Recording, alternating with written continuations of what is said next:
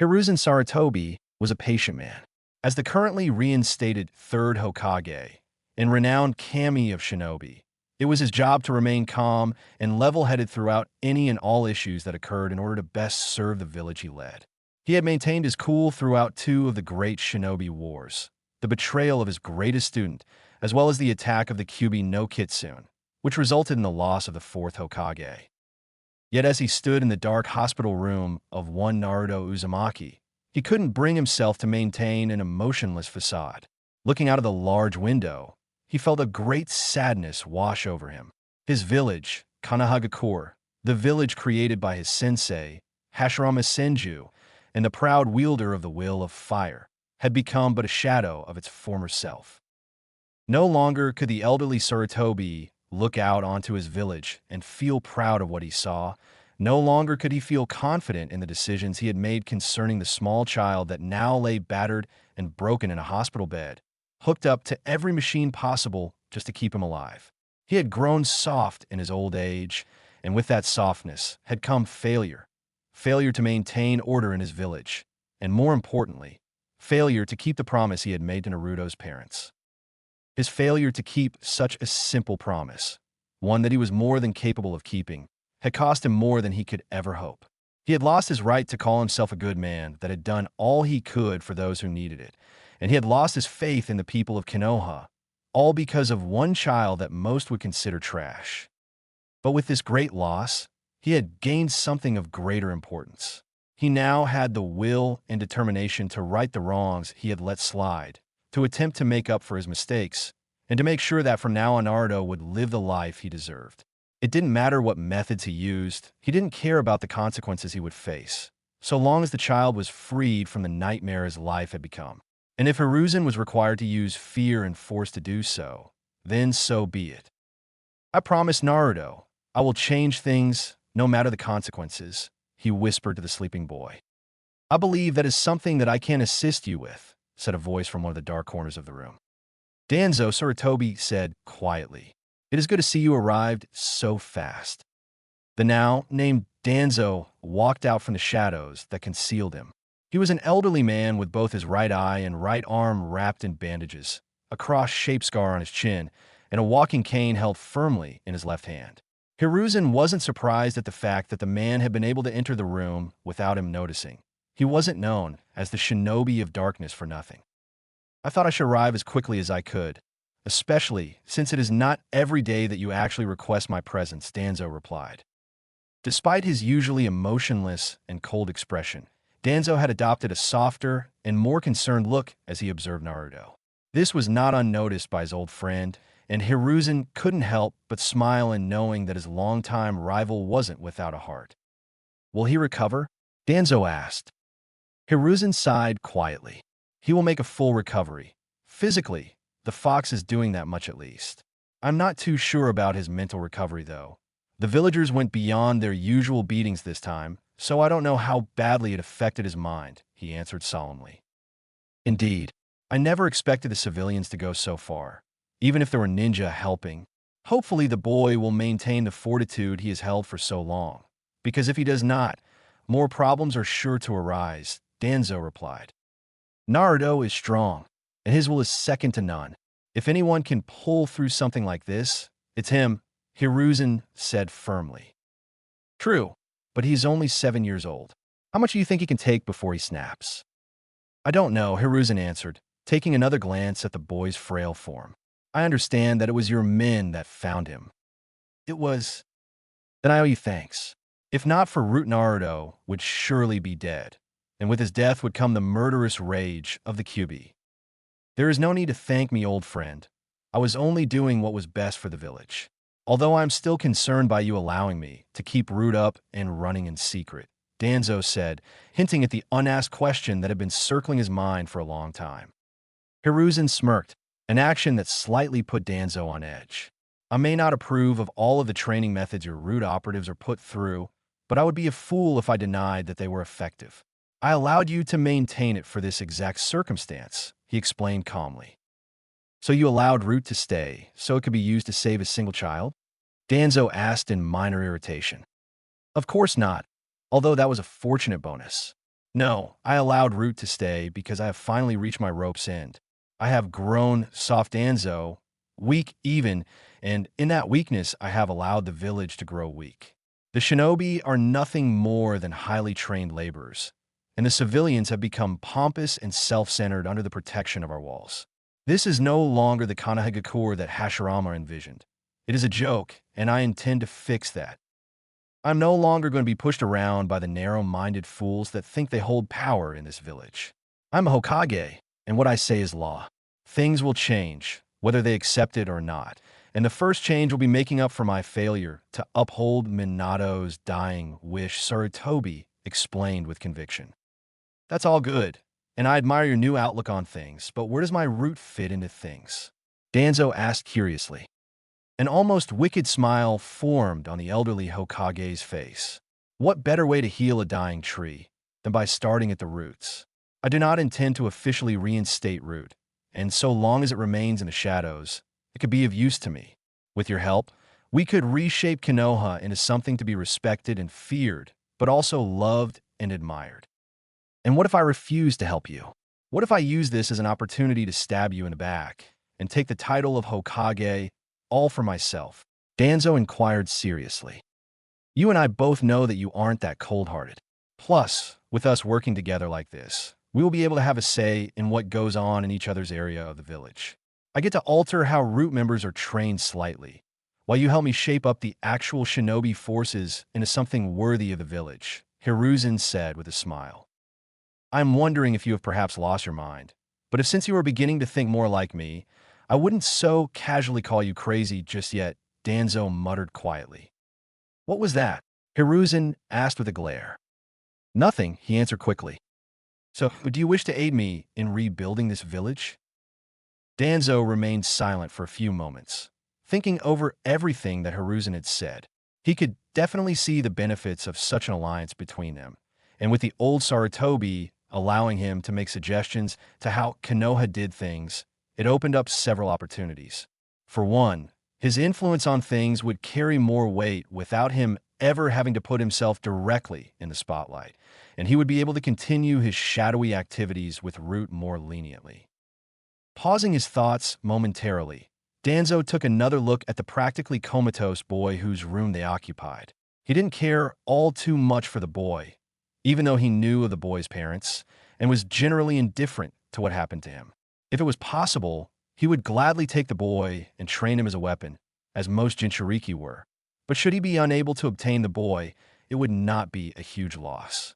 But the most important, unasked question was still lingering in his mind.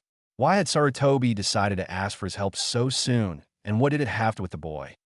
I accept, but first I need to know how this involves Naruto, he finally replied. Naruto can wait. I have plans for him, but they can wait until after he has recovered.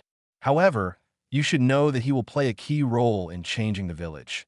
If he wishes to, of course, Hiruzen said. Danzo gave his friend an odd questioning stare. You won't force him to be a part of it? He asked. No, I will not. Naruto will choose for himself. Although I don't think he will hesitate to accept once I tell him what I want him to do, the Hokage answered with a gentle smile. Yes, the boy is quite insistent on becoming a ninja. A chance to personally help the Hokage make the village better would be nothing short of a dream come true for him, Danzo reasoned. Hopefully he sees it that way. A calm silence settled on the room for a few minutes as the old rivals processed the fact that they were now allies once again. The only sound that interrupted the still night was the continuous beeping of the heart monitor connected to Naruto. I have something to show you. I was planning on keeping it a secret, but with this new alliance, I believe it best to show my trust and allow you access to Root headquarters, Danzo said quietly. I also believe that what I wish to show you will come in handy, especially if your plans for Naruto are what I think they are. Hiruzen nodded. Just make sure you have some of your men guard this room. At least I can rest easy knowing that Root won't be swayed by their own emotions, he said. I've had my men guarding it ever since he arrived. I might not care what happens to the boy, but I will not risk someone putting the village in danger just for something as petty as revenge, Danzo stated firmly. Hiruzen calmly walked over to Danzo and placed a hand on his left shoulder. As soon as he did, they both vanished in a swirl of leaves. Root headquarters was exactly how Hiruzen expected it to be. A dark and damp series of large tunnels that extended under most of Konoha, allowing quick access to most of the more important locations of the village, including the Hokage Tower. It wasn't surprising to realize that Danzo had been operating right under everyone's nose in a rather literally sense of the phrase. Without a word, Danzo began walking down one of the numerous tunnels, the old Suratobi following shortly after. They walked for several minutes, neither saying a word to the other, and Hiruzen taking his time to observe the underground structure that had somehow gone unnoticed by most everyone in the village. He of course had known about it, but until now, he was under the assumption that it had been abandoned and unused for many years. Oh, how wrong he was. As they continued through the dark tunnels, Hiruzen noticed that the walls were quickly becoming much cleaner than they had been, along with several dull lights illuminating the tunnel up ahead. He guessed that they were finally reaching one of the actual base structures, of which he was sure there were many scattered throughout the underground maze. This is the medical section of Root. We usually only have to use it for new recruits, but thankfully it is fully capable of handling anything the hospital on the surface can, Danzo explained casually. He quickly led the Hokage to the furthest medical room within the facility. Saratobi noticed almost immediately that temperature began declining drastically the closer they got to the room. It became concerning when each room they passed appeared to have frost forming of the observation windows, and even more so when he noticed frost forming on the walls and floor. He could just feel that whatever Danzo was about to show him would be something to amaze. They quickly reached the door of the furthest room, which had been almost completely frozen shut. The hallway that they stood in was ridiculously cold, with ice forming on almost every surface. Hiruzen considered using a fire jutsu to warm himself up, but he quickly stomped that idea out of his head. You might want to start circulating fire chakra through yourself. It's several degrees colder inside the room, and I am not in a position to explain how the Hokage froze to death, Danzo said with concealed amusement. Hiruzen nodded before taking a deep breath and blowing out a steady stream of fire, which melted a small amount of ice on the floor. He was shocked to see the melted puddle of water quickly refreeze within seconds, and he was beginning to wonder just how cold it was in here. A quiet sigh of relief escaped him as he circulated the fire chakra throughout his body, its heat serving to warm him up in moments. Once he was ready, Danzo opened the door. Unsurprisingly, it required some effort to break the ice that had formed around the door frame, and eventually the Old War Hawk was forced to use a small fire jutsu just to open the door far enough. The cold air that was instantly sucked from the room hit Hiruzen dead on and nearly froze the old man solid, something that Danzo thought of as amusing if the smile on his face was any indication. What on earth do you have locked up in here that can do this? Hiruzen asked as his teeth chattered uncontrollably, a rather comedic sight to see. That, Danzo answered simply as he pointed to a bed in the center of the room. Hiruzen looked inside the room and towards where Danzo was pointing, his eyes widening to comical proportions as soon as he realized what he was looking at. Lying in the bed in the center of the room was a young boy, probably a couple of years older than Naruto. He appeared to be in rough shape since most of his body was covered in bandages. The most heavily bandaged areas appear to be the boy's left arm, right leg, and his eyes. Turning back to his old rival, Hiruzen gave the man a stern look. Explain, he said calmly. I had root raid one of Orochimaru's bases, which I found within Fire Country a few months ago, Danzo began. They didn't find anything useful.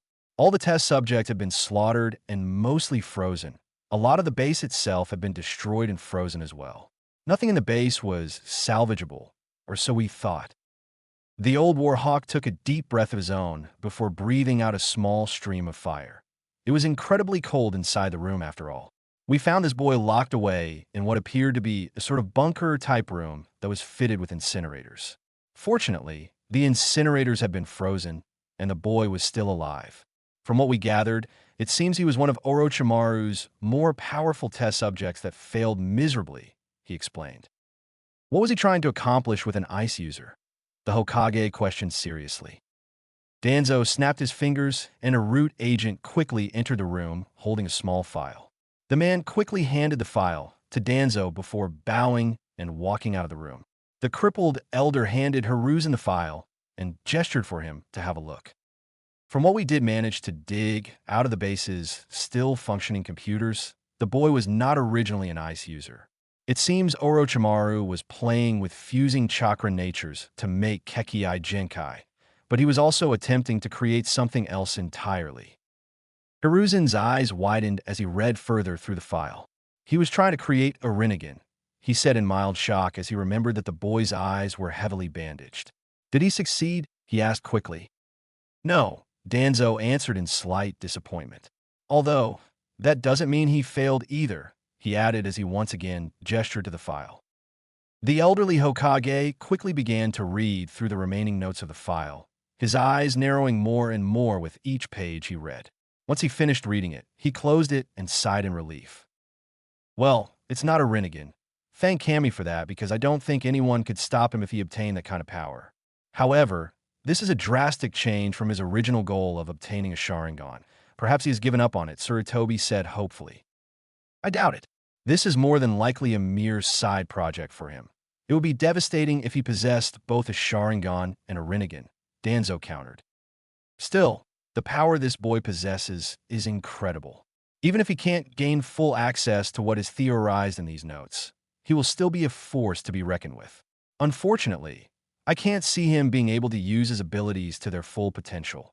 The raw amount of chakra it would require to do so without killing him would be impossible to possess without becoming a Jinchuriki. Danzo smirked. That's why I need your help. With your consent, I am confident in my ability to train this boy to be able to use his powers to the best of his abilities. In fact, I think we could even incorporate him into your plan for Naruto. The two have the potential to become incredibly powerful shinobi. It only makes sense that they work together, he suggested with a smile. Are you confident this will work? Not that I don't see your point, but we aren't even sure that either of the boys will agree to go along with it. Don't worry about this one. He already agreed to my training several weeks ago. All that's left is to introduce the two and let things go from there. What if they do not get along? Hiruzen asked. You and I both know that Naruto has an irritating ability to get people to like him one way or another. If we are lucky, it will work, and we will have a highly powerful two-man team at our disposal, Danzo answered. Very well, but I will only use them in our plans if they agree to it. I might have had a change of heart, but I will not force children to do something they do not wish to do, Sarutobi replied. So be it. I suggest we return to our duties and think over what we plan to do for the future of the village. We can meet again tomorrow to discuss things in finer detail. That sounds reasonable. I'll be going then. I still need to check on Naruto once more before I return to the office, Hiruzen said wearily. Before you go, I need to ask you something, Danzo said quickly. Sarutobi paused and looked questioningly at his old friend. And that would be? Do you know? The War Hawk asked seriously, gesturing subtly to his bandaged arm. The old Hokage smiled kindly and nodded his head. Yes, I know exactly what you have under those bandages, old friend, and I don't hold it against you. The Uchiha clan needed to be taken out, and I was too weak to do what needed to be done. I don't blame you for making the most of an opportunity like that. It is what ninja do, is it not? He said quietly. Who knows? It might be invaluable later on in our plans. I suppose that is one way of looking at it. I will see you tomorrow then. Hopefully Naruto will have recovered by then, Danzo said before he walked out of the uncomfortably cold room. Hiruzen took another look at the boy who was on the bed. From the file he had read, he knew that boy was 9 years old, and he didn't match any blood samples they had, both standard and classified. If the old Sarutobi were to wager a guess, he'd say that his traitorous student had created the boy from scratch. That meant that the boy could potentially belong to multiple clans at the same time, or none at all. It also meant that he would have to be placed into a clan before others try to claim him for their own. This kind of thing had happened before, where orphans or clanless individuals showed extreme potential in the ninja arts and were sought out by powerful clans in hopes of bolstering their reputation or power. If he was created from the blood of multiple clans, then there would be chaos, unless, of course, he was already enlisted into the care of a clan. A sly smile formed on the old man's wrinkled face, a childish gleam shimmering in his dark eyes. He knew exactly how to fix this problem in a way that would not only save him from many a headache, but also push both the boy and Naruto closer together. A smug expression took over his features as he mentally patted himself on the back for being such a cunning old man. When Naruto woke up, he would be in for one hell of a surprise. As soon as he woke up, Naruto knew exactly where he was. If it wasn't for the fact that he was still hurting all over then, it would be the ever-present smell of bleach and blood that always accompanied the hospital. This time, however, there was one small difference. It was freezing cold. Naruto had been in the hospital enough times to know that the temperature never got too cold, and this definitely classified as cold. Damn, they locked me in a freezer, didn't they? He muttered in irritation. The villagers had always hated him, and the numerous beatings he had received from them had cemented that point into his mind. But locking him inside of a freezer and leaving him to die was a new level of low, even for them. He didn't even know there was a freezer in the hospital large enough to lock him in. A quiet chuckle disturbed Naruto's inner thoughts.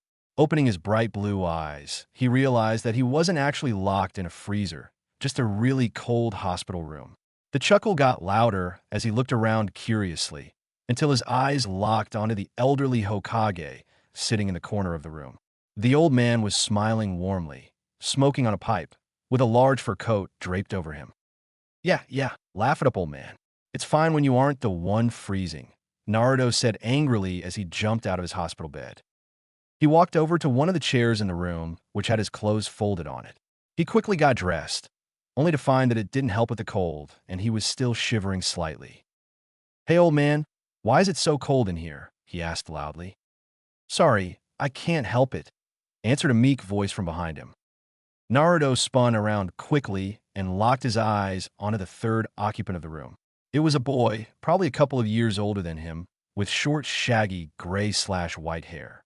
He couldn't make out much else in regards to the boy's appearance, since most of the boy's body was covered in bandages, especially his eyes. Who are you? He asked loudly.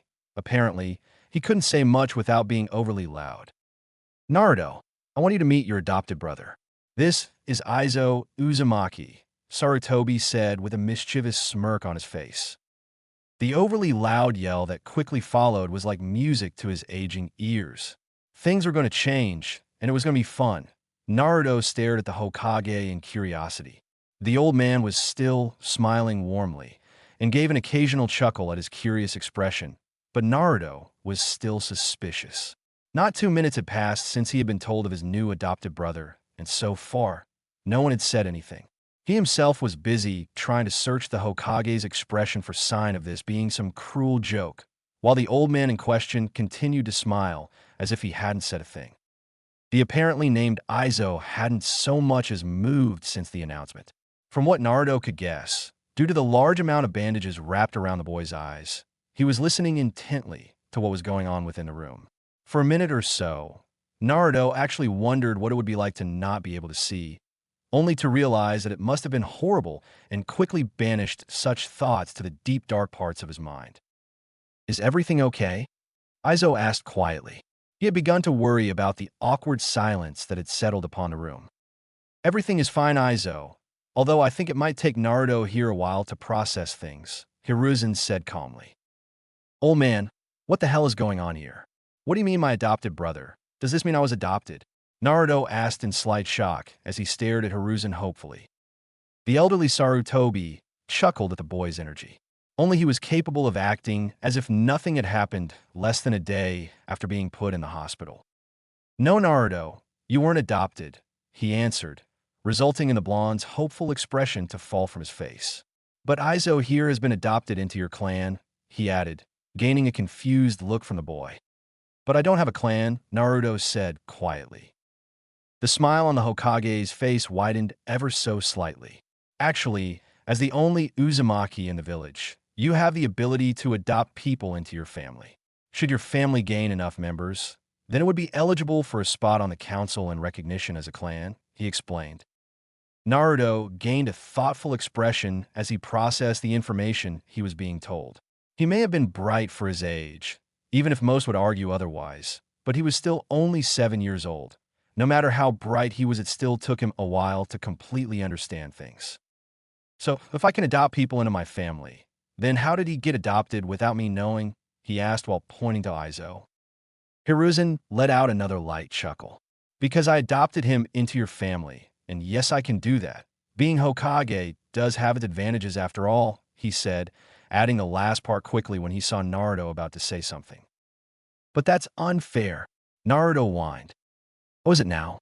AM to understand that you do not want Aizo to be your brother. Sarutobi asked with a raised eyebrow. Naruto opened his mouth to say something, but quickly snapped it shut and thought. He turned and looked at the bandaged boy across the room, who remained quiet and calm as he listened to what was being said. No offense, but I don't know anything about you, he said apologetically. Aizo shrugged nonchalantly. That's fine. I don't know you either, so call it even, he replied casually. Perhaps you two should get better acquainted. You'll return later, and you can decide whether or not you wish for me to make the adoption permanent, Hiruzen suggested. I also have some other matters of which to discuss with the both of you, but those can wait for later. For now, why don't you show Aizo around the village, Naruto? He hasn't been here before, and I'm sure he would be grateful. Naruto grumbled at the old man. Fine, but it won't do much good if he can't see. You don't need to worry about that. I'm sure he'll manage, the aging Hokage said as he looked to the ash-gray-haired boy. Won't you, Aizo? Sure, I guess, the boy answered simply. Good. I will see you both this afternoon, Hiruzen said before leaving the boys alone in the still very cold room. Another awkward silence fell upon the room as Naruto studied the older boy cautiously. Aizo, for his part, was content to wait for Naruto to say something, but also seemed that the blonde was more than happy to keep staring at him. Aizo calmly reached up and pulled apart the bandages wrapped over his eyes, making a small gap over his left eye. Naruto instantly tried to peer at what was underneath the bandages, but the gap was too thin and the bandages overshadowed whatever was underneath them, making it impossible to see his eye. That only made things worse for Naruto, since he always hated not knowing things. And if this guy was going to be his brother, then he wanted to know as much as he could. I do believe it's considered rude to stare, Aizo said quietly. Says the guy who's staring right back at me, Naruto said quickly. Touché. Perhaps we could start on the tour you were meant to give me. I would like to know more about my new home, he replied casually. Okay, but after we get something to eat, cause I'm starving, the blonde exclaimed. Fair enough. Got anything in mind? Do you like ramen? Naruto asked hopefully. Aizo tilted his head slightly in confusion. What's a ramen? He asked. And just like that, Naruto fainted. Hiruzen openly laughed at the scene of Naruto fainting as he watched the two boys through the crystal orb on his desk. He knew that there were going to be comedic moments between the two, especially after he had a short talk with Aizo while they waited for Naruto to wake up, but he never expected to be laughing this early in the plan. It's good to see you're enjoying yourself, Sarutobi, said Danzo as he walked out of the shadows in the far corner of the room. Can you blame me when we're leaving Naruto, of all people, to teach Aizo the basics of normal life? We left one of the most uncivilized people in the village to teach an uncivilized boy how to be civilized. If anyone learned of this, we would be the laughingstock of the village, Hiruzen said cheerfully. Indeed, but at least they seem to be getting along, or at least they were until Naruto fainted, Danzo replied with a smirk. Don't worry, he will be awake soon, and I'm sure he will be dragging Aizo to Ichiraku Ramen as quickly as humanly possible. If that boy turns out to have the same addiction as the Jinchuriki, then this Ichiraku Ramen will become the richest business in the elemental nations. Power won't matter when they buy the world out from under us, the old war hawk said with mock concern. Hiruzen's eyes widened. Let us pray that Aizo does not take a liking to ramen. Well, theatrics aside, how fares Naruto? Did he recover mentally? Danzo asked. From what I've seen so far, Naruto has simply brushed the incident off as he has the others. There may be repercussions later on, but until it happens, we will have no idea how seriously it affected him. As it stands, I'm not even sure Naruto actually remembers what they did to him. He did wake up thinking they had locked him in a freezer after all, the Hokage said solemnly. Yes, it seems Aizo has gained enough control over his chakra to stop freezing things solid while he is awake. Unfortunately, he is still unstable while unconscious. Hopefully this will correct itself over time with the correct training, the crippled elder said. Hopefully. For now, why don't we discuss what we plan to do with our newfound alliance? I would like to start on minor changes to route, if that's okay. Hiruzen said calmly. Is there any particular reason you wish to begin changing route so soon? Danzo asked. Hiruzen smiled mischievously. My plans will require you and your organization to kickstart things. After that, I will require your personal insight on ways to improve the village. I trust we can come to an understanding on most things, he said happily. Danzo smirked at his old friend and sat down in the chair opposite Hiruzen. I think that this will be a very beneficial arrangement for both of us. I think so too, agreed Saratobi. What the hell do you mean you don't know what ramen is? Naruto yelled in disbelief. Aizo stared at Naruto in irritation as he held his hands over his ears. He was not aware that people could be so loud, and thanks to several weeks of being blindfolded, his hearing had been amplified, making the yelling even more unbearable.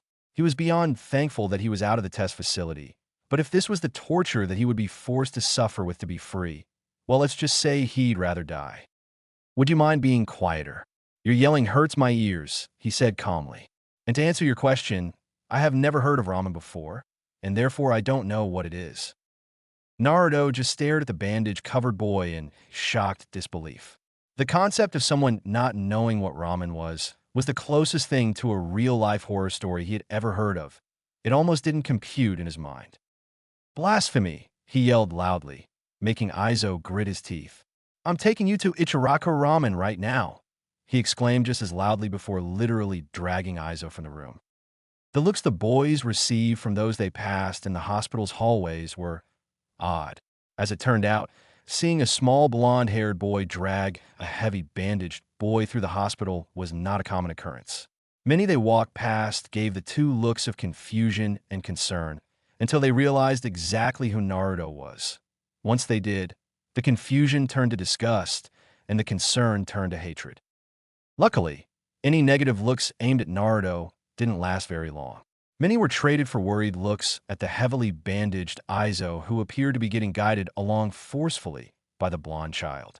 Despite this, Naruto continued to lead Aizo out of the hospital and onto the streets, heading straight for his all-time favorite place to eat. It didn't take long for them to reach Ichiraku Ramen, something that Aizo was grateful for. Being guided around like a blind person by a loud brat that was supposed to be his new brother was not something he took pride in. Either way, he was glad to know that Naruto hadn't outright refused the Hokage's proposal.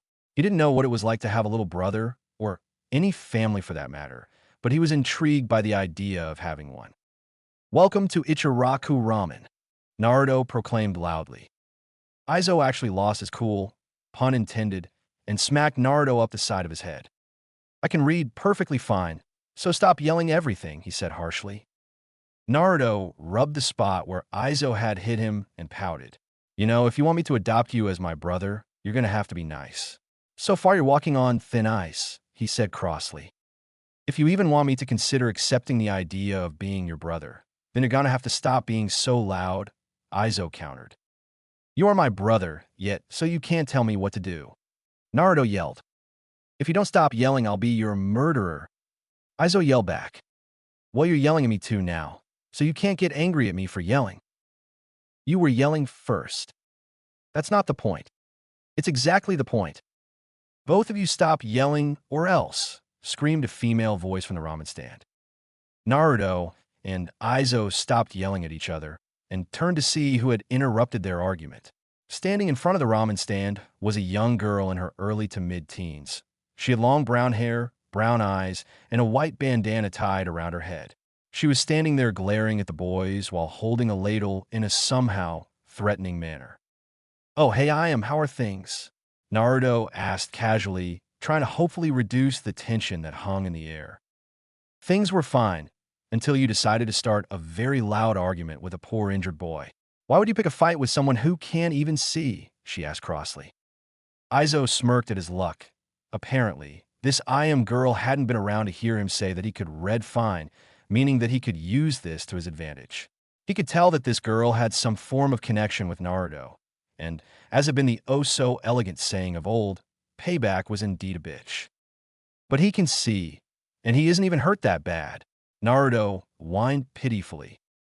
Aizo swiped blindly at Naruto and missed by a long shot.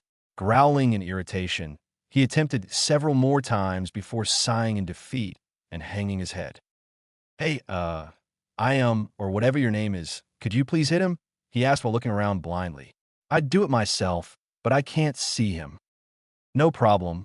Answered as she walked up to the boy in question. Naruto smiled nervously, holding his hands up in surrender, as he looked at the ladle she held tightly in her hand. Normally, such an item would be incapable of registering as threatening in any sense of the word. However, when said ladle is in the hands of an angry Iam, the dangerous possibilities were endless. You wouldn't hit me, would you? He asked weakly. The sadistic smile that formed on Iam's face, combined with a murderous glint in her brown eyes, was all the response Naruto needed before he began to run from the older girl. I hate you, a battered and bruised Naruto said weakly to a particularly smug-looking Aizo. I'm sure you do, Aizo replied with a smile. Both boys were sitting at Ichiraka Ramen, Naruto making a point to sit as far away as he could from Aizo. Unsurprisingly, Iam had caught Naruto shortly after his break for freedom and had proceeded to beat him senseless. She had then gone back to guide the poor blind Aizo into Ichiraku's, while promising to give him a free bowl of ramen and banning Naruto from eating any ramen for a week. Here you go, Iam exclaimed cheerfully as she placed a large bowl of ramen in front of Aizo. Aizo smiled in appreciation as he reached out and brought the bowl closer. His smile grew wider as he heard Naruto grumble and mutter something about stupid big brothers, and so he took his sweet time in devouring the first mouthful he managed to get. Since he was remaining blindfolded so as to maintain the act in front of Iam, it took slightly longer than it should have for him to actually manage said task. Okay, I really hate you, Naruto said. And now I'm very sure you do, Aizo replied casually. Are you even going to eat that? Naruto asked while staring longingly at the bowl of ramen sitting before the bandaged boy. I suppose I could eat it for the sole purpose of pissing you off, Aizo began with a thoughtful expression. But I find myself not particularly liking this ramen stuff, so I think I'll pass. Naruto's eyes narrowed dangerously as he forgot all about the injuries he had sustained from Iam. Are you saying that you plan on wasting a perfectly good bowl of ramen simply because you don't like it? He asked angrily. His eyes widened in shock as Aizo pushed the bowl across the bench, allowing it to slide right in front of him. Naruto looked from the practically untouched bowl of heavenly goodness to the half-mummified and clearly insane person sitting on the other end of the bench. He repeated this action several times before giving Aizo a curious stare. What are you playing at? He asked accusingly. Aizo shrugged. Nothing really. I don't like ramen, and you do. I figured it'd be better than leaving it to go to waste. And since Iam said you weren't allowed to buy ramen for a week, I thought you'd appreciate this one free bowl, he explained in a careless tone. Naruto stared at Aizo as if he had just handed him the Hokage's hat on a silver platter, which in Naruto's weird world of opinions was somehow equal to receiving a free bowl of ramen. Without even a single word of thanks, he inhaled the contents of the bowl within seconds, letting out a content sigh quickly after. It didn't take long for his eyes to widen in fear as Aizo did something that would forever mark him as number one on his prank list. Naruto took my ramen and ate it, Aizo yelled, adding a few quiet sniffles at the end for extra effect. Naruto, yelled angrily from the back room of the store. As Naruto tried to make yet another break for it, Aizo reached out and grabbed him by his collar as he ran past. The older boy leaned over with a smug smirk until he was close enough that Naruto could literally smell the blood that was under all the bandages, something that slightly concerned the blonde. This is for not being quiet after I asked you nicely, he whispered. Ignore me again, and you'll end up with something much worse than a mere ass kicking and lack of ramen. He calmly let go and leaned back, allowing Naruto to run off to who knows where. A few seconds, and several loud crashing sounds later, Iam appeared from the back room. She looked at Aizo, who was calmly sitting on his chair, and then to the empty bowl that had been left in front of the chair that Naruto had been sitting in. Her eyes narrowed in fury, and she grabbed a much larger ladle than she had the first time she beat Naruto. Which way did he go? She asked Aizo quickly, only realizing her mistake a second after the words had left her mouth. I don't know. I'm so sorry. Aizo answered meekly while his bottom lip trembled. Iam's eyes widened. Oh, Cammy, I am so sorry. I forgot, she said, running over to Aizo and giving him a comforting hug. Aizo grinned victoriously as he wrapped his arms around the older girl. The sound of a man clearing his throat loudly made Iam jump away from Aizo, much to his disappointment. Don't you have a certain thieving brat to chase down? The old man asked Iam. Well, Naruto, y'all get right on that. But can you look after Aizo? He can't see, so keep an eye out for him, okay? Thanks, Dad, she said quickly before running off in the direction she thought Naruto had gone. An awkward silence befell the ramen stand, making Aizo wonder exactly how common awkward silences were in the outside world. He didn't move, and neither did the old man, who he could tell was staring expectantly at him, as if awaiting some answers. You heard, didn't you? Aizo asked. What, that you could see? Or what you said to Naruto as he made a run for it? The old man asked calmly. Either, the ash-haired boy replied. I have kept an eye on you and Naruto since you got within 100 feet of this ramen stand. I'm not sure if I can hold anything you did to him against you, since I am more than aware of his excessive volume. However, I'm not sure I can forgive you for lying to my daughter and using said lie to get a pity hug from her, the old man said. You are a disturbingly observant old man. You know that, right? Aizo asked. I'll take that as a compliment. Now, are you going to apologize for deceiving my daughter? The man asked with a pointed glare. I ain't apologizing for anything.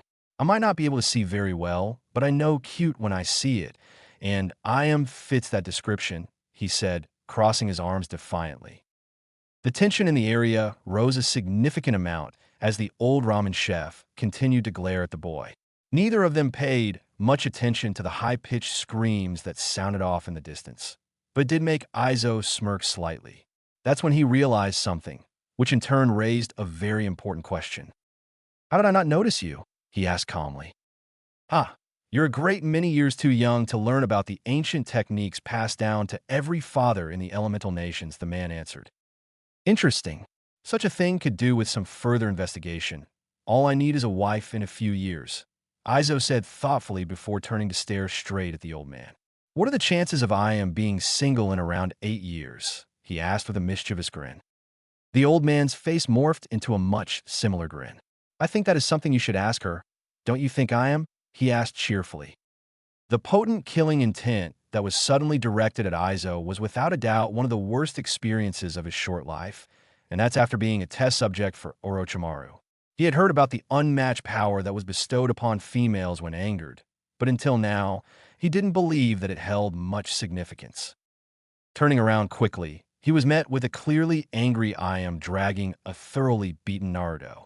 He still didn't know how she was managing to make a ladle seem so threatening, but she was doing it nonetheless. Hey Iam, he began nervously. Now I'm sure you can find the funny side of this, right? Said girl smiled brightly as she carelessly dropped Naruto. Oh, I can definitely see the funny side of it, and it involves me beating the crap out of blind kid, she said sweetly. Despite his best efforts, Aizo ended up suffering the same fate as Naruto. It took both boys several hours before they were once again capable of walking to the Hokage's office, both vowing to undo the adoption made by the old and clearly insane old man. Are you sure about this? Danzo asked unsurely. Absolutely, Hiruzen answered happily. Both elderly men were sitting in the Hokage's office, having not long since concluded their discussion on how to start their plans to change Konoha for the better. Needless to say, Danzo wasn't all too sure about whether or not it would actually work. But after everything that had been discussed between them, he couldn't find any major flaws. So now all we need to do is wait around for the boys to get back and see what their answer is, Danzo said calmly. Yes, but don't worry, I am confident that they will agree. They probably had a great day of brotherly bonding, Sarutobi said with a warm smile. I hope so. Most of the plans we have agreed on revolves completely around them. Should they refuse, we will have to rethink a lot of things. I do wish you would just let me use my Sharingan to deal with them, Danzo replied grumpily. I may not hold those eyes against you, but I will be damned if I let you use them on Naruto and his newly adopted brother, the Hokage, said crossly. Danzo was interrupted from replying to Hiruzen when a loud crashing sound came from outside the office. This was followed by what sounded like a high-pitched squeal as a large orange object was thrown through the door. Hiruzen and Danzo both stared at the orange object that had landed rather unceremoniously on the floor, both quickly realizing that it was a bloody and beaten Naruto. Hiruzen gave the old war hawk a nervous smile as he chuckled quietly. He prayed that this was all just a big misunderstanding, an out-of-context disagreement between the boys that wouldn't completely ruin his plans. Looking to the doorway, he watched as an equally battered and bruised Aizo staggered into the office, glaring at the younger blonde lying on the ground. "Old man, I don't think me and Aizo can be brothers," Naruto said with a pained cough. "I think I agree with him, for the moment anyway," Aizo muttered. Sarutobi and Danzo shared a worried look before turning back to the boys with kind smiles, or a freaky-looking grin in Danzo's case. "What happened to you boys?" Hiruzen asked. "Well, Aizo here decided it would be a good idea to play the poor blind kid act that got me banned from eating ramen at Ichiraku's for a week and got me beaten up by Iam. Then he tricked me into eating his free ramen, which got me beaten up by Iam for a second time," Naruto explained angrily. "And why are you injured, Aizo?" Danzo asked.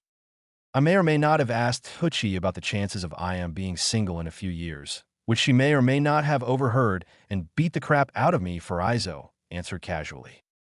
And I tricked her into hugging me by playing the blind kid act," he added. "You tricked a girl into giving you a free bowl of ramen, beat up Naruto, and give you a hug, all by pretending to be blind?" Sarutobi asked curiously. "No, I tricked a cute girl into those things. One must not forget that she's cute," Aizo said proudly. "Aren't you a little young to be thinking about girls?" Danzo asked dryly. "I was speed-grown in a test tube, you old cripple.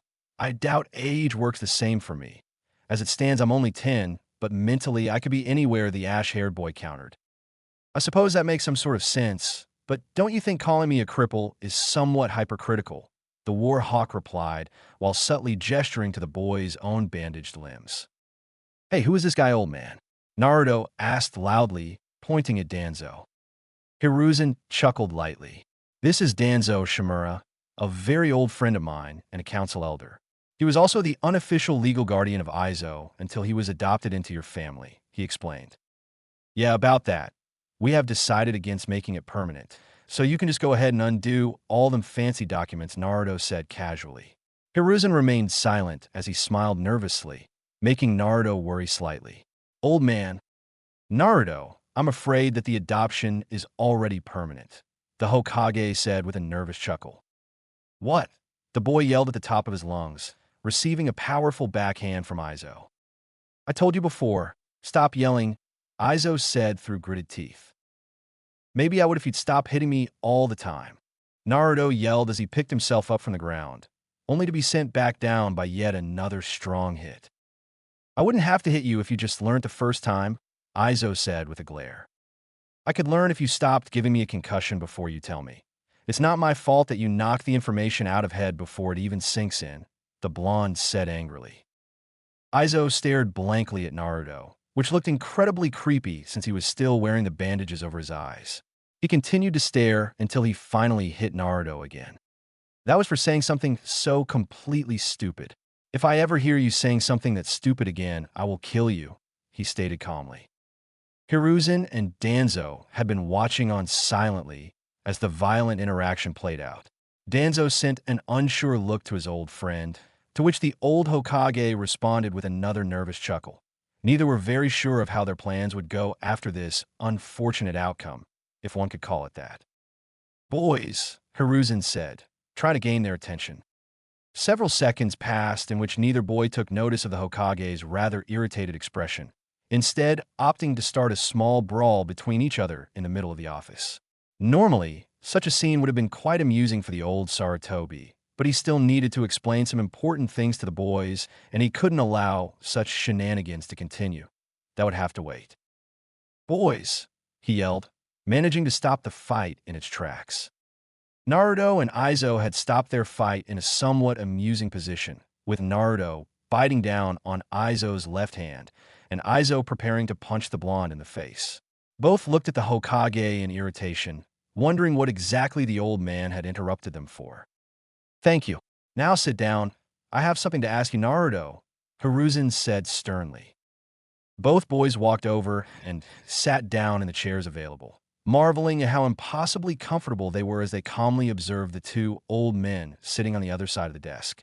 Naruto was looking expectantly at Hiruzen, awaiting the question he wanted to ask him, while Aizo stared blankly at Danzo, who returned the same look as if in some competition with the boy. "What did you want to ask, old man?" Naruto asked impatiently. "I want to know what you want to do when you're older," Hiruzen said calmly. "I want to be the best ninja ever. Then I'll take that hat from you," the boy exclaimed happily. "I thought so," the Hokage said with a kind smile. "Well, Naruto, to become the best ninja ever will require training and dedication. To become Hokage, you will need to be prepared to put everything you have into serving Konoha, to risk your life for the village and its people, to be patient and learn everything you can to improve yourself. Do you think you can do that?" he asked seriously. "Absolutely," Naruto exclaimed loudly. Hiruzen and Danzo both adopted an unimpressed look. This wasn't something that one could just answer simply in a childish manner. And even if Naruto was only 7, both men knew that he was smart enough to understand the seriousness of the situation that being Hokage came with. They knew the boy's heart was in the right place, and that his loyalty was practically unquestionable, something that Danzo was ecstatic about since he didn't need to worry about the boy betraying them. "Naruto, this is not something to take lightly. I need to know if you're prepared to endure the pain and hardships that being a shinobi entail. I need to know that you will serve Konoha with everything, even to the point of giving your life to protect it. But more important than that, I need to know if you will trust me and follow any order I give you as the Hokage," Sarutobi said sternly, a serious expression adorning his wrinkled face. "I know, old man, and I am ready to do whatever it takes to fulfill my dream. Believe it," the blonde exclaimed loudly, grinning widely at the Hokage. Aizo calmly reached over and smacked Naruto up the back of the head, almost knocking the boy off his chair. "I clearly remember telling you to stop being so loud, and I'm going to start hitting you every time I hear you say 'believe it' at the end of a sentence," he threatened. Danzo gave Hiruzen another unsure look. The interaction between the boys was not exactly what they had expected, but so long as they didn't kill each other and did as they were told, then it would work out fine. Despite his methods, I have to agree with Aizo. You are too loud and impatient, a trait that will get any rookie ninja killed quickly. You should learn to contain your excitement and focus on remaining silent and hidden," Hiruzen said to Naruto in a sagely tone. "I do not see any problems with Aizo's methods. They are blunt and get the point across clearly, although they could be slightly more painful," Danzo stated casually, gaining a shocked look from Naruto and a thankful look from Aizo. "I'm so glad someone understands," Aizo said happily. Sarutobi cleared his throat loudly, gaining the attention of his old rival and the heavily bandaged boy, before turning back to Naruto. "Well then, since you seem so devoted to fulfilling your dream, I have only one more question. Would you want to receive exclusive training from both me and Danzo, along with several other highly skilled shinobi, in order to get a step closer to your dream?" Hiruzen asked. "So I'll be trained by both of you, and some other people, to be the best ninja ever?" Naruto asked while pointing at both elderly men. Hiruzen and Danzo nodded, making the young blonde gain a thoughtful expression. "Why?" he asked simply. "Naruto, your entire life has been full of pain and suffering, loneliness that no child should ever have to endure, while being ignored and abused by those who should see you as a hero. I am ashamed to admit that I am the cause for a good portion of the suffering you have gone through, and even though I only played an indirect role, it was still a role I played in making your life miserable. My inability to stand for what is right and give you the life that you deserved is my greatest failure," the aged Hokage said sadly. "All those times you woke up in hospital, I would tell you that the villagers didn't know what they were doing, that they were too blind to see you for the hero you truly are. I would always tell you that it would all be okay, and that one day the villagers would realize that you are not a monster, One day you would be able to have a birthday where you didn't hide away in fear. But after so long of watching you suffer at the hands of those who claim to be doing good, of watching you hide behind that mask, I can no longer just sit back and lie to you. I'm offering to train you because I intend to make up for the mistakes that I made, to make up for all the suffering I inadvertently caused you. Me and Danzo plan to change the village, mold it into something worth being proud of again. But to do so, we will need loyal ninja to help us do it. We will train you to the best of our abilities, not only as an apology, but also to gain a loyal ninja to help us return the will of fire to Konoha and get you the respect you deserve. Old man, why do the villagers hate me? Naruto asked hesitantly. Is it because of the QB? Hiruzen's eyes widened to comical proportions as he looked at Naruto in panic. Danzo doing almost exactly the same, but still maintaining his calm facade. The only one not in a state of panic or sadness in Naruto's case was Aizo, who was calmly sitting back in his chair, listening to what was happening around him carelessly. Aizo already had a good idea of what Naruto was. He had been able to sense the foul chakra that was sealed inside the boy as soon as he entered his hospital room. Orochimaru had a bad habit of rambling on about his plans while working on his experiments. One particular plan had something to do with a Jinchuriki, which is what he knew Naruto was considering the Hokage's reaction to Kyuubi being mentioned. He had to admit, he never expected Naruto to be the Jinchuriki of the Kyuubi, but he wasn't one to judge. Being a test-tube-grown splicing experiment gave one a very open-minded view on things. This did raise a few questions, though, such as why Naruto hadn't been taken and trained as a weapon like all of the other Jinchuriki had, and why the Hokage was so quick to trust him despite him being a not long since found experiment of the greatest traitor known to Konoha. Aizo suspected that he would have to deal with a lot of odd and unexplainable things should he stay in the village, and since he was now legally Naruto's brother, there wasn't a chance in hell that he would leave. So, Naruto is the Jinchuriki of the Kyuubi, Aizo said lazily, instantly gaining his little brother's attention and getting wide-eyed stares from Hiruzen and Danzo. How do you know that? Hiruzen asked dangerously, narrowing his eyes on the boy. Orochimaru mentioned Jinchuriki a few times while he was carving my insides up, and I can literally feel the Bijuu's chakra inside him. I'm amazed that he hasn't figured out, the ash-haired boy replied casually. What's a Jinchuriki? Naruto asked curiously. And what does this have to do with Kyuubi? Jinchuriki, meaning power of a human sacrifice, is what they call people with one of the tailed beasts sealed within them. More often than not, these people are feared, hated, abused, and forced to act as living weapons for the village they reside in, Aizo explained before Hiruzen could make a sound. Hiruzen narrowed his eyes even more at Aizo. You seem to know a lot for a mere test experiment, he said accusingly. When I wasn't being tortured and carved up by someone, I would read. It was surprisingly easy to sneak into Orochimaru's library, and he had a lot of books and a lot of stuff, so I educated myself, he answered nonchalantly. Can we please get back to me for a second? Naruto asked innocently. Everyone was still surprised that he had taken the whole Jinchuriki thing so well, except for Aizo since he didn't really care too much about it. Yes, we can, Sarutobi said with a worried look. Tell me how you know about the Kyuubi, he asked seriously. I saw it a few times after the villagers would beat me unconscious. It was never for very long, and it kept yelling at me for being weak, but it's been helping for a while, Naruto answered apprehensively. What do you mean by helping? Danzo asked curiously, his one visible eye keeping a close watch on the boy. It whispers things. Most of the time it just tells me to kill people, to slaughter the villagers for their ignorance, Naruto began, making Hiruzen and Danzo begin to worry. I never listen to that, but other times it tells me how to do things. It tells me where to find food and how to hide properly. It even told me how to properly use the henge jutsu. A calm silence filled the office as Hiruzen and Danzo carefully processed the information that had just been dropped on their heads like a ton of bricks. Aizo continued to remain impassive to his surroundings, waiting patiently for the Hokage to finish this extremely long discussion with Naruto. Said boy was waiting nervously for Hiruzen to say something in response to what he had said about the Kyuubi. Naruto, why did you never tell me that you saw the Kyuubi? Or that it was whispering things to you? Saratobi asked as calmly as he possibly could. He couldn't stop a small amount of worry from leaking into his words, hoping that the QB hadn't somehow begun corrupting the child. I thought that no one knew. The QB kept yelling stuff about my father, calling him horrible names, and saying it was his fault for it attacking Konoha.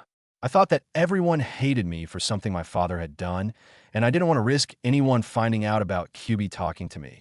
Especially you, Naruto replied sadly.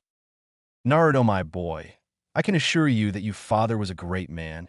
The villagers only hate you because they see you as QB and blame you for the destruction it caused, Hiruzen said with a warm smile. But I need to know, do you know who your parents are? He asked. Naruto shook his head sadly. The QB never said their real names. He just calls them things and yells horrible stuff about them, he said before looking at Hiruzen pleadingly. Can you tell me who my parents are? He asked hopefully. Hiruzen stared at the boy sadly. I'm sorry, Naruto, but I do not think you are ready to know that just yet, and I believe you have already been given enough to deal with for one day. However, should you agree to be trained by me and Danzo, it should not take very long for you to be ready to learn the truth, he said. Can I at least know if they are alive, if they abandoned me? Naruto asked. They did not abandon you, Naruto, and don't you ever think otherwise. They died protecting you, and no one could have ever known better people. The Hokage answered sorrowfully. Okay, I accept. I want you to train me to be the best ninja ever, and once I'm ready, I want you to tell me everything about my parents, Naruto said with determination burning in his bright blue eyes. That is good to hear. I have no doubt that you will achieve your dream, Saratobi said happily. But for now, I think it's best that you go and relax. Go and eat as much ramen as you want. I will cover the expenses. You and Aizo can come back tomorrow. Your new legal guardian should be here, and I'm sure that she would like to meet the both of you. Legal guardian? Does that mean you put someone else in my family? Naruto asked with a light glare. Hiruzen chuckled at the boy's ability to change his mood so casually. No, Naruto. She hasn't been adopted into your family. But for the duration of time that you're being trained, she will act as your guardian and be responsible for teaching you while we are busy, he explained calmly. Oh, okay. But you are not allowed to add anyone else to my family without my say-so. Understand, old man? The blonde asked. Yes, I understand, Saratobi answered with a light laugh. Now go and eat some ramen. I'm sure that Ayam will forget about the ban if you tell her that I said you could. If she doesn't believe you, tell her to come see me, he said with a smile. Okay, old man. See you tomorrow, the orange-clad Jinchuriki exclaimed as he ran out of the office. Aizo stood up from his chair and began walking after his new little brother. Aizo, wait, the Hokage said, making the boy pause and turn to face him. Yes, he asked calmly. Can we trust you to not betray us? To look out for Naruto and serve us loyally? The old man asked seriously. Naruto is the Jinchuriki of the QB and my new brother, even if we don't particularly get along too well just yet. I barely know the kid, but I can tell he is one of the few in this world worth protecting, if only because he is so kind-hearted. There are many people after him, and even more who would target him for what he is. But as long as I'm around, I will protect him as best I can, just despite that snake bastard that created me, Aizo stated calmly. So to answer your question, no, you can't trust me. I will betray you without a second thought, and I will never serve anyone so long as I live. But I will protect Naruto, and I will do anything to help him accomplish this dream of his. So long as your plans help in that, I will follow along. Now, if you'd excuse me, I have a cute ramen waitress to talk to, he said casually before walking out the door and closing it behind him. Hiruzen and Danzo remained silent for several moments, both thinking over everything that had been said. The main concern they had was Naruto claiming to have been hearing the QB talk to him. The boy could have been hallucinating, but that was a very slim chance. Danzo, I think it's best that we keep an eye on Aizo. I know he said he would protect Naruto, but should he react violently to the villagers, there will be a slaughter.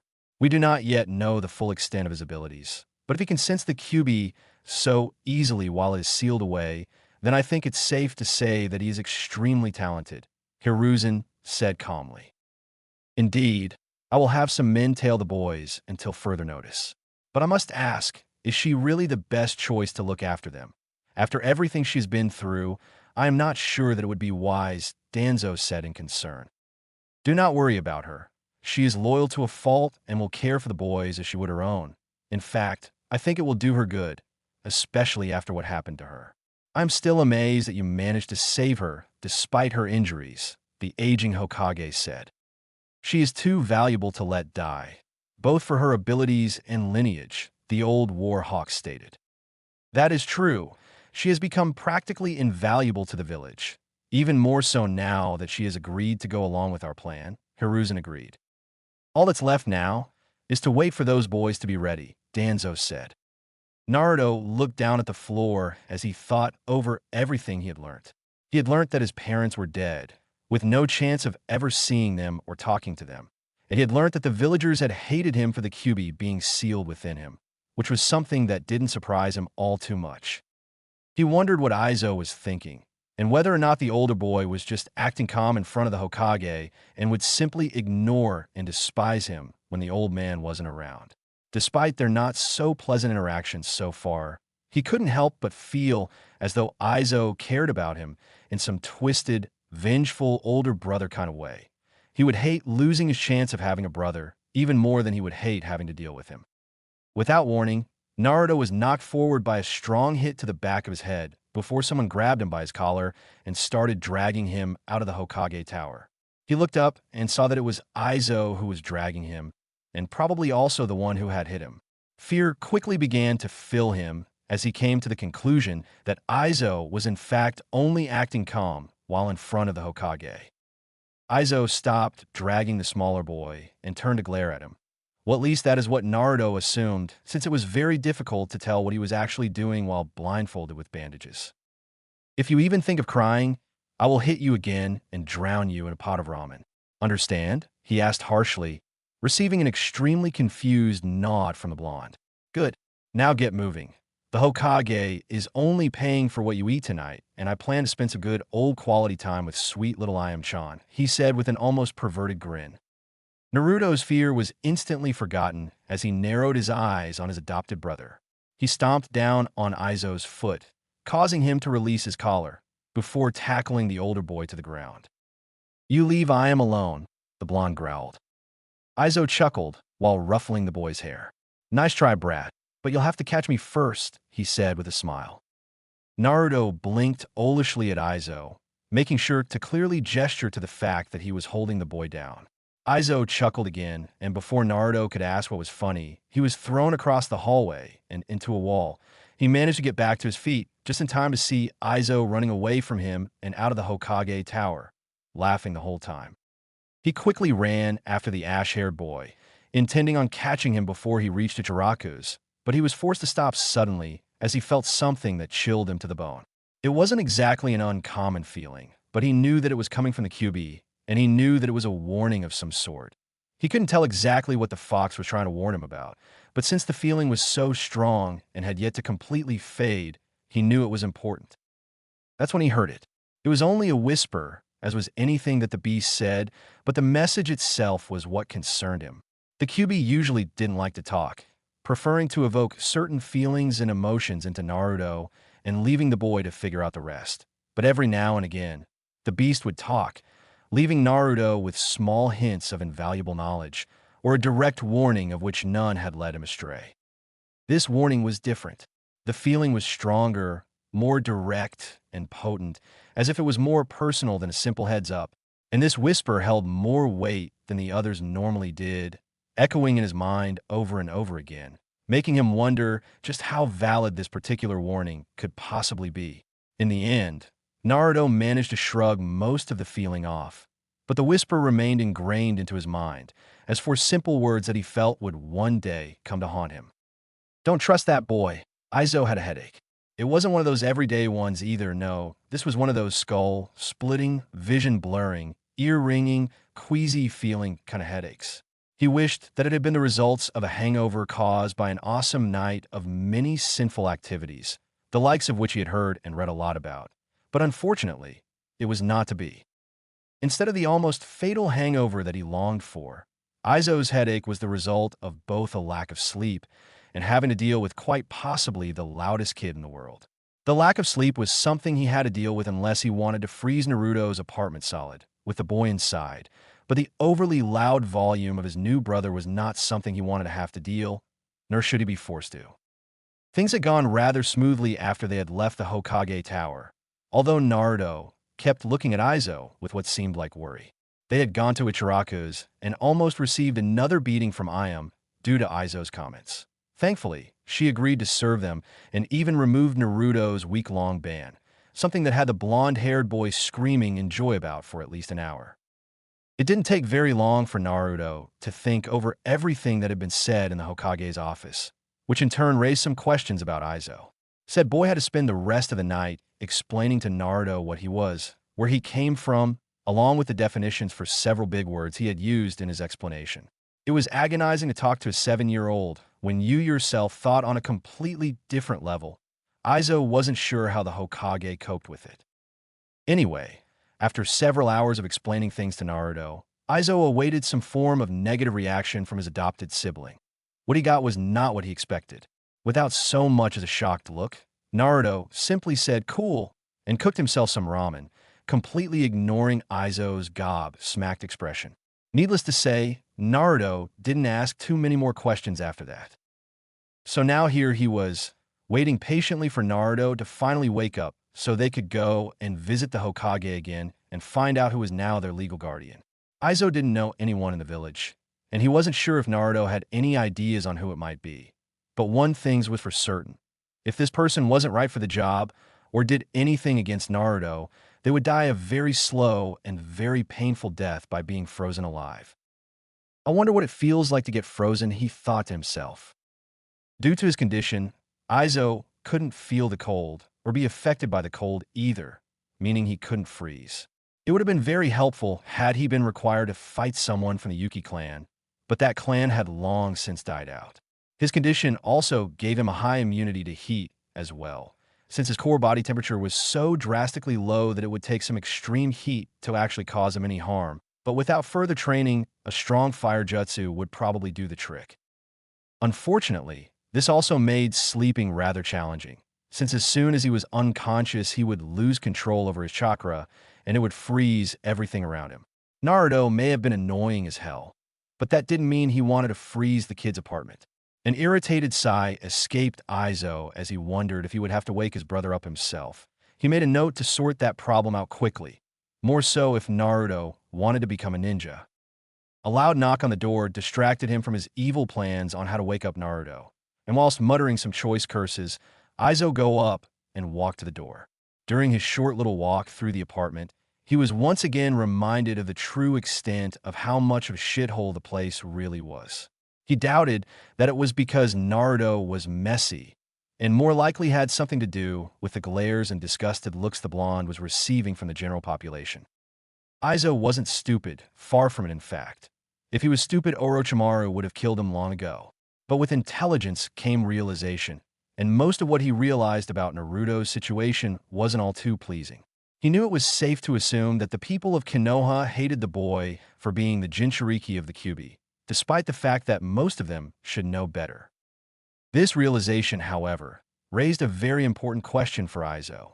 If the village hated Naruto, an easily likable little boy, simply because he was a Jinchuriki, then what the hell would they do once they found out that he was a force-grown experiment created by the village's most notorious traitor?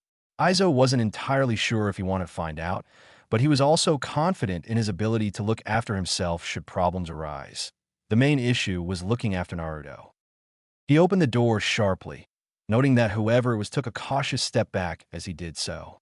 He also heard the almost inaudible gasp from the person, likely a reaction from seeing a boy covered in bandages.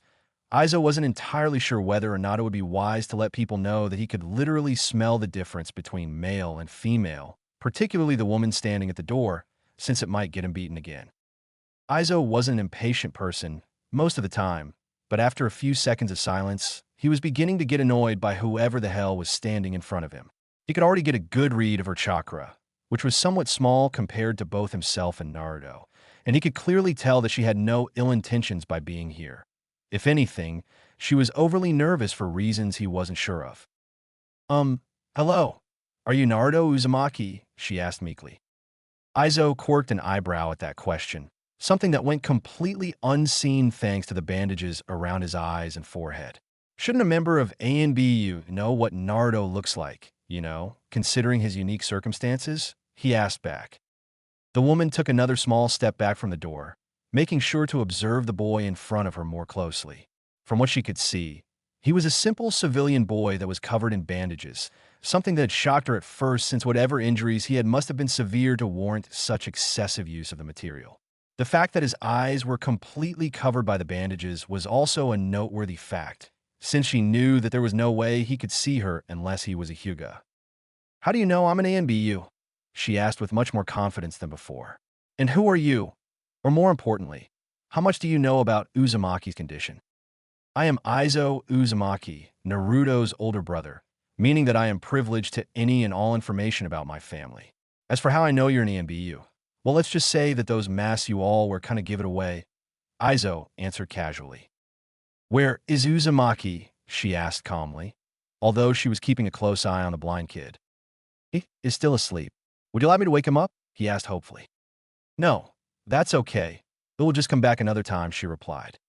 The woman turned to walk away, only to find a dome of solid ice surrounding her, blocking her in the doorway.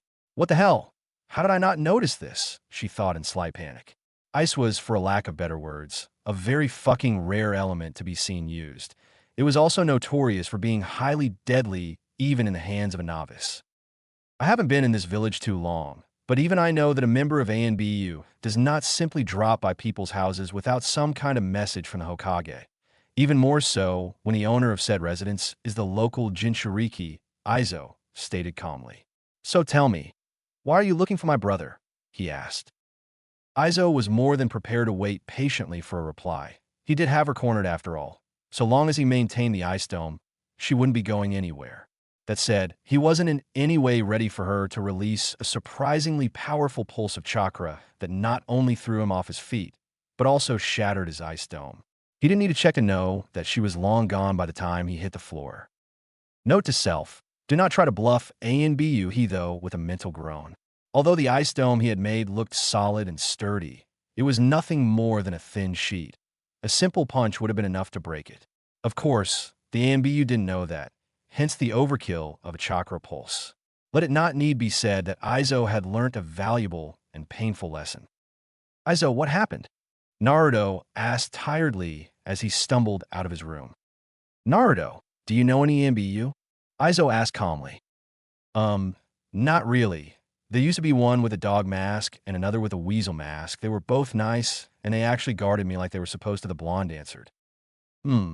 Interesting," Aizo muttered, still laying on the floor where he was thrown. "Well, that settles that then. Hurry up and get ready. We still need to go meet the Hokage," he said, finally getting back to his feet and dusting himself off. "Don't worry about the old man. He usually has so much paperwork that he loses track of time. We could show up tomorrow and he wouldn't notice," Naruto replied. Aizo gave Naruto a blank stare. "If we are late, I will personally get you banned from Ichiraku's for a month," he said, his calm tone not once betraying his growing amusement. Naruto's eyes snapped open from their half-lidded state as he stared at his brother in horror. Normally, he would have called such a statement an obvious bluff, but since he couldn't read Aizo's expressions, and he honestly didn't know the older boy all too well, it simply wasn't worth the risk.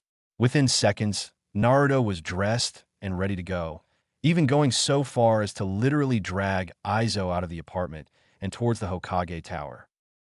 "Hee, thank Kami, I found his kryptonite," Aizo cheered mentally. If Naruto was this easy to manipulate, then the future was going to be a cakewalk.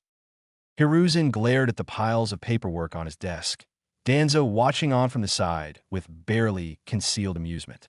They were both awaiting the eventual arrival of Naruto and Aizo, who would be meeting their new legal guardian. He hoped that the boys would take a liking to her, for all of their sakes. The old Hokage glanced over at his friend, taking notice of the amusement in the man's eye, and felt the need to drag the smug bastard down with him. "You know, Danzo, now that we are working together to better the village, perhaps we should divide the paperwork evenly, to help you keep track of what's happening throughout the village," the old Sarutobi suggested with a smirk. I already received copies of all the paperwork you get. Aside from the more important documents, of course, Danzo replied calmly. Hiruzen narrowed his eyes dangerously. And how exactly do you have the time to not only look over all the paperwork I get, but also give orders to Root and complete all the paperwork that comes with that? He asked seriously. You mean you don't know the secret? Danzo asked in mock disbelief. What the secret? Why the secret of paperwork, of course? What secret of paperwork? Saratobi yelled in frustration. Danzo smirked victoriously. I'm not sure if I should tell you. After all, it is a forbidden technique passed down from the second Hokage, our own sensei, he said smugly. That's impossible. If such a technique existed, I would know about it. I know almost every single jutsu of our sensei. That aside, why wasn't I told of this technique? And how did Minato conquer his paperwork? Hiruzen asked in confusion. You were not told because by the time you were instated as Hokage, Sensei had sacrificed himself and therefore could not tell you of the technique himself.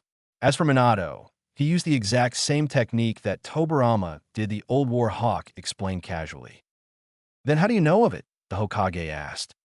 Please, Sartobi, have more faith in my abilities. You might keep it locked up, but the Forbidden Scroll of Seals is still not out of my reach, and I have read over its contents many times, Danzo answered, hinting quite clearly to the secret. Wait a minute. Secret technique, passed down from Tobirama Sensei, written in the Scroll of Seals. But only one technique in that scroll could be used for... Oh, Kami, I'm an idiot, Hiruzen thought with a depressed sigh. It's shadow clones, isn't it? He asked in a defeated tone. Danzo chuckled lightly. Yes, it is. I'm amazed it took you so long to figure it out, considering your title as the god of shinobi, he answered. Hiruzen grunted unintelligibly before quickly forming a single hand sign, 3 solid clones quickly appearing in his office as he did so. With a content smile on his wrinkled face, Hiruzen leant back into his soft chair, lighting up his smoking pipe as he did. Isn't smoking in your office setting a bad example for anyone who might walk in, such as 2 young boys that we just so happen to be expecting? Danzo asked with a raised eyebrow. Don't worry, Naruto is oblivious to anything that doesn't involve becoming a ninja or Hokage, and I'm sure Aizo is mature enough to overlook it, Hiruzen said casually. Are you sure about that? During his time in the Root Medical Facility, I saw that boy make it snow in his room.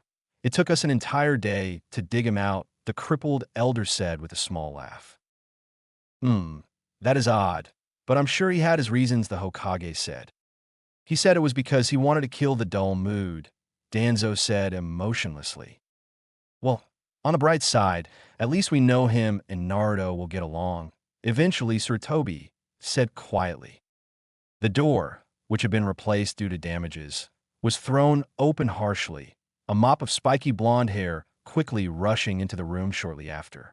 Hiruzen shook his head and sighed as Naruto unceremoniously dropped Aizo, who he had been dragging, onto the floor. The orange-clad boy crossed his arms and grinned triumphantly before being viciously kicked across the room and into the wall.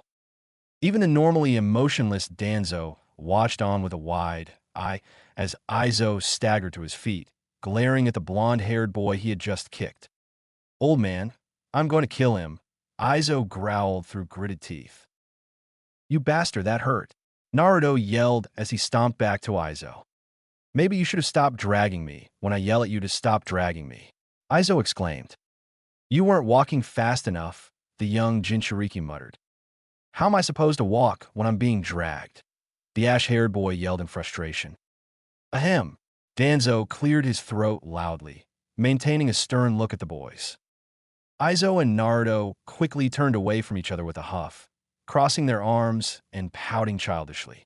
Hiruzen observed the reaction with great interest before turning a curious gaze to his old rival. How did you do that? He asked. You know, Hiruzen, the fact that you keep asking me how to do things is making me question your reliability as Hokage, Danzo said with mock concern. Hey, old guys, aren't we missing someone? Aizo asked, still maintaining a slight pout. I don't think so. You and Naruto are here. So am I and Danzo, Hiruzen replied, gesturing to those in the room as he named them.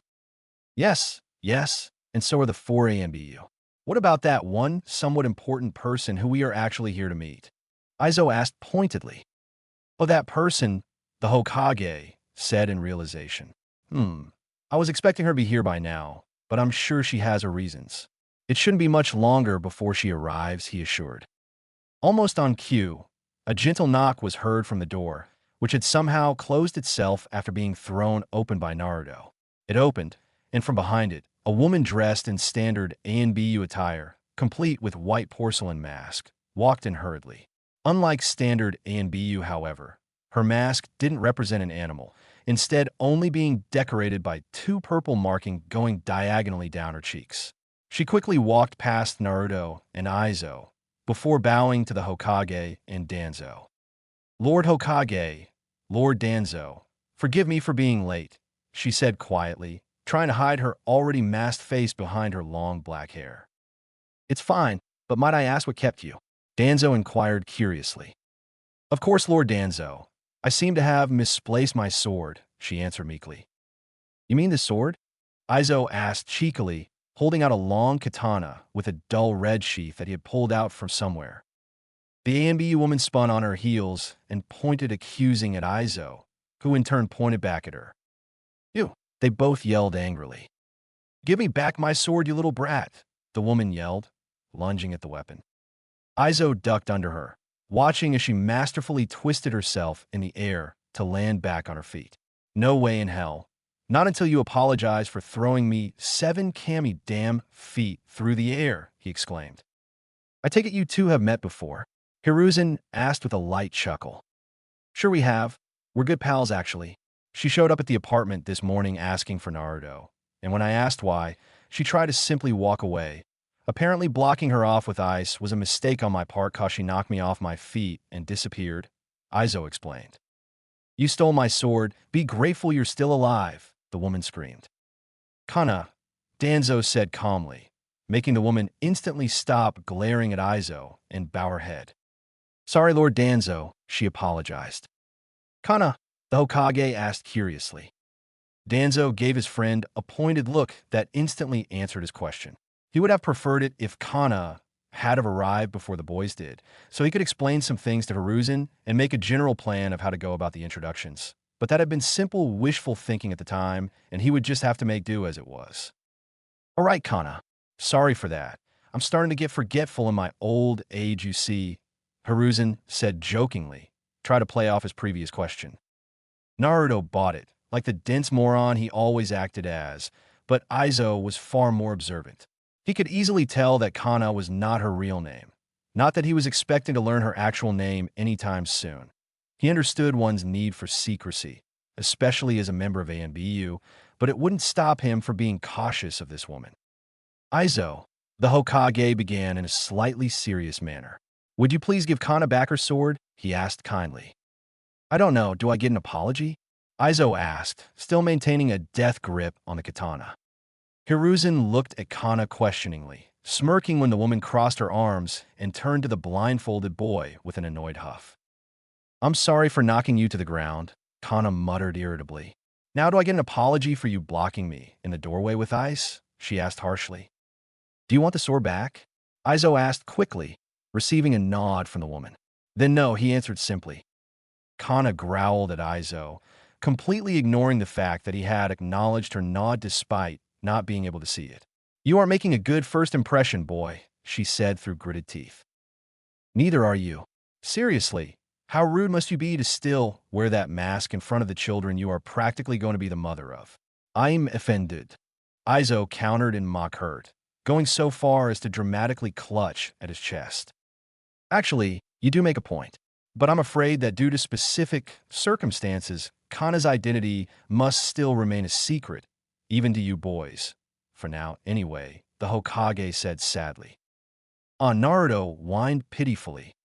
Kana's agitated posture quickly changed to a gentler one as she walked over and ruffled the blonde spiky hair. Don't worry, Naruto. You don't need to know who I am for us to get along, she said cheerfully. I suppose, Naruto said with a small smile as he leaned into her hand.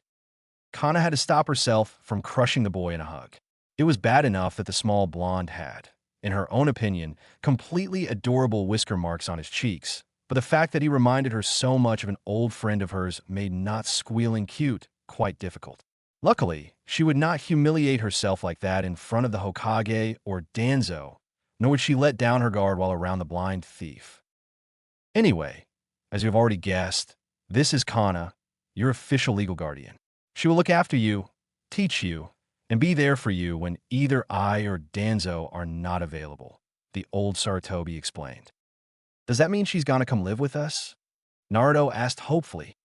No, your apartment is not suited to house 3 people, even if 2 are only children. Therefore, you will be moving into a much larger apartment that is located closer to the Hokage Tower. Should you need anything, you can simply come and ask me. You will have a week to get accustomed with your new living space before starting your training, Hiruzen explained. You will spend the first year learning under Danzo, while Kana here fills in any and all blanks. Then you will spend the next year learning from me, while Kana once again fills in any blanks. After that, you will each pick which one of us you prefer to train under for the following 3 years. Any training you choose to do in your free time is completely up to you, as is any training you wish to continue after the 5 years you're committing to. Do you agree with these terms? The aged Hokage asked seriously. Yes, exclaimed Naruto, who was now grinning like an idiot. I don't have anything better to do, Aizo said with a shrug. I'll just take that as an enthusiastic yes, Hiruzen mumbled. Anyway, you boys should go and pack all of your things, well, Naruto's things, and wait for Kana here to take you to your new home, he said. Naruto yelled out excitedly and ran out of the office, making Danzo, Hiruzen, and Aizo all shake their heads at his antics. Kana giggled quietly, but otherwise didn't react. Aizo quickly began walking after his brother, choosing to keep any questions to himself for now. Oh, Aizo, Kana said in a sickeningly sweet voice. Can I have my sword back now, please? She asked just as sweetly. Aizo grumbled, but tossed the bladed weapon to her, without complaint, before walking out. Kana made sure to do a quick inspection of her sword before strapping it to her back and turning to address the Hokage. Kana, why were you at Uzumaki's apartment earlier? Danzo asked curiously. I was hoping to meet the boy before I was introduced to him as his guardian. I wasn't sure how he would react to a complete stranger being given authority over him, and I was impressed by his acceptance of it, Kana answered. A risky move since Naruto has learned not to trust my Aunt Bu anymore, even in spite of that emotional mask he always wears. I suggest you don't hold it against him should he choose to not open up to you, but I wouldn't put anything past him at the moment. Growing up without any family in a village that hates you could breed any number of personality issues. For all we know, he might be quick to accept you as a mother figure in the same way he was quick to accept Aizo as a brother, Saratobi said. Speaking of which, although he did spend a few weeks under observation in the Root Medical Facility, and even though I would like to trust him, we will need you to keep an eye on Aizo. Having spent his entire life as a test experiment, I can't imagine how he would react should anyone become aggressive. So far he seems fine, but we simply cannot risk him going on a rampage. Not with his abilities, Danzo said seriously. Is there anything I should know about him? Perhaps something about his abilities. I've already witnessed his manipulation of ice, which although weak was quite impressive, Kana said. Hiruzen pulled a file out from under his desk and passed to her. After a few moments of giving its contents a brief read over, Kana gave the elderly men what they assumed was a disbelieving stare. It was nearly impossible to know exactly what kind of expression she was wearing while she still had her mask on. Is this serious? She asked hesitantly. Yes, or at least that's all the information we could gather from the facility we found him in. The validity of that file has yet to be proven, but until we can safely test his abilities, we will simply have to take precautions, Danzo explained. I understand your uncertainty, but I still find some of these things very hard to believe. Could Orochimaru really create such a monster? Kana asked. I would advise you to not call him that, ever, the Hokage said with a light glare. His presumed abilities might very well be unnatural, but Aizo is still just a boy. A slightly violent and perverted boy at that, but still a boy. Should his origins become known to the civilians, he could suffer the same, if not worse treatment from them than Naruto does, and will need people to trust, he explained, a sour look forming on his face as he mentioned the civilians. That's why we adopted him into the Uzumaki family. Naruto, although slightly dense and annoying, is not one to refuse a potential friend, and we desperately need for them to build ties to this village. As it stands, we should have no problem keeping them loyal. But should something happen before we can instill changes to this village, then we could lose both of them, the old war hawk stated. And I assume that I am also a part of this plan, acting as a mother and all, the ANBU woman asked calmly. We can understand your apprehension for such a request, but with your prior experience and current circumstances, we couldn't find anyone more suited to the job, Hiruzen answered. No, it's fine. I have had enough time to recover from that incident. I should not let it interfere with fulfilling my duties to this village. But I must ask, is this mission temporary, or should I prepare to be adopted into Naruto's family as well? She asked with a hint of amusement. The aged Hokage gave a glance to his old rival before turning to Kana with a serious expression. If you find yourself getting truly attached to the boys, then I will have no problem making it official. But considering your lineage, it might cause some uprise with the council, he said. I understand. I will go and take the boys to the apartment. See you in a week, Kana said happily, waving lazily as she walked to the door. One more thing, the Hokage said, making her stop and turn back around. I am leaving your identity up to you. Should you choose to make yourself known, whether to the public or individuals, I will not stop you, he said with a smile. Thank you, Lord Hokage, Kana said quietly before walking out of the office and towards Naruto's apartment. Kushina, Minato, it seems I will be able to keep my promise after all, she thought to herself. I just hope it will make a difference as in waited patiently for the inevitable outburst from Naruto, possibly even Aizo, as well if he was unlucky enough. After all, the boys did just get told one of the few things that no one in their position ever wanted to hear. The old Hokage was impressed that they had stayed calm for this long, and that was saying something coming from him. The past 6 years had been, more or less, highly productive. Both boys had progressed much faster than either he or Danzo had suspected they would, and they were now easily two of the most skilled shinobi in the village despite their young age. Hiruzen was not foolish enough to judge one's strength on age alone, especially after what Itachi Uchiha accomplished at the mere age of 13, so he knew that what he was about to do was not without risks. The old Sarutobi's eyes calmly observed the now 13-year-old Naruto, who was staring at him emotionlessly from behind a fox-styled ANBU mask. The Hokage had found it rather amusing when the boy had first requested his mask to be styled after the Kyuubi, but he didn't dare to refuse, not after the blindfolded glare Aizo had given him. Naruto was now quite taller, more so than he would have been if not for Aizo kindly suggesting that he eat something other than ramen. Hiruzen wasn't sure how the ash-haired boy had convinced him that tying Naruto to a tree and only feeding him healthy food for a week was a kind suggestion. Despite the methods used, Hiruzen couldn't deny the obvious results that had come from it, as Naruto now stood an even 5 feet tall.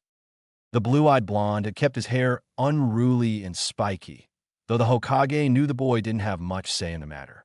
He was now clad in a pair of plain black pants, a kunai holster strapped to his right thigh, and a simple pair of black shinobi sandals. His torso was covered by a dark orange shirt that he wore underneath a long crimson coat, the sleeves of which were decorated with a golden nine-tailed fox on his right arm and a black nine-tailed fox on his left, both converging into a spiral pattern printed on his back. The boy's attire was complete with a standard katana strapped to his back and a leaf symbol displayed proudly on a metal plate attached to a belt around his waist. Hiruzen had tried to explain that while he wore a leaf ANBU mask, he didn't require the engraved plate for identification, but the blonde had brushed it off and continued to wear it anyway. The aged Hokage's eyes narrowed slightly as Naruto finally came out of his daze and glared at him. What the hell do you mean we have to join a Genin team? Just what kind of crap are you trying to pull here, old man? The Jinchuriki all but screamed indignantly. Hiruzen sighed. He could already tell this would be difficult. It's exactly what it sounds like, Naruto. You and Aizo, although highly skilled, are not officially registered as shinobi of Konoha. Up until now, you have been working within Root, which in case you had forgotten is a non-existent ANBU branch. So as far as anyone else is concerned, neither of you even rank as Genin, he explained calmly. That's a load of crap, and you know it. Me and Aizo could easily take on any Jonin in this village. We ended a war for Kami's sake. Naruto exclaimed. Come on, Aizo, back me up here. Please don't drag me into this argument, Naruto. Not that I don't agree with you, but you almost died ending that war. I practically did die.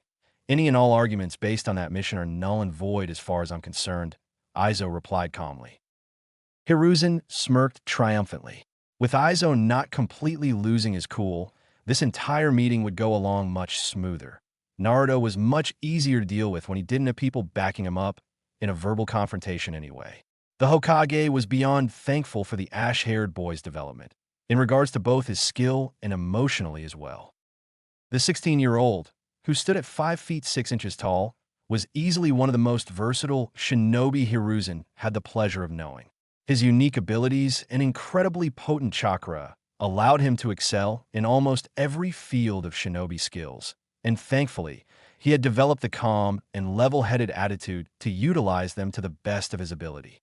Despite Aizo's versatility, Hiruzen was aware that when push came to shove, he was still the weaker of the two brothers. Aizo was clad in a pair of baggy dark gray pants with a pair of shinobi sandals of the same color.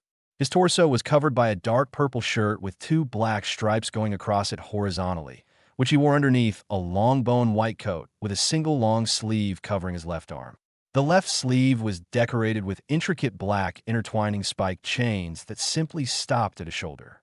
He had a long black scarf wrapped around his neck and lower face and dark green bandages wrapped around his eyes. Unlike Naruto, Aizo had decided to remove his mask during the meeting. The older boy wore a pair of black fingerless gloves with metal plates on the back. A metal plate with a leaf symbol engraved on it was secured to a long crimson sash tied around his waist. In his right hand, he held his ANBU mask, which sported only one eye slit on the left side as opposed to the standard 2 holes. Other than that, the mask was decorated with 3 black rings that went down the right side of it. Aizo's attire was completed with a long, straight-bladed sword that was held in his left hand. Hiruzen still wasn't entirely sure whether or not the boy could actually see or not, and he wasn't sure if anyone other than Naruto knew either. As it was, everyone had taken to assuming one or the other, while Aizo himself continuously made comments about his eyesight that never clearly answered the question. Sarutobi didn't care all too much if Aizo was blind because it obviously didn't hinder the boy in any way, and he knew that no one else really cared either. The only problem came with simply wanting to know. Oh, come on, bro. Yeah, we got injured, but we still ended a war. That has to count for something, doesn't it? Naruto whined childishly. Naruto, please just stop complaining. I do not like the idea of being reduced to genin any more than you do, but I also know that the old geezer here has a good reason for doing so. Isn't that right? Aizo asked casually, turning to face the Hokage. Yes, actually, I do. Thank you for being the voice of reason for once, Hiruzen said happily. Anyway, the reason for you two being put in a genin team is quite simple. You both need to learn how to work with other people besides Kana, he explained. We already had to work with other people, Naruto countered. Yes, you did. But as I remember it, you two managed to get every single person we sent off with you killed, Sarutobi replied emotionlessly. Yeah, it's not our fault that they couldn't compete with us. And for the record, we didn't get all of them killed. I am fairly certain at least one survived, the blonde said smugly. Being brought back to the village after suffering a complete mental breakdown is not something that can be used in your own defense. That man will never recover, the Hokage stated grimly. Are you sure you don't have a more? Oh, I don't know. Substantial reason for making us join a genin team. I understand the whole teamwork thing, but there must be another reason for placing 2 ANBU-level shinobi with a mere genin, Aizo said. Actually, it will be slightly more complicated than that. Due to an odd number of academy graduates, there is now a team with only 2 members, not including the Jonin sensei, of course. To fix this problem, I am placing the both of you on that team as well, making the first 4-member genin team. Think of this as a trial run for future teams, the old man explained. You're leaving something out, aren't you? One of these genin is important. Otherwise, you would have simply placed them in with one of the other genin teams. I can only think of one genin that could possibly call for such extremes, the blindfolded boy said emotionlessly, already groaning mentally at what he had surmised. What are you talking about? Who is it? Is this some kind of long-term protection mission or something? Why are they so important? Naruto suddenly froze mid-question as his eyes widened in horror. He turned to glare at the Hokage, who was trying to suppress an amused smirk. "You wouldn't dare place us with him," he said dangerously, spitting the final word in disgust. "I am afraid I will have to, my boy. The council has done everything in their power to make sure that the Uchiha is looked after, even going so far as to place him on Kakashi Hitaki's team exclusively," Hiruzen said dejectedly. "The council, especially the elders, will throw a fit once they find out that you placed us in his team. I don't really see the need for us to be there. Do you not have faith in Kakashi's skill?" Aizo asked curiously. "I don't want to protect that pompous bastard. Everyone worships the ground he walks on just because he's the last Uchiha, but they are still so blind that they don't even realize that I'm the last Namikaze," Naruto said angrily.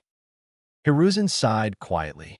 As he had promised, he had told Naruto everything about his lineage as soon as he felt the boy was ready.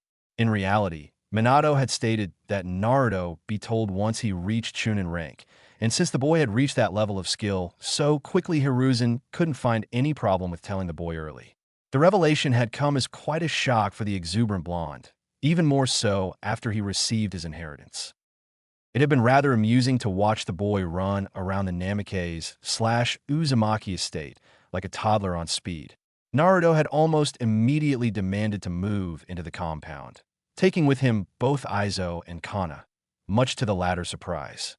Aizo had taken the news casually before disappearing into the clan's library, much to Naruto's annoyance.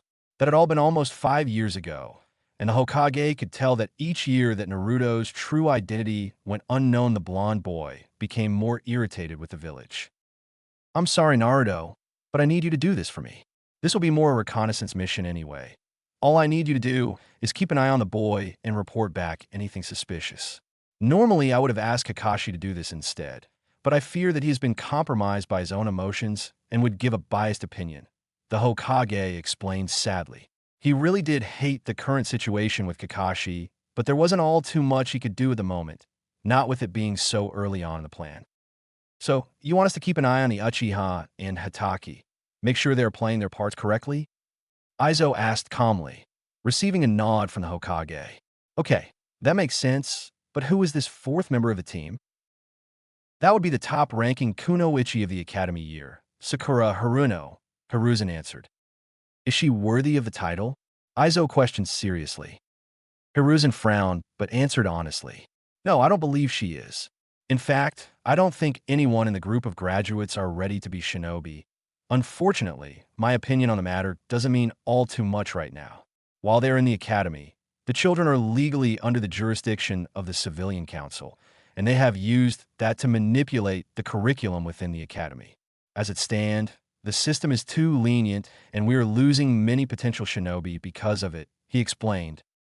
"Very well.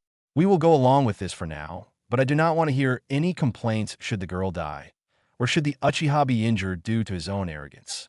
You should also warn Kakashi not to stick his nose too far into our business, lest it be cut off," Aizo stated gravely. "What?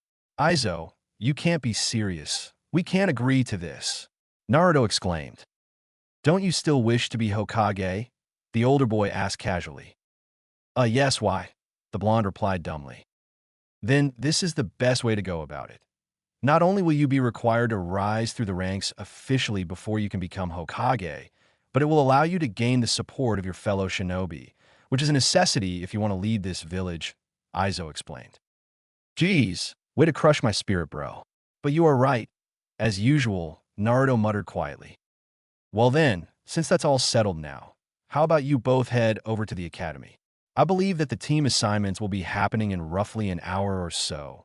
You will need to be present for that, and you'll have to put your masks away for now," Hiruzen said cheerfully. "Fine. Let's go," Naruto said impatiently before grabbing Aizo's arm. Hiruzen watched as both boys suddenly vanished in a small flash of red. Taking a deep breath, he leant back into his chair and lit his pipe, sparing a quick glance to the 3 shadow clones that were doing his paperwork for him. Yep, life was definitely going good. Now if only Jiraiya could hurry up and release the new edition in the Aiko Aika series. Naruto sat lazily on the branch of a tree overlooking the Shinobi Academy, Aizo hanging upside down from a higher branch not far from him. Both boys were somewhat amused at the carefree attitude all the other kids had as they ran around the field surrounding the academy. It was almost as if they had no idea of what being a ninja really meant. Aizo and Naruto couldn't really say anything since neither of them maintained a completely serious attitude despite what they had gone through, but at least they knew what was expected of them and had the capacity to act accordingly. These kids were just that, kids. They clearly hadn't been trained properly to prepare them for the horrors that came with the job, and even Naruto could guess that a few of them would die early on. With a depressed sigh, Naruto positioned himself so that he was leaning against the trunk of the tree he was sitting in. There was still a good half an hour left until team assignments, so he figured he could use this time to relax. "So what have you picked up so far, Aizo?" he asked casually. Nothing out of the ordinary so far. Some of the kids have good-sized chakra reserves, but that is practically where all hope is lost," Aizo replied. Over the years, Aizo had trained his natural sensor abilities to the limit. It had been a highly useful skill during the missions they had gone on in the year after their training, and had even saved their lives a couple of times. Naruto also possessed a similar ability to sense negative emotions, but he knew that was something he had gained thanks to the QB, and it didn't nearly match Aizo's. "Can you identify what clans are down there?" the blonde questioned lazily. "Well, the Uchiha is by far the easiest to sense. The guy literally radiates emo vibes. Other than him, we have a Yamanaka, a Nara, and a Kimichi, an Inuzuka, an Aburame, and a Hyuga. That Haruno girl barely even registers as a chakra signature," Aizo listed off casually. "Why couldn't we get teamed up with anyone else but him? His forever burning hatred is going to make my negative emotion sensing completely useless as long as I'm around him," Naruto whined pitifully. "It doesn't really matter. I can't see the council allowing us on any dangerous missions. They wouldn't dare put their Uchiha in harm's way," the ash-haired boy replied. "Oh really? I bet you they will send us off on a really dangerous mission and give Kakashi an order to retreat with the Uchiha while leaving us to die. Haruno will simply be a necessary loss in their eyes," the younger boy countered. Aizo sighed impatiently. "Is that really such a bad thing? I mean, look at it this way. If that does happen, then we're free to go all out, and once we return we can explain things to the Hokage. Do you really think the old man will let something like that slide without unleashing the biggest shitstorm Konoha has ever known?" he asked. Naruto grinned widely, revealing his highly pronounced canines. "Yeah, I guess that's true. There aren't very many people that can take the both of us down anyway," he said cockily. "Don't get ahead of yourself there, bro. They might try to separate us, and once that happens we are substantially weaker. The main thing we should focus on is sticking together. As long as we can do that, we should be fine," Aizo said seriously. Fine, I understand. Anyway, let's go inside. The classes are beginning to go back," Naruto said quickly, allowing himself to fall from the tree. Aizo shook his head at his brother's lack of enthusiasm. Not that he could blame the blonde, and also allowed himself to fall from the branch he hung from. Aizo calmly observed each student as they entered the classroom, every single one of them completely oblivious to his presence. It was upsetting to know that not even a single one of them could notice him, but not nearly as upsetting as it was when none of them noticed Naruto. Aizo himself had spent a large amount of time in mastering his ability to suppress his chakra until he was impossible to detect, but Naruto wasn't able to do that. Being the Jinchuriki of the Kyuubi meant that it was literally impossible to completely suppress his own chakra, making Naruto an obvious target for a censor such as Aizo. The major problem came in the form of Naruto's chakra itself, being that of both an Uzumaki and a Jinchuriki. The concept of someone not sensing the blonde's absolutely massive chakra reserves was laughable, and yet no one had yet to indicate that they had noticed him. Aizo quickly took notice of a particularly lazy-looking boy with his hair done up in a short, spiky ponytail that kind of resembled a pineapple. The sleepy boy, obviously a Nara, made almost unnoticeable glances towards the section of the ceiling that Naruto was hiding on. Said blonde was using a technique that the Hokage had taught him that allowed him to become completely transparent. Apparently, it was created by Naruto's godfather, Jiraiya of the Sannin. It was a useful technique, but didn't completely conceal one's presence. The Nara boy had yet to notice Aizo's presence, which said boy found particularly amusing since he was hiding in the wall right next to him.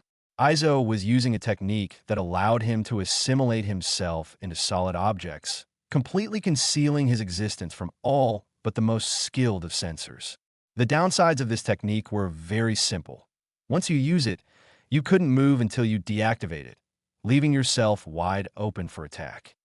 The classroom's door slid open and a young man with a hairstyle much similar to the Naraz walked in.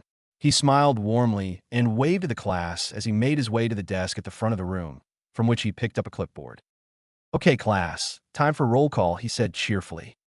Aizo took a moment to pray that Naruto didn't do anything stupid as the man called out name after name. He knew that the young blonde was impatient, but when it came to being within a classroom environment or an actual classroom, the boy's chances of having a breakdown were increased exponentially. If Naruto did have any form of breakdown in here, then no one would leave the building unpranked. As the teacher marked off the names of the students, Aizo took note of the clan heirs. He made sure to match names to faces and give them a quick rundown assessment, so as to better gauge their skill and potential usefulness. The first being Shino Aburame, a quiet boy with a high-collar jacket and sunglasses. The boy appeared to have also noticed Naruto's presence through the use of his bug companions. The next one was Choji Akimichi, a rather large boy with orangey-colored hair and swirl markings on his cheeks. The boy seemed fairly laid back and had what seemed to be an endless bag of chips held in his hand. From what Aizo knew about the Akimichi clan techniques, he was able to safely assume that Choji would become at least an average ninja. Hinata Hyuga was a strange one. She was fidgety and clearly nervous, giving Aizo the impression that she had no confidence whatsoever. Other than that, she did possess sizable chakra reserves for her age, and with the Hyuga's gentle fist taijutsu, it was safe to say that she had perfect control over it. If she overcame her timid nature, the girl would excel in the shinobi arts. Kiba Inuzuka was a brown-haired boy who seemed to have a confident smirk permanently grafted to his face along with the Fong-style markings on his cheeks. The boy had a small white puppy sitting atop his head, which appeared to be looking around frantically in search for something. It was probably looking for whatever smelled like foxes. Aizo found that the lazy pineapple-haired boy's name was Shikamaru Nara. The boy seemed to be too lazy for his own good, and despite noticing Naruto's presence in the room, didn't act on it, as any self-respecting shinobi would have. Aizo determined that unless the boy got really motivated really fast, he would end up either dying or getting someone else killed. Ino Yamanaka was a girl with long blonde hair and blue eyes. She seemed to be in some form of silent, glaring match against Sakura that had something to do with who got to sit next to Sasuke. She was the definition of fangirl and would most likely die early on. On the bright side, Aizo would have fun making comments about the similarities between her and Naruto. Aizo already knew everything he needed to know about Sasuke Uchiha and Sakura Haruno. The first was a stuck-up prick who got treated like royalty, and the pink-haired girl was a useless fangirl like the Yamanaka, only without any clan techniques to fall back on. These were his and Naruto's teammates, and he could already feel the need to kill them start building up inside him. All right, class, before I announce who the Genin teams are, I would like to introduce two new additions to the class, one of whom is already here, the man said as he looked up at the ceiling. Naruto quickly dropped the transparency jutsu and allowed himself to fall to the floor, twisting himself so that he landed perfectly on his feet right in front of the teacher. He smiled and waved cheerfully while Aizo mentally groaned at his brother's need to show off. "Hello, I'm Irika Yumino. I suppose you're Naruto Uzumaki," Irika said calmly, although Naruto could tell the man wasn't very confident in being around him. "Yeah, that's me. Nice to meet you," exclaimed happily, grinning widely and showing off his teeth, an action that unnerved Irika even more. "Yes, nice to meet you too. Might I ask where your brother is? He is supposed to be here as well," Irika said hesitantly. "Oh, he's over there," Naruto said casually while pointing to the wall right next to Shikamaru. Everyone in the class turned to look as Aizo simply began to emerge from the wall itself, making most of the students go wide-eyed, but none more so than Shikamaru. How the hell could he be right next to me this entire time without me even noticing? The young Nara thought to himself. Irika was having similar thoughts as he watched the boy calmly walk from the wall and down to the front of the class. Yo, I'm Izo. Izo greeted simply, offering a half-hearted wave. Irika just stared at the boy incredulously, wondering how exactly the boy managed to go completely unnoticed by him.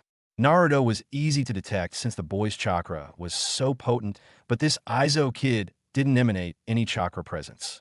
Even as the boy stood right in front of him, Irika couldn't detect his existence at all. Iruka respondadumli. Could you remove the bandages around your eyes and the scarf too? He requested apprehensively. Why? Izo asked curiously. Well, so you can see, the man answered. It won't make a difference anyway, so I'll leave them on, and I'd much rather keep my eyes hidden, the ash-haired boy said dismissively. Huh, so you're blind? What kind of joke is that? A blind guy can't become a ninja. Kiba yelled with a boastful laugh. Before Irika could say anything, Izo had already appeared behind the slightly feral-looking boy with a thin blade of ice pressed against his neck. Irika choked on the words he was going to say as he stared at the construct of ice that had suddenly appeared in Izo's hand, a single word instantly appearing in his mind. Hayatan, he whispered to himself in disbelief.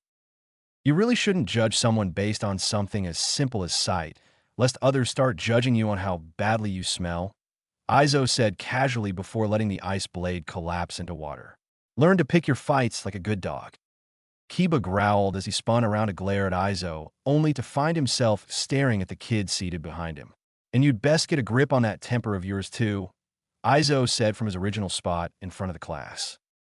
HN, and you call me a show-off, Naruto muttered, earning himself a smack up the back of his head, which in turn made a few of the girls in the class giggle lightly. I hate you sometimes. Don't try to lie to me, bro. You hate me all the time, Izo corrected.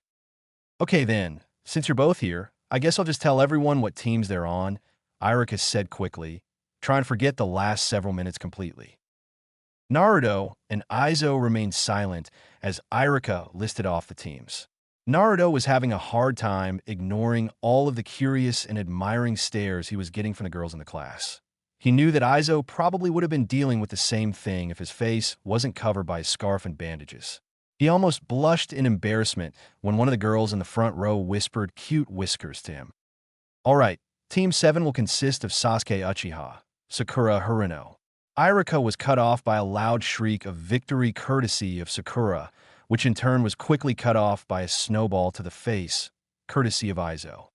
Anyway, Team 7 will be Sasuke Uchiha, Sakura Haruno, and Naruto, and Izo Uzumaki. Your Jonin sensei will be Kakashi Hitaki, Irika stated calmly. Team 8 will consist of Shino Aburame, Hinata Hyuga, and Kiba Inuzuka. Your Jonin sensei will be Kurenai Yuhi. Team 9 is still in rotation from last year, so we'll move on to Team 10. Team 10 will consist of Ino Yamanaka, Choji Akimichi, and Shikamaru Nara. Your Jonin sensei will be Asuma Saratobi. You will all wait here until you are collected by your senseis. I trust you will all become excellent shinobi of Konoha. Irika finished happily before exiting the classroom. Naruto let out a deep breath as soon as the door slid shut. Kami, that was difficult to sit through, he whined tiredly. You're standing up, you idiot, Izo said bluntly. All right, well, Kami, was that difficult to stand through? Naruto corrected himself. Better, the older brother said simply. Hey, wait a second. Kiba yelled indignantly. Why the hell do you guys get to be on a four-man team, with Sasuke no less? Wouldn't that make your team unfairly powerful? He asked with a glare. I don't see the difference between my team and yours. You have 3 members and a dog. We have 3 members and a dog. Only ours is in the form of an emo, Naruto said innocently, earning multiple chuckles from many in the class and an outright laugh from Kiba himself. Okay, you win. Just make sure to keep your team's dog on a short leash, the feral boy said with a smirk. Can you lend us one? Izo asked even more innocently than Naruto was before, eliciting an even louder combination of chuckles and giggles. Naruto and Izo both smirked when they felt the glares aimed at them from a particular broody bastard and his 2 crazed fangirls. Perhaps this mission wasn't going to be a complete pain in the ass after all. Izo regretted ever thinking that this mission wasn't going to be as bad as he thought it would, because he could already tell it would be worse. Not only had their sensei been 2 hours late, leaving him and Naruto with the Uchiha and his pink-haired tumor, but the man had immediately brought them to the roof of the building to give introductions. "So who wants to go first?" Kakashi asked with his one visible eye curving into an odd upside-down smile. Uh, Perhaps you could go first, sensei, to show us how to do it," Sakura suggested hesitantly. Naruto chose that moment to throw himself backwards from his sitting position with a groan, letting his head hit the cement floor. He couldn't believe that the acclaimed Kunoichi of the Year had just asked for a demonstration on how to give an introduction. Even he wasn't that stupid. Aizo felt like doing the same, but he refused to lower himself to Naruto's level. "Okay then, my name is Kakashi Hitaki. I like my books and some other things you were too young to know about. My dislikes, well, I've never really thought about it that much. My hobbies are my own, and my dreams are none of your concern right now," Kakashi said happily. Sasuke and Sakura gave the Jonin incredulous looks, wondering if the man was being serious. All we really learnt was his name, Sakura thought with a frown. Aizo and Naruto were different in the fact that they actually sighed in minor relief. Thankfully, their sensei wasn't a complete moron. Any self-respecting shinobi knew not to simply go and give out personal information on themselves. It was one of the first lessons Danzo had beaten into their heads. "Okay, now it's your turn, Pinky," the silver-haired Cyclops said lazily, pointing to Sakura as he returned to reading the small orange book in his hand. "My name is Sakura Haruno. I like—" She glanced at the brooding Sasuke and let out a girly squeal, making Aizo follow the same course of action as Naruto had done. "I hate Ino Pig and anyone who tries to get in the way of my dream, which is—" She stopped again and looked dreamily at Sasuke before letting out another girly squeal. "And my hobbies are reading and playing trivia games," she finished happily. Kakashi stared at the girl lazily, feeling as though he had just aged a good 20 more years in the last 2 minutes alone. He couldn't believe that his was the Kunoichi of the Year. It simply didn't make sense. He was a shinobi, trained to kill on command and train others to do the same. He was not trained to deal with love-struck teenage girls who thought that hair products were an important part of everyday life. The academy is really letting its standards fall. At this rate, we won't have any decent kunoichi in the village at all, and then I won't have any potential teammates to ogle while on missions, the silver-haired man thought sadly. He hoped that the girl would quickly change her outlook on things, but his experience with the fairer sex suggested otherwise. Women, no matter their age, were stubborn to a fault. "Well, that was interesting. Let's move on. Your turn, Doom and Gloom," Kakashi said while pointing to Sasuke. My name is Sasuke Uchiha. I don't like many things I hate." The onyx-eyed boy paused and thought over his answer for a moment. "Fangirls, I hate fangirls. My hobbies are training, and my dream is to kill a certain man," he finished with a hateful yet determined expression. Kakashi felt another 10 years add to his age. Not only would he have to deal with a fangirl, but now he also had a broody avenger who just so happened to be an Uchiha. If it wasn't for the debt that he owed to his fallen teammate, he probably wouldn't bother to train the boy. Unfortunately, the council had seen to it that he be the boy's sensei, and as the only Sharingan user left in the village, Kakashi felt that it was his duty to train the Uchiha to use his own. "I'll just have to keep an eye on his mental state. There's no telling what he will act like once the dojutsu activates, so I'll just have to try and help him find a reason to give up his dream of killing Itachi. Perhaps he might open up to Naruto and Aizo," Kakashi thought to himself. He turned to look at the two remaining genin and was surprised to see them trying to crawl their way to the edge of the building, as if they had all the life drained from them somehow. "Must kill self too much emo," Naruto choked out. "Must find cute girl. Have to forget fangirl squealing," Aizo drawled. "Ahem," Kakashi exclaimed loudly, gaining the boy's attention. "It's your turn, Blondie," he said expectantly.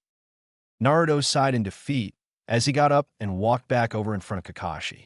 He sat back down next to a still broody Sasuke before grinning like an idiot. "My name is Naruto Uzumaki, and I'm gonna be Hokage," he exclaimed loudly, pumping his fist in the air triumphantly. Kakashi waited patiently, his one eye never betraying any emotions he may have had. Sasuke and Sakura just stared at the still grinning blonde as if he had grown a second head, despite the fact that such an occurrence would be more prone to a horrified reaction. Is that it? Kakashi asked curiously. Yep, Naruto answered cheerfully. Idiot, that isn't a proper introduction. Sakura yelled angrily. Naruto quirked an eyebrow at the pink-haired girl and pointed accusingly at Kakashi. You didn't say anything when he did it, he countered in a confused manner. That's because he's the sensei, the girl screamed. Now, Sakura, I do hope you're not implying that I'm more important than any of you are. As a team, we're all equal and we're supposed to work together so as to better improve our individual skill. However, just because we are a team doesn't mean we have to know everything about each other. Sometimes secrets are important to people, and we must respect that, Kakashi explained. Okay, I guess that makes sense, Sakura said, quickly returning to staring dreamily at Sasuke, much to said boy's discomfort. Kakashi simply observed Naruto emotionlessly, while the blonde continued to smile stupidly. He wasn't one to be easily confused, but this boy sitting in front of him was taking his mind for a spin, whether intentionally or otherwise. He knew who Naruto was. Literally, how couldn't anyone else see the resemblance? But the boy didn't act the way he expected him to. From his time as Naruto's guard while serving in ANBU, Kakashi had easily assumed that the brash and exuberant child wouldn't go too far as a shinobi without some extreme training, the kind that he was simply not fit to give. But looking at the boy now, he could safely assume that someone else had, and he suspected that the Hokage was behind it. The Jonin didn't really care too much about that. It wasn't his place to question the Hokage. If the Sandaime had seen fit to have Naruto trained, then who was he to go against it? Kakashi was fairly confident that it was the right decision anyway, what with the hardships that the boy already had to suffer with. It truly did upset him to see his sensei's son rejected so harshly by the village. All right then, lucky last is Scarf Boy, so have at it, Kakashi said, gesturing to the fact that Aizo's face was covered by bandages and a scarf. My name is Aizo Uzumaki, not Scarf Boy, Aizo growled. As for my likes, I'd have to say that cute girls are at the top of that list, along with that little book you're holding. I don't particularly dislike anything, but I could be persuaded otherwise should the right offer be made. My hobbies include things, he finished. Dear Kami, a potential mini Jiraiya, Kakashi thought excitedly. So, I'm stuck with a fangirl, a broody Avenger whom said fangirl is infatuated with, an apparently secretive and possibly over-energetic Jinchuriki with assumed prior training. And finally, a possibly blind but definitely perverted boy with a possible mercenary-style set of morals, he recapped mentally. Kakashi gave each member of his potential Genin team another brief glance. He could definitely see potential in each of them, even though he had to look really, really hard to see any in Sakura. The major problem that could arise from them as a team was just that, the team. Kakashi couldn't really see this particular team set up working as anything other than a time bomb. Sakura would be easygoing so long as she was around Sasuke, and Kakashi guessed that the girl could be easily manipulated should it be necessary. But that in itself proved an issue since Sasuke had clearly stated that he hated fangirls. In all honesty, the Jonin couldn't blame him.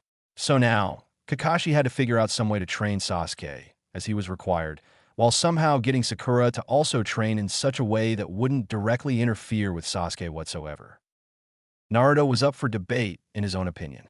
Kakashi assumed that the boy had received prior training, but he could be wrong, and he also couldn't accurately discern what level the boy may have been trained to. As the village's only Jinchuriki, it was safe to assume that if he had been trained it would have been to the maximum, if possible, but that was just something he would have to check with the Hokage about. The level of skill the boy showed would end up affecting how much time and effort Kakashi would devote to teaching him. Aizo was an anomaly at the moment. For reasons not entirely clear to him, Kakashi couldn't sense the boy at all. There wasn't a chakra signature, there wasn't a scent, there wasn't really anything apart from what he could see, and even though it was limited, there seriously wasn't even a face to go with the name. Kakashi didn't question this, though. No, he understood one's need for privacy, as he too kept a good portion of his face concealed. The real question came with whether or not the boy had been trained, as he assumed Naruto had. He knew that Aizo was adopted into the Uzumaki family 6 years ago, and that the blindfolded boy didn't technically exist before that point in time, so it was easily possible that he had also received prior training from an unknown source. But as it stood, the ash-haired boy was in the same boat as Naruto when it came to how Kakashi would train him. The silver-haired Jonin sighed mentally. Leave to the Sandaime to give him the most potentially chaotic team physically possible. He wasn't sure how he was supposed to make this team work efficiently, but he didn't really have a choice when it came to passing them. For the moment, the best he could do was test them and hope that they could work together. All right, now that we have the introduction over and done with, I get to determine whether or not you will actually become Genin, Kakashi said cheerfully, giving the 4 teens another weird-eye smile. Wait, what do you mean whether we will actually become Genin? We already passed the test at the academy. Sakura yelled indignantly. Ah, yes you did, but that was only to see if you had the skill required to become a Genin. Every potential team is given a unique test by their sensei to determine if they truly have what it takes to become a shinobi, prior accomplishments aside. If you fail, you go back to the academy for another year. Should you pass, then you will get to keep your forehead protector and serve as an official shinobi of Konoha, the Jonin explained calmly. So what's this test we have to do? Sasuke asked impatiently. He was sick of waiting around and doing pointless things instead of training, and he was determined to become a ninja as fast as possible. Well, normally I would postpone the test for tomorrow and give you guys some time to rest up, but since I doubt it would change the outcome of the test, I think I'll just give it to you now, Kakashi said with yet another smile. Meet me at the 3rd training ground as quickly as you can, he added quickly before vanishing in a swirl of leaves. Aizo and Naruto shared an emotionless look and shrugged nonchalantly. They both put their hands into the same seal and quickly vanished in swirls of leaves. Sakura and Sasuke were both surprised at this since neither of them thought they knew the Shunshin Jutsu, and also because of the visual difference between each Shunshin. Kakashi's had left a swirl of green leaves, Naruto's had left a swirl of red leaves, and Aizo had left in a swirl of purple leaves, the latter of which Sasuke found to be amusing. Purple leaves? How girly, he murmured before walking to the stairs. Sakura lingered in the same spot for a few moments, wondering what the test could be. Her eyes widened once she realized that she had been left alone. Hey, wait up, Sasuke-kun, she called out, running after the onyx-eyed boy. Kakashi was almost surprised to find Naruto and Aizo waiting for him at the training grounds. He knew he had taken longer to get here than he normally did, and he had made a short stop to pick up some bento for use in the test, but he was still fast in terms of a regular jonin. For the boys to get here before him, it almost solidified his assumption of prior training. Yo, he greeted with a small wave, I smiling the whole time. Yo, both boys returned the greeting, copying the jonin perfectly down to the small wave, and in Naruto's case, even the eye smile.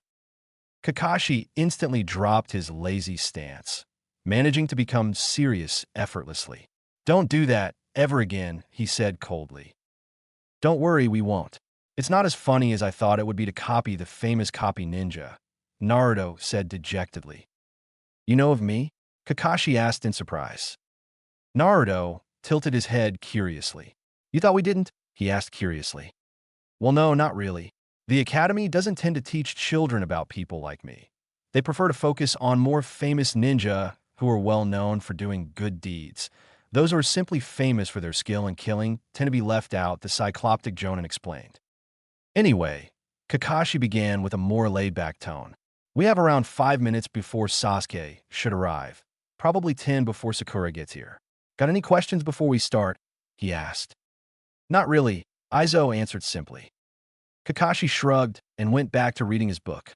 As he had guessed, Sasuke was the first one to arrive, albeit a bit later than expected, coming in at almost 10 minutes. The Uchiha spent the time waiting for Sakura, glaring at the Uzumaki brothers. The Jonin made a mental note to find some way of distracting the boy from those two. It wouldn't be helpful if he got jealous and spiteful. Sakura took an astonishing 15 more minutes to arrive, but even then, she was almost drenched in sweat and panting heavily. Kakashi sighed internally. He suspected that the girl was on some self-enforced diet, and probably not a healthy one either. He wasn't going to lie to himself. He had no idea on how to solve this problem, or any problem involving females for that matter. It was why he read Aika so openly. It kept most women away, and those that did actually talk to him treated him like a pervert. Oddly enough, Being treated as a pervert was something he actually knew how to deal with. Perhaps I could get Kurenai to sort this out for me, Kakashi thought to himself before quickly shake his head free of such a detrimental thing. I can't ask her for help no matter what. My pride as a man will not stand for it. That, and she would never let me live it down. He returned from his inner musings and gave the team another quick once-over. Naruto appeared to find, if not slightly excited and full of energy. Kakashi had to say, he was impressed at how the once exuberant boy was able to compose himself. Aizo also appeared to be fine, but it was nearly impossible to tell. At best, Kakashi could see that the older boy had a relaxed stance, showing that he wasn't all too concerned by what was to come. Sasuke had recovered from the minor exertion he had put himself through to get here, but he was still slightly fatigued. The silver-haired Jonin guessed that none of them had eaten since this morning, which worked perfectly in this particular situation. Sakura was practically dead. The girl obviously didn't have any energy left to do anything in regards to the test he had planned, and that was a major problem. The man sighed deeply. Sakura, you can sit this one out. In your current state, you'd only get hurt, and I highly doubt that your participation in this test will change the outcome, he said lazily. Kakashi really hated himself for saying that. Had this been any other team, he would have postponed the test and given them all a chance. But this wasn't any other team, it was the Uchiha's team. The council had made it painfully clear that Sasuke was to pass the test, and if that meant that Kakashi had to pass an otherwise ineffective team, then so be it. That's why Sakura's participation in the test didn't matter. None of this actually mattered, at least to the council. As far as they were concerned, the Uchiha needed to excel as a shinobi, and to make sure that happened they had asked, demanded, that Kakashi pay exclusive attention to the boys' training. This team was destined to fail. Yes, they would ultimately pass, but they were a failure either way. Sakura sighed in relief as she walked over to one of the 3 wooden stumps that just so happened to be in this training ground. She sat up against it and watched on from the sidelines, waiting for moments to cheer for her Sasuke-kun. Kakashi would have failed the team for just her alone if he could. All right then, here is your test, Kakashi said apathetically, holding out 2 small bells. You will try to get one of these bells from me. If you fail to retrieve one within the next, let's say 2 hours, you will fail. Failure will result in being tied to one of those stumps without food as you watch the rest of us eat happily, he explained. Failing will also get you sent back to the academy. I'm sure I don't need to explain to you why that is such a bad thing, Kakashi said calmly. He casually tied the 2 bells to his waist with some thin cord and stared expectantly at the 3 boys. Hang on, why are there only 2 bells? You said we each had to get a bell to pass, but how are we all supposed to get a bell if there aren't enough? Sasuke asked indignantly. Hey Sasuke, I'll give you a hint, Aizo began casually. The bell is a lie, he said quietly before collapsing into a pile of mud. Kakashi's eye widened slightly. An earth clone? Where did he learn that jutsu? He thought curiously. His eye turned to a still grinning Naruto, just in time to watch as he too disappeared, the shadow clone that stood in his place simply popping out of existence. The Jonin turned to the last remaining boy and wasn't surprised to see him glaring at where the other 2 once stood, gritting his teeth in barely suppressed anger. While I wouldn't necessarily disregard Aizo's hint, I will give you some actual advice.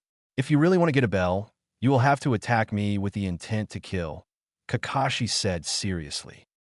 Sasuke grunted in acknowledgement before dashing off into the surrounding trees. Kakashi remained exactly where he was, in the middle of the training field, and went back to reading his book. He hadn't noticed when Aizo and Naruto switched out with their clones, or even when they made the clones. The Shadow Clone Jutsu, along with its Earth variant, weren't exactly the most surprising of techniques to see a Jin in use. If anything, it merely pointed out that they obviously had exceptional chakra reserves. Kakashi actually wondered if he had been talking to the real them at all. They had arrived at the training grounds before him, so they could have easily made the clones and hidden themselves elsewhere. That, however, was an unsettling thought. Kakashi wouldn't put it past the boys to riddle the surrounding area with traps, and he did say to attack him with the intent to kill. This team is going to give me the biggest headache of my career, he whined to himself. Sasuke was angry. No, he was borderline furious. It was bad enough that he had been teamed up with the Uzumakis, But now they were using jutsu that he didn't know, that hadn't been taught in the academy, jutsu that he could use to help kill him. The thought of those two nobodies being better than him, an Uchiha, was sickening. He could look past Aizo being more skilled. The boy was a few years older after all. But Naruto was his age and was apparently on the same level as Aizo. That simply didn't sit right with him. It didn't make sense. How was a clan less nobody better than he was? He was one of the last Uchiha, the once strongest clan in all of Konoha and possessor of the most powerful dojutsu known. Okay, so he himself hadn't yet activated his own Sharingan, but that wasn't the point.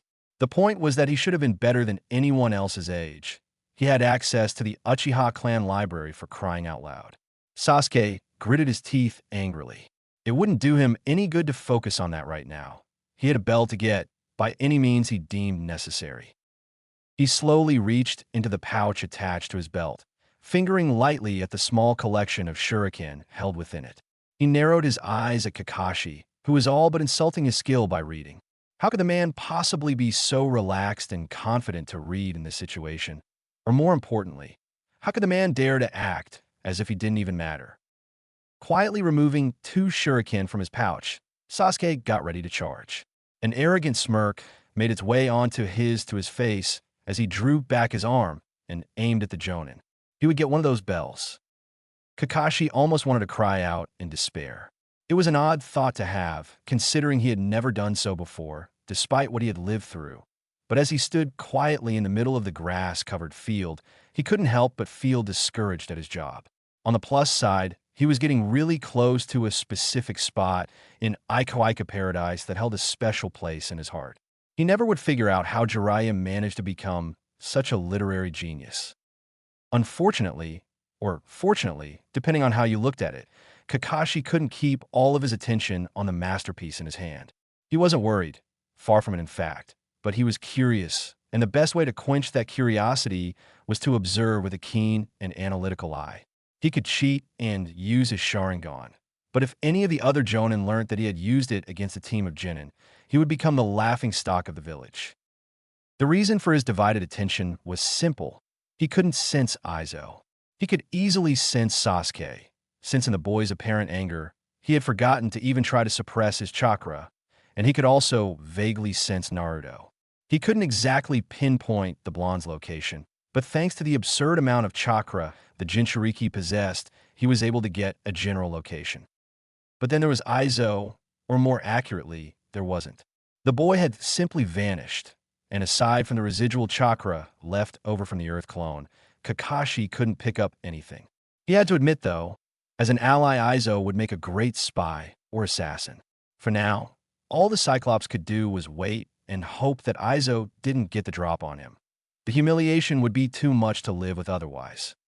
Without warning, Kakashi lazily raised his left arm, catching 2 fast-moving shuriken with his fingers and stopping them dead. He waited casually for the small, bladed projectiles to stop spinning before carelessly throwing them in a random direction that turned out to not be so random. Sasuke jumped from his hiding spot in a tree, narrowly avoided his own shuriken, and landing heavily on his feet. Kakashi glanced up at the Uchiha. "I never expected you to be the first to rush into things," he said, calmly turning to the next page in his book. "But then again, my expectations were of proper genin. Perhaps you aren't quite ready yet," he added thoughtfully. That was the final straw. Sasuke let out a war cry and charged head first at the Jonin, grabbing a kunai from the holster on his leg as he went.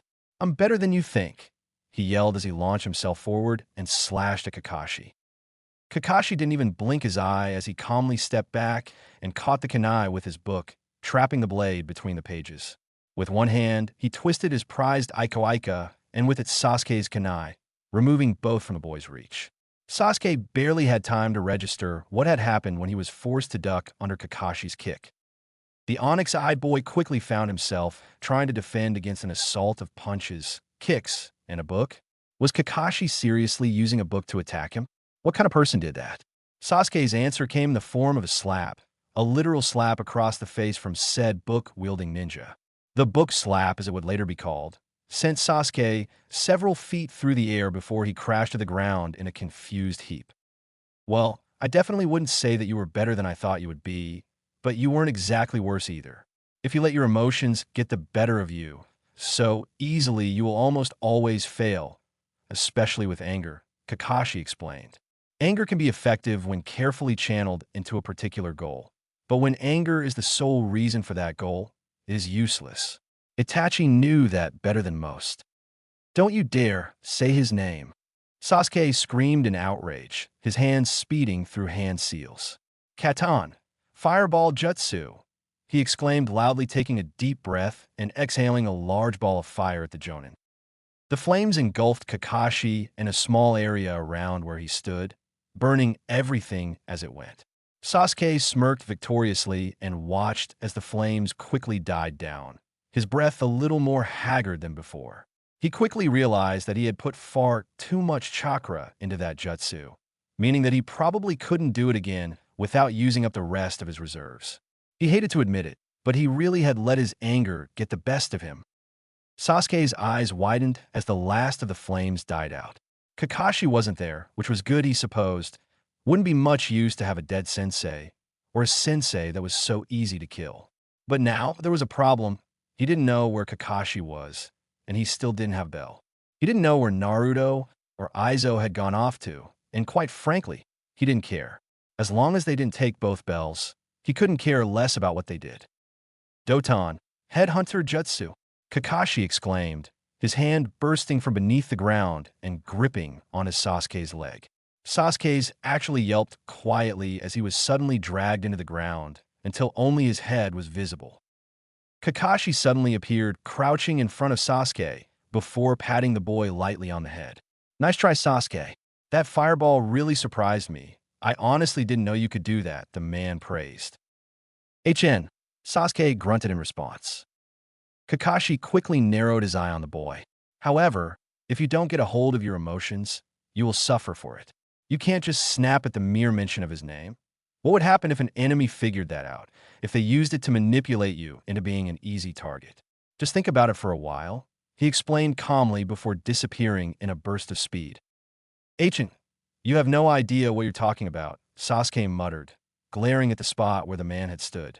I will kill Itachi, no matter what it takes, he growled. Kakashi landed lightly on the ground in the middle of the numerous trees that made up a good portion of this training ground. This was where he could sense Naruto chakra, but that still didn't help in any way, shape, or form. The boy's chakra was simply too potent and too plentiful, meaning that any residual chakra left by him could barely be differentiated from the boy himself. It seemed that Naruto knew this as well, since he had effectively coated this entire area in his chakra to create a form of chakra smokescreen.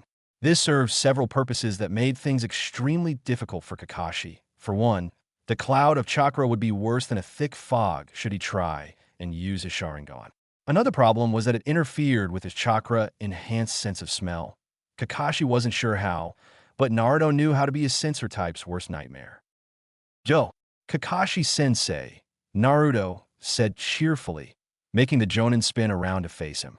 Are you ready? He asked curiously. Kakashi, I smiled. I don't know. Do you think you'll put up a good fight? He asked jokingly. He instantly regretted that question as he was forced to dodge a slash aimed for his throat, the offending weapon used being an odd short sword-type blade that curved slightly and had a ring between the blade and hilt. This scimitar-like sword, if you could call it that, was held by Aizo, who had pulled down his scarf. Kakashi was a little put off by the grin the boy had, showing off his teeth that appeared to have been filed into points. I think we will at least give you a challenge, he said, sniffing the air slightly before going through some hand seals. Sway done. Hidden mist jutsu, he exclaimed. Within moments, the entire area was covered in a thick blanket of fog. Combined with the trees, it made for a particularly dark and eerie battlefield. Kakashi sighed as he raised his forehead protector, uncovering his Sharingan, much to his shame. The thick fog, as well as the cloud of chakra that filled the surrounding area, made any form of detection other than direct line of sight almost impossible. Hey Kakashi-sensei, let's play hide and seek, Naruto exclaimed happily as he slowly became transparent. I already hate these two, Kakashi grumbled to himself. It seemed that he would have a lot to talk to the Hokage about after this. The Sandaime grumbled quietly as he deactivated his crystal ball jutsu. It was all but useless to try and keep an eye on Naruto and Aizo when they fought like this. The amount of chakra that the Jinchuriki pumped out alone was enough to make it difficult to lock onto him, while Aizo's mist made it literally impossible to see anything. The Hokage had been looking forward to seeing the shocked expression on Kakashi's face when he got a run for his money. "I see that the boys are going well," Danzo said suddenly, walking out from the shadows. "Ah, Danzo, it's good to see you have returned," Hiruzen said casually. "But would it kill you to use the door for once?" he asked dryly. "I would rather not find out. I have grown quite attached to my life and would prefer to keep it as it is," the elder said calmly. The Hokage gave his old friend a blank stare. "You could have just said no," he muttered. The old war hawk ignored that comment and calmly walked up to Sarutobi's desk, removing a small scroll from the improvised sling that his robes formed for his bandaged right arm. He passed to Hiruzen, who quickly opened it and read it with a smile. "I see that your mission went well," Hiruzen said happily. "Indeed. It seems that Kirigikure is more than grateful for our assistance in ending the civil war, even if it is still unofficial," Danzo said stoically. "Unofficial or not, Naruto has already tried to use it as an excuse," Sarutobi said with a sigh. "I don't know what I'm going to do with that boy." "I take it he wasn't too thrilled about being made a genin?" Danzo asked curiously, getting a slight nod from his rival. "Unfortunately, it cannot be helped. The council will complain should the Jinchuriki gain too much authority without proving himself, which they won't take notice of anyway," he said irritably. The council are such fools, he thought to himself. They would sooner let such a powerful weapon rust away as a civilian than shine it up to serve as a sword. Needless to say, Danzo was not a fan of the council. The clan heads he could cope with, being shinobi themselves, made them think more logically on the matters at hand. The civilian council, though, they were useless. The civilian council was a joke in the root leader's eyes, all 12 of them. They were only created to represent the civilian population in matters that had a direct effect on them. But they had the nerve to make themselves a part of anything and everything they could. Their pointless arguments about profits and trade routes made it difficult to decide on shinobi-specific concerns. They were all concerned that missions to any of the other countries could ruin any potential trade agreements, and Kami forbid that they couldn't have their special herbal tea imported from who knows where. Danzo would have disbanded them a long time ago if he were in Sarutobi's position, but they were a necessary obstacle, for now that is. Despite their uselessness, they did serve a purpose. So long as they continued to include themselves in whatever they felt like, they would create a subsequent influx of paperwork. Hiruzen had managed to use this to his advantage, concealing his own unofficial paperwork amongst the sea of unimportant and over-glorified complaints that they made. Danzo had begrudging respect for how his rival had handled the situation. He would never think to hide documents in such a way, but it had proved itself to be more than effective over the past few years. No one ever dared to look through all of that paperwork without being ordered to do it, and those that did never made it very far before giving up. So what was the Mizuki's answer? Will she be attending? Hiruzen asked curiously. She all but demanded to come once she heard that Naruto and Aizo would be participating, Danzo replied. They will be participating, right? He asked seriously.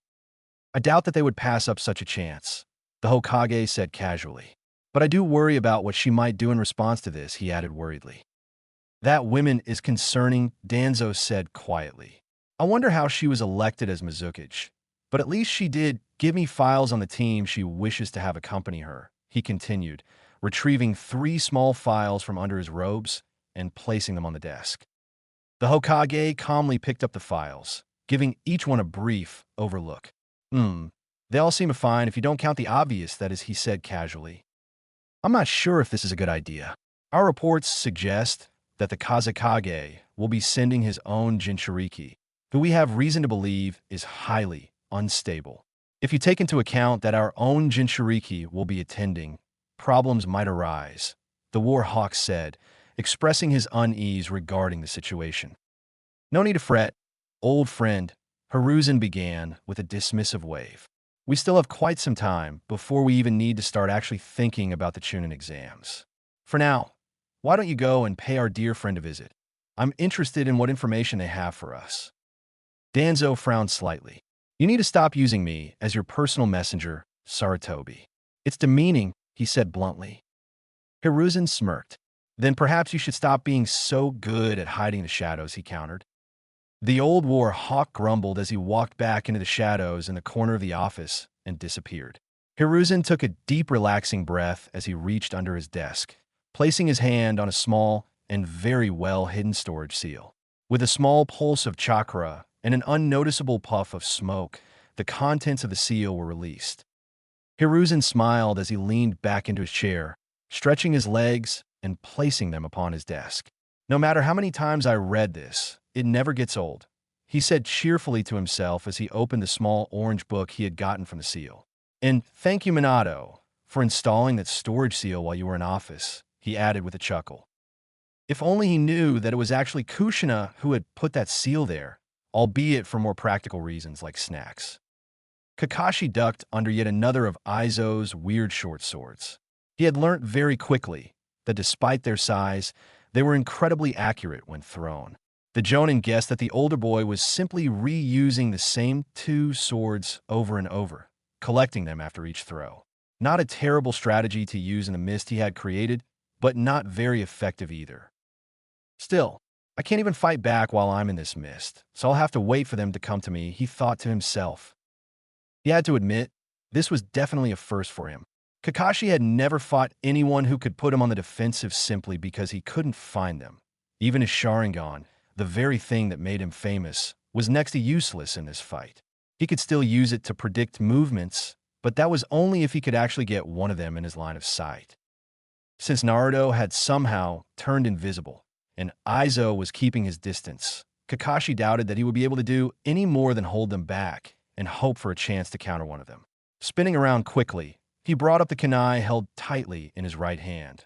With a loud clanging sound, the blade of Naruto's katana was stopped dead. Damn, you heard me, didn't you? The blonde asked sheepishly, letting his jutsu drop and showing himself to the Jonin. Kakashi, I smiled. You are a bit heavy-footed, especially for a shinobi, he answered simply, jabbing his left arm forward and stabbing Naruto in the face with another kunai.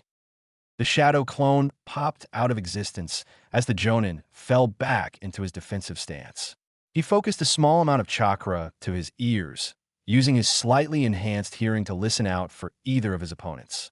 Kakashi frowned under his mask as he identified 5 targets quietly leaping from tree to tree, all of them circling around him in one direction or another.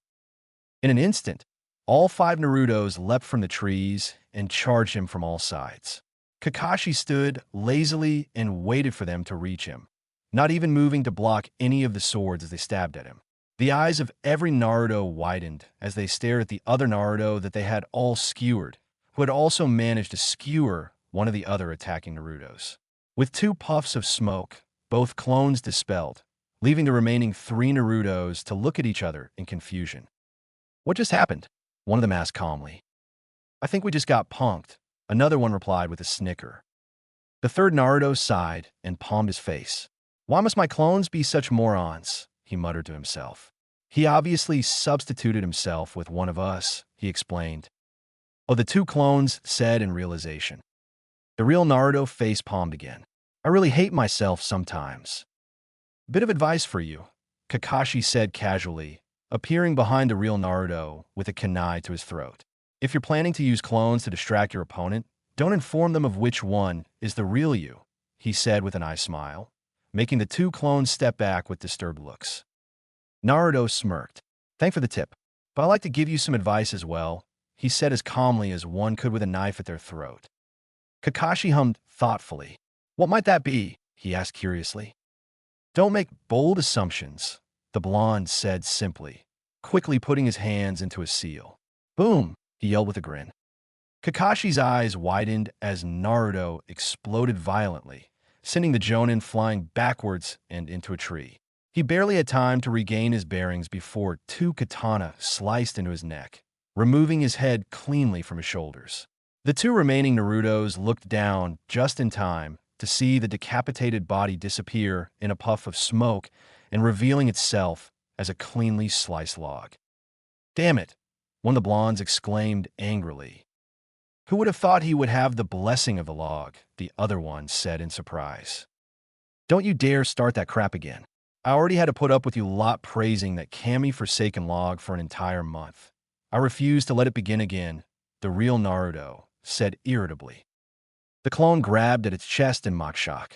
But sir, the log is always there for us. The log is loving, the log is... It tried to argue before Naruto cut it off by cutting its head off. That was odd, Kakashi said from the tree he was standing in. Naruto sighed irritably. You don't know the half of it. I'm like my own worst enemy sometimes, he replied. Now are we going to get back to fighting? Or are you going to play Treehouse? Kakashi shrugged before leaping at Naruto, followed closely by 10 clones. The blonde's eyes widened slightly as he was forced to start dodging the small army of Kakashis. He might have been good, but Kakashi was definitely better, and Naruto knew that he couldn't match the silver-haired Jonin without going extremely overboard. If he was lucky, Aizo would take this opportunity to join in. Naruto narrowly dodged another slash from a kunai. He quickly lashed out with his katana and severed the clone's legs. He smirked triumphantly before bringing up his sword to block 4 kunai from 2 Kakashis. He grit his teeth as he struggled to force back the 2 copies, taking notice of the other 8 that were watching lazily. He's playing with me? Seriously? This is so uncool, he thought angrily as he was forced back a little further by the 2 clones. Naruto hated being in a deadlock like this, but it at least gave him some time to think. Aizo better be on his way. Kakashi watched lazily from amongst his clones. He was very unimpressed by Naruto's skill with his sword, and even more so by the lack of teamwork between him and Aizo. He had expected the two to work together throughout the entire test, not just set up the battlefield and then separate. Kakashi was really going to have his work cut out for him with this team. I still can't sense Aizo, though, so perhaps there's still hope, he thought with a shrug. Aizo watched as Naruto struggled to hold back the 2 clones he was deadlocked with. He almost felt the desire to interfere, to save his little brother from the ass-kicking he was sure to receive, but he decided to let that thought die. It was not his reasonability to protect the blonde from absolutely everything, especially when it interfered with his relaxing time. He sighed quietly before biting into an apple. He had not been aware that there were apple trees in Konoha, but he certainly wasn't going to complain about them. Your clone sucks, he muttered, taking another bite from the apple. Oh, I'm sorry. I didn't realize that my clones had to be omnipotent in order to be up to your standards, Naruto said in annoyance, crossing his arms with a huff. Aizo turned to look at his brother, who was now sitting next to him on a tree branch. They don't have to be omnipotent, they just have to be on the same level as the real you, he said calmly. You already know that it doesn't work that way. The shadow clone jutsu only copies me. After the changes you made to my seal, it won't even register anything to do with the Kyuubi as a part of me. Hence the weaker clones, Naruto explained with a light glare. I already said I'm sorry, geez. It's not even that big of a deal. You don't need your clones having access to that stuff anyway. Imagine the chaos should more than one of you lose control, Aizo reasoned. Naruto let out a deep breath. Yeah, I guess you're right. How long do you think that clone will last? He asked curiously. Well, it is using quite a bit of chakra just to hold its own out there, so I guess another 2 or 3 minutes, the blindfolded boy said, taking another bite from his apple. Naruto's eye twitched slightly. He wasn't exactly a big fan of apples, or any fruit for that matter. After Aizo tied him to a tree for a week with nothing but healthy food, Naruto had developed a distinct dislike for anything that didn't have the word ramen in its name. Since then, Aizo had made a habit of eating apples when around him. He never did it too often, but he did it just enough to get on the blonde's nerves. I wonder how the Uchiha is coping, Aizo said thoughtfully. Didn't Kakashi bury him? Yep, Naruto answered with a smile. Sasuke glared hatefully at the insignificant ant that somehow had the audacity to stand before him and stare at him. He vowed to crush the creature as soon as he was free from his earth prison, which was proving itself to be a bit of a bitch. He couldn't even scratch his nose, and he had long since lost all feeling in his right leg. The young Uchiha couldn't see this day getting any worse. Sadaka-kun. Sakura squealed as she ran towards him. The boy's onyx eyes widened in fear. I stand corrected, he mentally growled to himself. Sasuke closed his eyes tightly and prayed that the girl wouldn't try to use his situation to do anything inappropriate to him. He wasn't sure if he would be able to live with himself if that happened. Sasuke-kun, what happened? Why are you only ahead? The pink-haired girl asked frantically. She cannot possibly be that stupid, he thought with a blank stare. I'm just buried, so hurry up and dig me out, he said with a mental groan. He was never going to live this down, ever. Thankfully, despite her uselessness, Sakura managed to dig him out rather quickly. Where are the others? He asked quickly. I think I saw Kakashi go into the forest, but there's really thick mist in there, Sakura replied, pointing in the direction of the mist-shrouded trees. Sasuke didn't even wait for her to finish before he took off towards the trees, making sure to step on the ant as he went. He still had time to get a bell, even if he had to take one from the Uzumakis. Naruto's clone growled angrily as he was pushed back even further by Kakashi's clones. Without access to the Kyuubi's chakra, he didn't stand a chance at matching the physical strength of an adult jonin, let alone 2 clones of one. He could feel his chakra reserves getting dangerously low, and he was more than aware that he was only supposed to be a distraction, but that didn't make the next part any less annoying. He dropped the scowl he had plastered on his face, replacing it with a wide, toothy grin. The clone let go of his katana and closed his eyes as Kakashi's clones slashed through him with their kunai, excessive amounts of blood pouring from the wounds and all over the clones. He reopened his bright blue eyes just in time to see the wide, fearful eyes of every Kakashi before putting his hands into a single seal. Boom! He breathed out before exploding into a ridiculous amount of blood. Kakashi was actually surprised.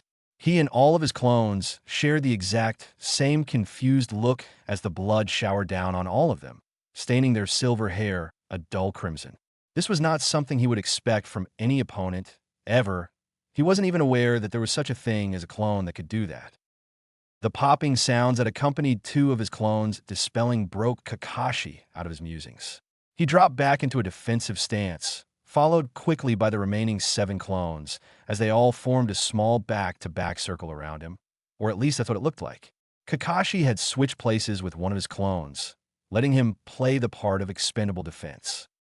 As soon as one of the Uzumaki brothers attempted to go for the real Kakashi, all of the surrounding clones, along with the original, would simply capture them and use them as a hostage against whichever of the boys was left. It wasn't a foolproof plan, but it would do the job. So long as something ridiculous didn't happen, such as Sasuke appearing, it would be fine.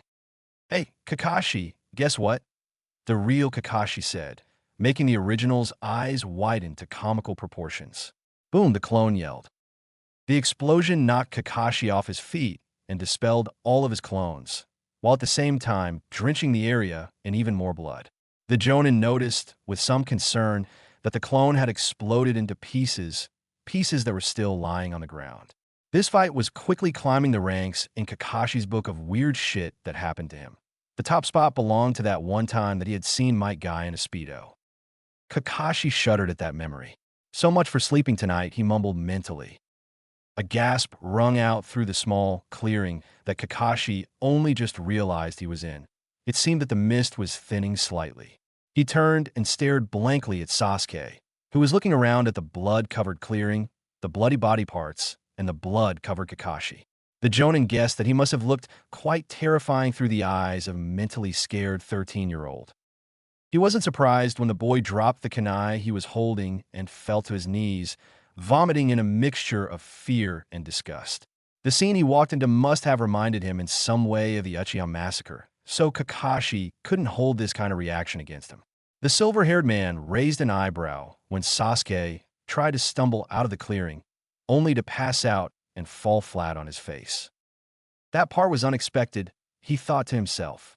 Sasuke never seemed like the kind of person to pass out just from seeing an apparent dead body, even one that was blown to pieces and lying all over the place. All right, to be completely honest, I think that one was entirely my fault, Aizo said sheepishly. You don't say? Naruto asked, his words dripping with sarcasm. Kakashi turned to the brothers, pulling his forehead protector back down over his Sharingan as he did. He let out a quiet sigh. The test is over. None of you got a bell, and none of you figure out the real meaning behind that test, he said tiredly. Isn't it teamwork? Naruto asked dumbly. Yeah, that's what I thought, Aizo agreed. It was teamwork, yes. However, none of you worked together, Kakashi stated calmly. What the hell are you talking about? Me and Naruto worked together just fine, and I'm pretty damn sure that the Uchiha didn't dig himself out of the ground, Aizo said, pointing to the unconscious boy. How exactly did you two work together? I only remember Naruto actually attacking me. You just threw those swords at me a few times, the Jonin said with a question look. Of course Naruto was the only one attacking you. He was the distraction, Aizo exclaimed. Did you really think that your clone just decided to blow up into pieces all by itself? I switched it with one of my clones as soon as you made that stupid circle formation. Turned out great too, because I managed to grab these, he explained, holding up two bells as he grinned viciously. Kakashi actively ignored the fact that the boy's grin made him uneasy. He could definitely see why some shinobi from Kirigakure prided themselves on their pointed teeth. It truly was an intimidating look. I also assume that Sasuke passing out is your fault because of the bloody body pieces scattered around, he said dryly. Nope, I've had a wide-range Jinjutsu worked into the mist. You had your Sharingan active the whole time, so it didn't do jack shit to you, but I left it in place in case either of the other two tried to interfere, Aizo explained casually before scratching his head curiously. It wasn't a very powerful Jinjutsu either. At most, it should have just made things look scarier than they normally would. Maybe make him see something he's scared of. I don't see why he freaked out like that, though. Kakashi felt the need to face-palm himself as hard as he could. He just saw me, with my Sharingan, surrounded by blood and body parts. He probably just had a flashback of the Uchiha massacre, the Jonin said. Oh, both boys said in realization. You're both idiots, Kakashi said with a blank stare. Let's go get Sakura. You all pass no matter what I say, so there's no point to stay out here, he grumbled.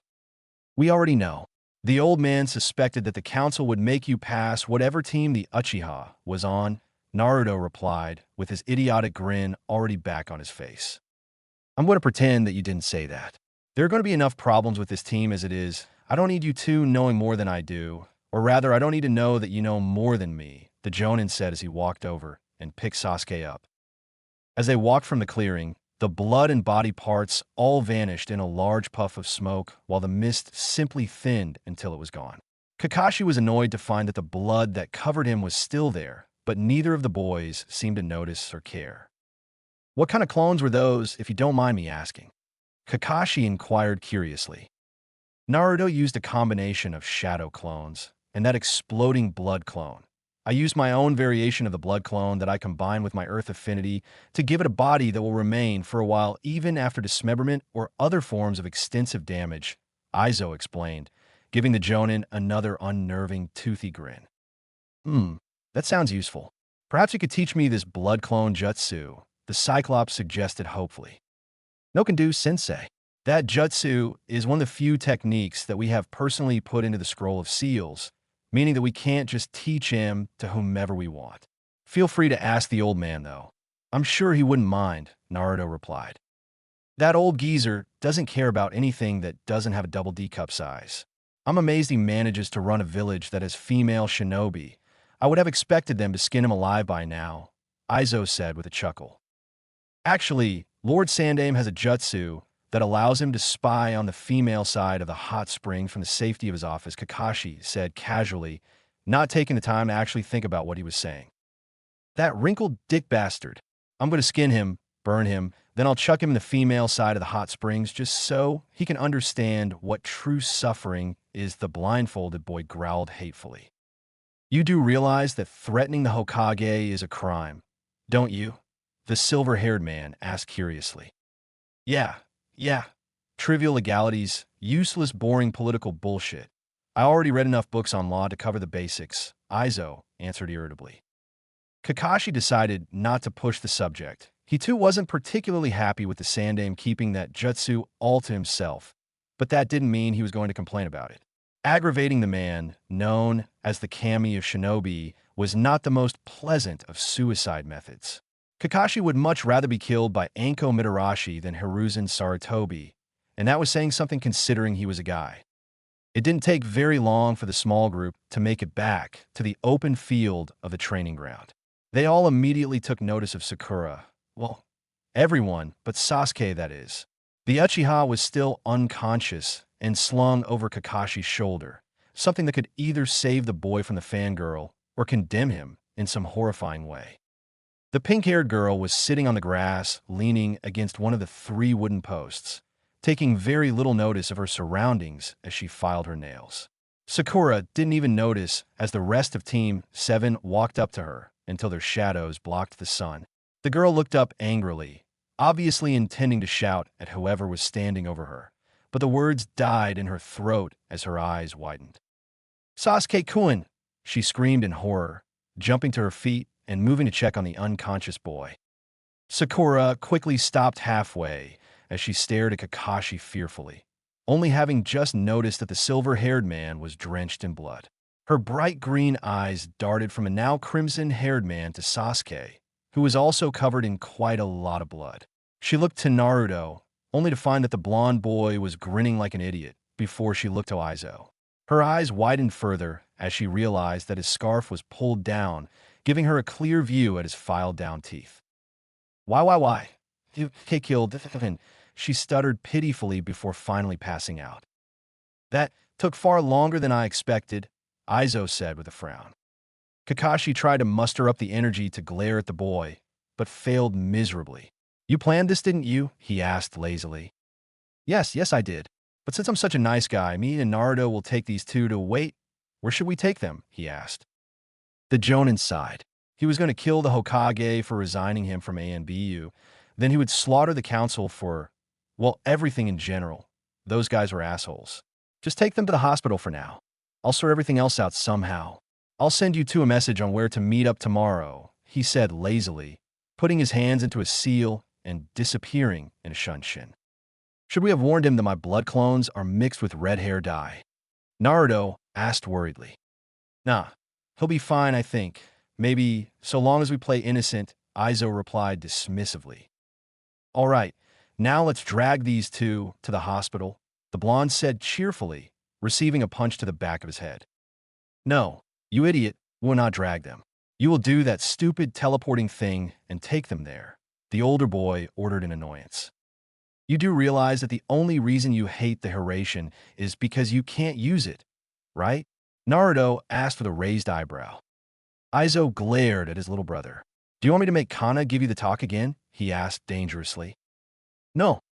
"Good. Now hurry up and teleport the emo and his tumor," the ash-haired boy yelled. "I don't like you anymore," Naruto muttered. "You've never liked me," Aizo countered before disappearing in a purple leaf shunshin. Kakashi was surprised, for the umpteenth Kami damn time today, as he stared at both the Sandaime and an odd ANBU woman. Having been ANBU captain for a while meant that Kakashi knew all of the mask types that were used by them, all resembling some form of animal for the most part. So the fact that this woman was wearing a mask that didn't match any that he knew off struck him as odd. It also didn't help that the mask she was wearing reminded him of one of his old teammates, with 2 purple rectangular markings where her cheeks would be. Thankfully, that was the only resemblance he could find. He didn't know what he would do if he started seeing a constant reminder of Rin around the village. "Ah, Kakashi, good to see you. I trust that you are here to ask about your Genin team, who I am sure passed with flying colors," Hiruzen said cheerfully, making sure to add a good amount of sarcasm to the last part. "Yes, I'm here for some well-deserved answers, and perhaps a shower too," the cycloptic Jonin said lazily, gesturing to the blood that was quickly drying on him. "But first things first, I think your guest might need to leave." "Oh, don't worry about her. If you're here to ask about Naruto and Aizo, then she is probably the best person to ask anyway," the Hokage said with a smile. "And for the record, Naruto's blood clones are mixed with a very high-powered hair dye. You couldn't wash it out even if you tried." "And how long does it last?" the crimson-haired man asked emotionlessly. "About 7 months. Give or take a few weeks," Sarutobi answered. "Can we get back to the more important matters? I want to know how my boys did in the test," Kana whined childishly. "Your boys?" Kakashi asked curiously. "Oh, right, you haven't met. Kakashi, allow me to introduce Kana Uzumaki, Naruto, and Aizo's adopted mother of sorts," Hiruzen said happily. Kakashi didn't even blink. Instead, he turned and walked to the door. I will come back tomorrow when I feel that I can cope with this catastrophic fuck-up of a day, he said, closing the door as he left. He's even worse than I remember, Kana said with a light giggle. Unfortunately, you are correct. Now, what did you come in here for? Hiruzen asked. Oh, right, Kana said before pulling a scroll from a pouch on her belt and putting it on the desk. The Tsuchikage has sent a message asking for a potential truce between our villages, but he asks that me and the boys be the ones to go and discuss the issue, she explained. It's definitely a trap. Anoki is probably aware of our Jinchuriki being an Uzumaki, hence why he has requested all of you. I'd rather not find out how he would react should he discover what Aizo is the Hokage, said tiredly. So what should we do? Kana asked calmly. I'm afraid that Team 7 will have to wait a little while before it can begin work. I'll be sending you and the boys to the meeting. If it's a trap you can handle yourselves, if not, then a truce between Konoha and IWA will be beneficial. Where's the meeting being held? He asked. Grass Country, she answered simply. Inform the boys. I'll create an alibi, he said lazily. Those two are going to turn this into a major shitstorm. I can just feel it, he thought to himself as Kana left the office. On the plus side, he wouldn't have to worry about Kakashi having a mental breakdown anytime soon. The Sandame sighed exhaustedly. What was he going to do with those boys? Can someone please explain why we were doing this? Aizo asked curiously as he leapt from another tree. Naruto, who was traveling alongside him, decided not to try and answer that particular question. Aizo always asked this kind of question on the journey to a mission location, and the blonde had learnt that no matter what the answer was, it would only lead to some form of comment about why the dingo was the superior canine species. The Jinchuriki adjusted his fox-styled ANBU mask that he was required to wear on this mission, much to his pleasure. He hated being officially recognized as a genin, and it hadn't even been 2 days since Kakashi passed them all against his will. It had been rather funny to learn that Sasuke had remained unconscious for several hours, if only the same could be said about Sakura. He and Aizo had to avoid the pink-haired girl for the entirety of yesterday. But now they were here, away from the village and that damnable rank of genin, on a steady course towards Grass Country. Even Naruto wasn't exactly sure as to why the Hokage felt the need to actually send him, Aizo, and Kana to a supposed trap, but he wasn't going to ask a stupid question and forfeit the mission to someone else. He was going to make the most of these few days as an ANBU again. Kana, who was leading ahead of them, sighed irritably from behind her ANBU mask. We are doing this because the Hokage has tasked this mission to us and us alone, she answered. Okay, I understand that much. But if it's our mission, why the hell is she here? He asked, pointing to the woman traveling behind them. Hey, I have a name you know, said woman shouted at him. Aizo turned to glare at her from behind his own unique ANBU mask. In reality, he didn't have a problem with her tagging along at all, especially since she was quite attractive. No, Aizo simply had a problem with the Hokage not making up his mind. If the old geezer wanted him and Naruto to be genin, then they would be genin, but they couldn't be ANBU at the same time. Too many people would find him out. He took a deep breath to calm himself. He didn't have the right to take out his frustration on the tag-along. It wasn't her fault, and she shouldn't suffer for it. But that didn't mean he wasn't going to ogle her every now and then. She was an odd character if he had ever seen one, with her dark violet hair done up in some weird fan ponytail style.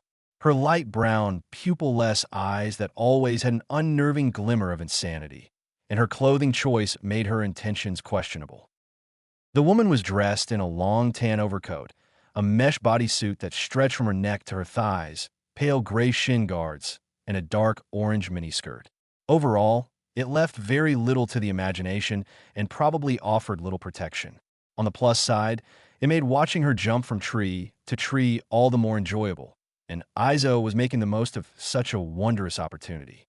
Unfortunately, the woman took notice of the fact that he had been watching her for some time. Are you checking me out? She asked with a mischievous grin. Aizo shrugged nonchalantly. So what if I am? I hold more authority than you on this mission, so you can't really order me to stop, he said casually. Well, you can look all you want, but it'll cost you to touch M. And you'll need to start calling me by my name if you plan on getting my good graces, she said, grinning like an idiot the whole time. And your name would be? Aizo asked, waving his hand in an expectant manner. The sexy and single-snake mistress of Konoha, Anko Mitarashi, the now named Anko exclaimed happily. Single, you say? How intriguing, Aizo said thoughtfully. Aizo Kana growled, glaring at the boy. What now? Do you have something against me making casual conversation with our teammate? He asked. No, but I do have a problem with you trying to hook up with someone you are too young for, Kana said seriously. You know, age is just a number when you're a shinobi, Anko said casually, winking at Aizo. I'm afraid I will have to disagree with you there, my dear. Age is clearly a word, Aizo said sagely. Oh my, I fear you are correct. Perhaps you will find it in your heart to not punish me so harshly at our next resting point. I promise I'll be a good girl from now on and not make such a stupid mistake ever again, Anko said dramatically. Aizo and Anko stared at each other for several seconds before bursting into hysterical laughter. Naruto, ever so casually, moved himself further away from his brother, while Kana simply groaned and considered running into a tree. I'm surrounded by idiots, the black-haired woman muttered. You love us, and you know it. Our idiocy changes nothing, the blindfolded boy said happily. Isn't that right, Fox Boy? He asked Naruto.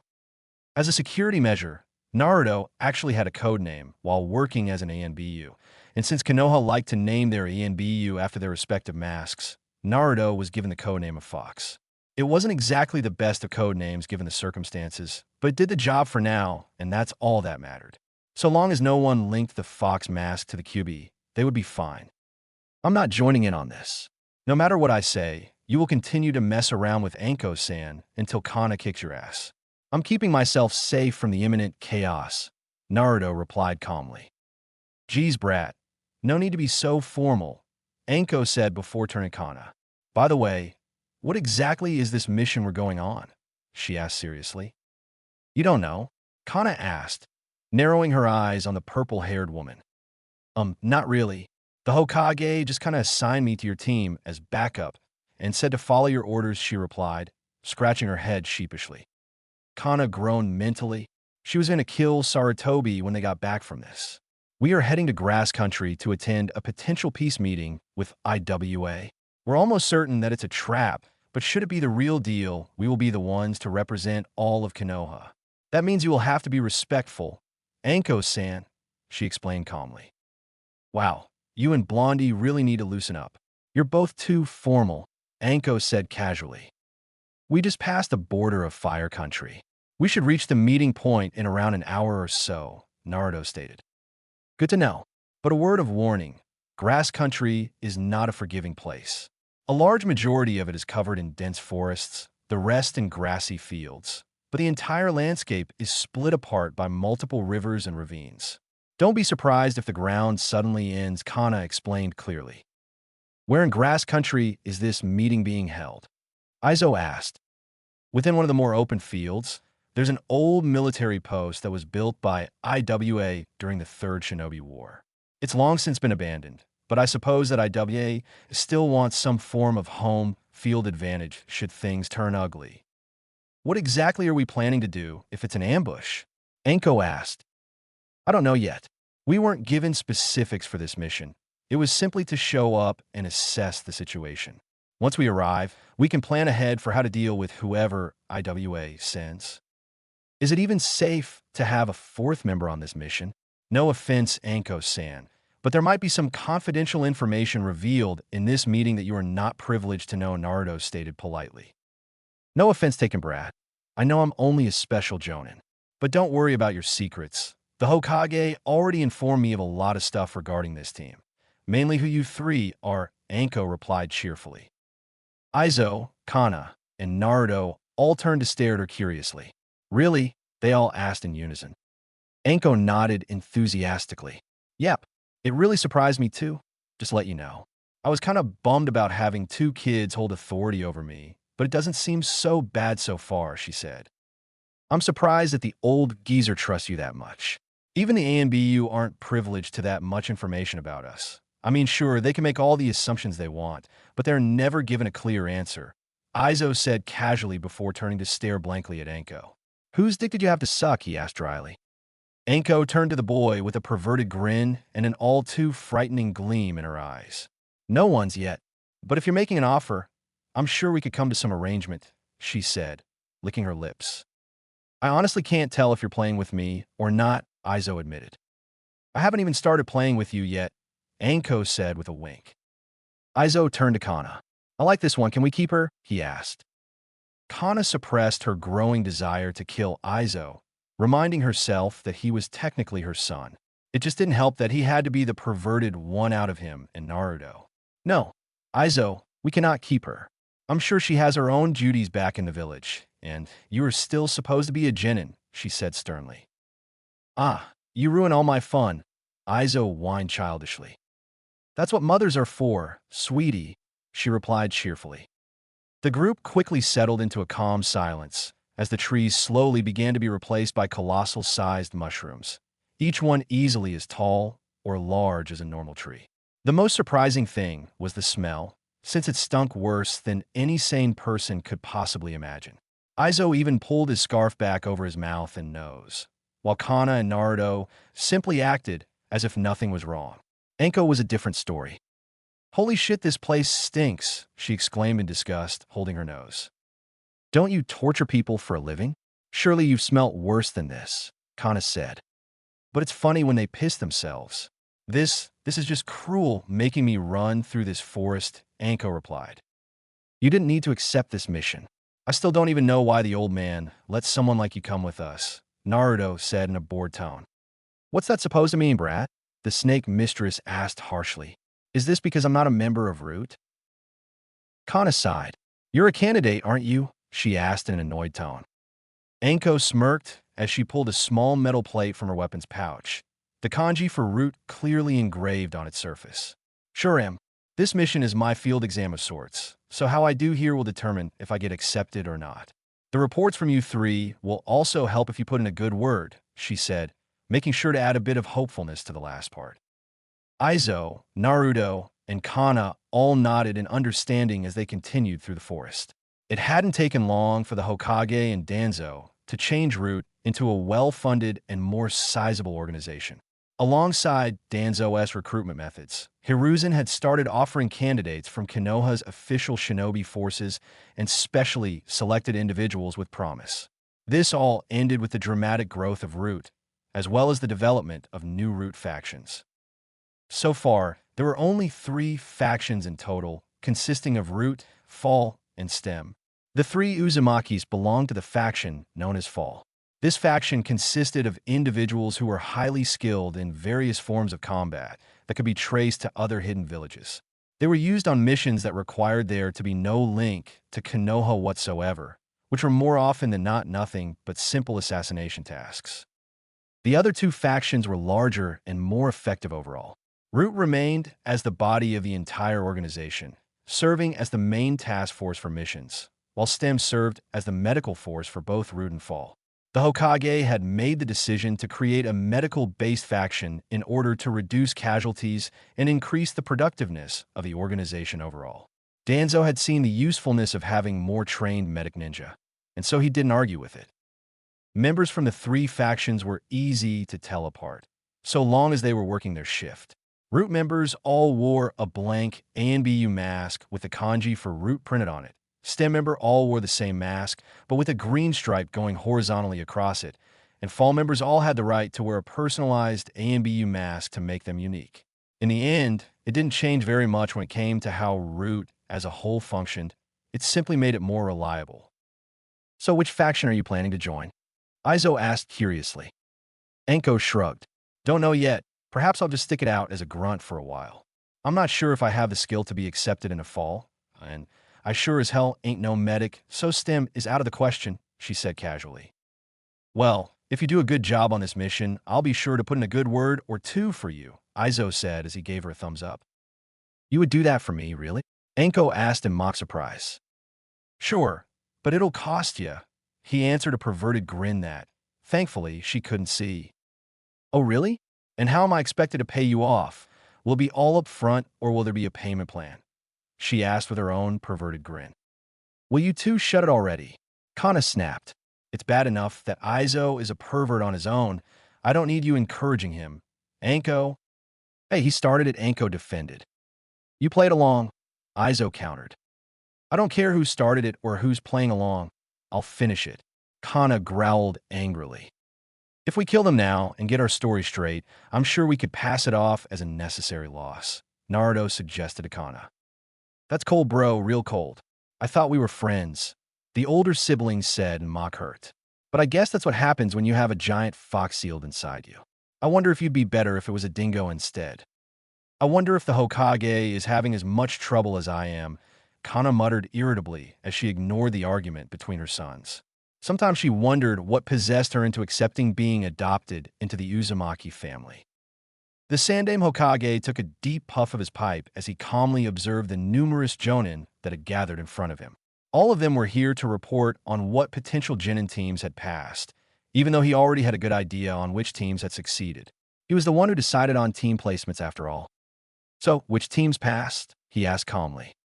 A random jonin stepped forward and bowed slightly to him before clearing his throat. Team 1 failed.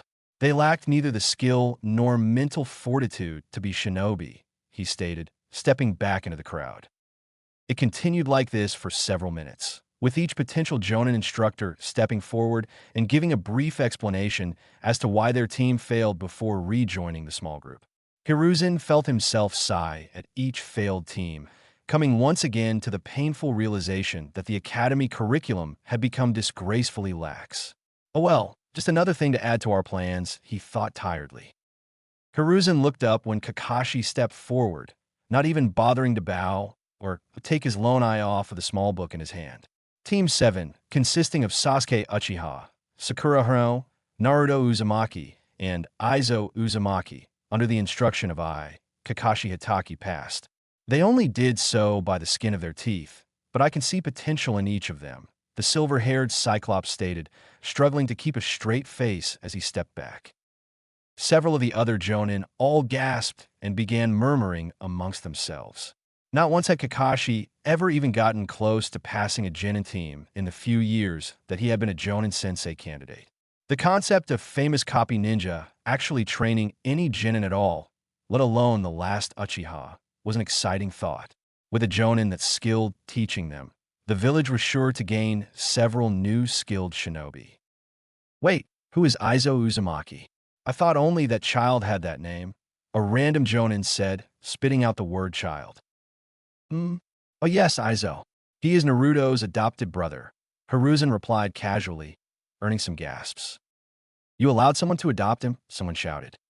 No, I allowed Naruto to adopt Aizo into the Uzumaki family, the old Sarutobi said with a shrug. What? You allowed that demon to corrupt another child? Another unimportant jonin all but screamed. The Hokage leveled a glare on the man, releasing a small amount of ki that instantly froze everyone in the room. I would appreciate it if you refrained from referring to Naruto like that, lest I lose my patience with you people. And for the record, Aizo agreed to being adopted, so you are not to make any bold accusations of Naruto, he said sternly. Now, I want the reports for the final teams. Any further outburst will result in demotion or outright removal from the shinobi forces, depending on how I feel at the time, Hiruzen stated calmly, recalling his killing intent. A young woman with long black hair and striking red eyes stepped forward. She was dressed in a red mesh armor blouse, with only one sleeve covering her right arm, and a mid-thigh length dress of sorts that appeared to be made out of large bandages. She bowed slightly to the Hokage before standing to give her own report. Team 8, consisting of Kiba Inuzuka, Shino Aburame, and Hinata Hyuga, under the instruction of Kurenai Yuhi, passed. They work well as a team and possess excellent skills as trackers, she stated calmly before stepping back. Hiruzen nodded slightly. Team 9 is still in rotation, so we will move on to Team 10, he said, motioning to the next jonin. A tall man with brown eyes, short black spiky hair, and a beard stepped forward. He was garbed in the standard Konoha jonin uniform with the addition of a light blue sash with a kanji 4 fire on it. He, much like Kakashi, decided to forego the respective bow, and instead took a drag of his cigarette. He either didn't notice or didn't care about the glare that Kurenai sent his way. Team 10, consisting of Ino Yamanaka, Choji Akimichi, and Shikamaru Nara, under the instruction of Asuma Surtobi, passed. They have a firm grasp of teamwork, even if they don't make use of their abilities without substantial motivation, he said casually. The Hokage stared at his son curiously. Are you sure a team made up of such unmotivated individuals is worth passing? I did not want to risk casualties simply because they would rather act like children than do what needs to be done, he said seriously. Isn't that a little harsh, Lord Hokage? I mean, they are still children, Kurenai reasoned. No, they gave up their childhood the moment they accepted the symbol of the hidden leaf. If they wish to act like children, they have clearly chosen the wrong profession. This is a warning to the rest of you as well. You will train your Genin teams properly from this moment onwards. I will not condemn such young shinobi to death because of your own soft-heartedness, Sarutobi said with narrowed eyes. All of the present Jonin were taken aback by that announcement, except for Kakashi, since he had already had a long discussion with the Hokage the previous day. Most were shocked that the normally kind-hearted Hokage had suddenly become so cold and calculated, even to the point of robbing Genin of their childhood. Asuma had a feeling of déjà vu as he realized that this was much the same way his father acted during the Third Shinobi War. I hope you all understand and take my warning seriously. For now, you're all dismissed. Teams will begin taking missions a week from now due to some complications with Team 7. I suggest you use this time to start training them, the Hokage said calmly. Not so fast, Hiruzen, a croaking voice said from the corner of the office.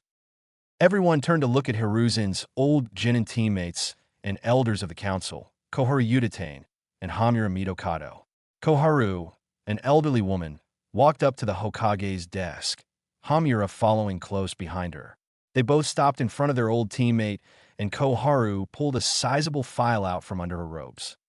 I believe that you have some explaining to do in regards to that boy you placed in the Uzumaki family. I don't understand how you thought you could hide something like that monster within this village, but I will not stand for it, the woman said sternly. Elder Koharu, what are you talking about? Kurenai asked gently. That child, Izo Uzumaki, is a former lab experiment of the traitorous Orochimaru. This file contains information on the boy that was salvaged from the laboratory he was found in. And let me assure you, it is not comforting, the elder explained. So you found out about Izo? But what makes you think I need to explain anything? The boy has already proven himself to be loyal to the village and is caring for Naruto, Hiruzen said calmly. You old fool. This boy cannot be trusted, and from what this file says, I suggest that he be taken and trained as a weapon. You may have stopped us from using the Jinchuriki, but this creature has no right to be allowed to freely roam this village, Hamura stated coldly. Sarutobi chuckled lightly as he took another puff from his pipe. Am I to assume that the information of what Izo is will be known to the public shortly? He asked, receiving a nod from his teammates.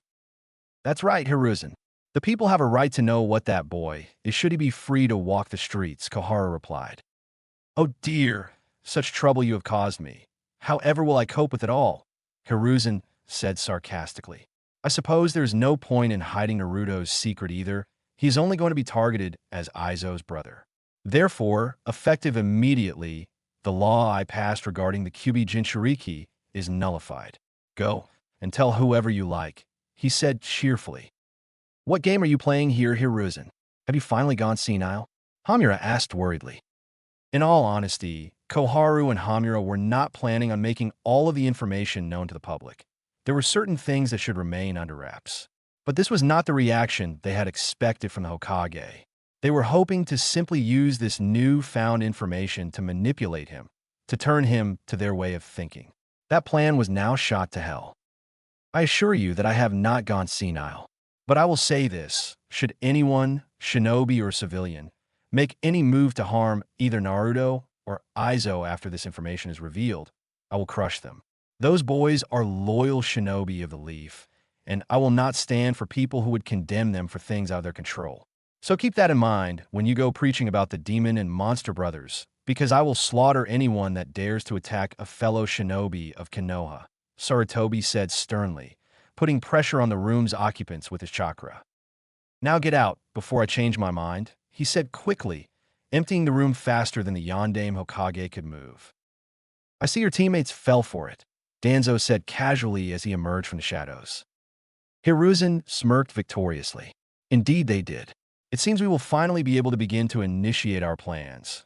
Once the team returns from their diplomatic mission, that is," he said with a relaxed sigh. "How much information did you reveal to them?" the crippled elder asked. "Not much, but just enough to make people see Aizo as a monster," the Hokage replied. "When do you plan on making Naruto's identity known?"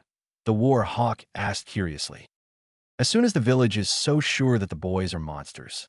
The very moment that it will crush them all the most and shatter the beliefs they are so sure of, the beliefs born from hatred and lies," Sir Toby said with an almost evil gleam in his eye.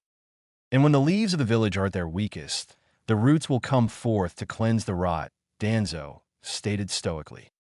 "And you ruined the moment by going all biblical," Hiruzen muttered. Danzo glared at his rival. "Still such a child. Even after being so serious in front of your shinobi, you can't help but reduce yourself to immaturity," he said coldly. "Whatever. So, did you manage to contact our friend?" the Hokage asked curiously. "I did. It wasn't easy. That man never stays in one place for very long and is quite skilled in hiding himself," the elder replied. "So what did he say?" Hiruzen asked. "Why not ask him yourself?" Danzo said as he turned to the middle of the office. Both elderly men watched as a large mirror formed itself out of water and hovered in the center of the room. It rippled slightly as a figure appeared within it. It was a very young-looking man with short gray hair and pink pupilless eyes, a large stitch-styled scar running down from his left eye to his chin. He appeared to be wearing a dark green poncho and held a hook-ended staff with a large flower at its end.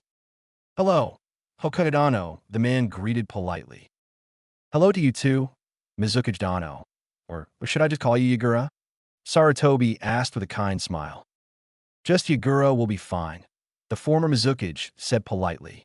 "I have information in regards to Kirigakure," he said. "Oh really? Please, by all means, do tell," Hiruzen said, resting his chin on his hands. "Very well," Yagura began. "The Jinchuriki of Irokubi has returned to the village, and I believe that he will be attending the upcoming Chunin exams," he explained. The Hokage frowned at that. "I fear that these upcoming Chunin exams will have more than just Jinchuriki as a surprise," he thought worriedly as he continued to listen to Yagura's other reports. So long as there wasn't some Bija death match in the middle of Konoha, then the exams would go as planned. "The meeting is being held inside that?" Naruto asked with wide eyes. "Yes, it is. This is the military outpost that IWA created in Grass Country. It was the only one that has never been raided since the Third Shinobi War, mainly due to the fact that no one is game enough to risk getting caught in it should it turn out to be one giant death trap," Kana explained. Everyone was standing on the cliff face edge of one of Grass Country's larger ravines, looking straight at the literal fortress suspended between either side of the ravine. It was a large, cylindrical, tower-like structure with two sturdy stone bridges extending from its middle and connecting to each side of the ravine. It also seemed that the bridges were the only things holding up the entire structure. I can sense large clusters of explosives on each of the bridges. They weren't recently set, so I think it's safe to assume that they are old, probably back from the Third War when they planned ahead of a raid from Konoha, Aizo said casually. "How much explosives?" Kana asked curiously. "I'm not sure on the exact amount or even how powerful they are, but it's safe to assume that it's more than enough to blow the bridges. If we're in there and they go off, we will not be getting out alive.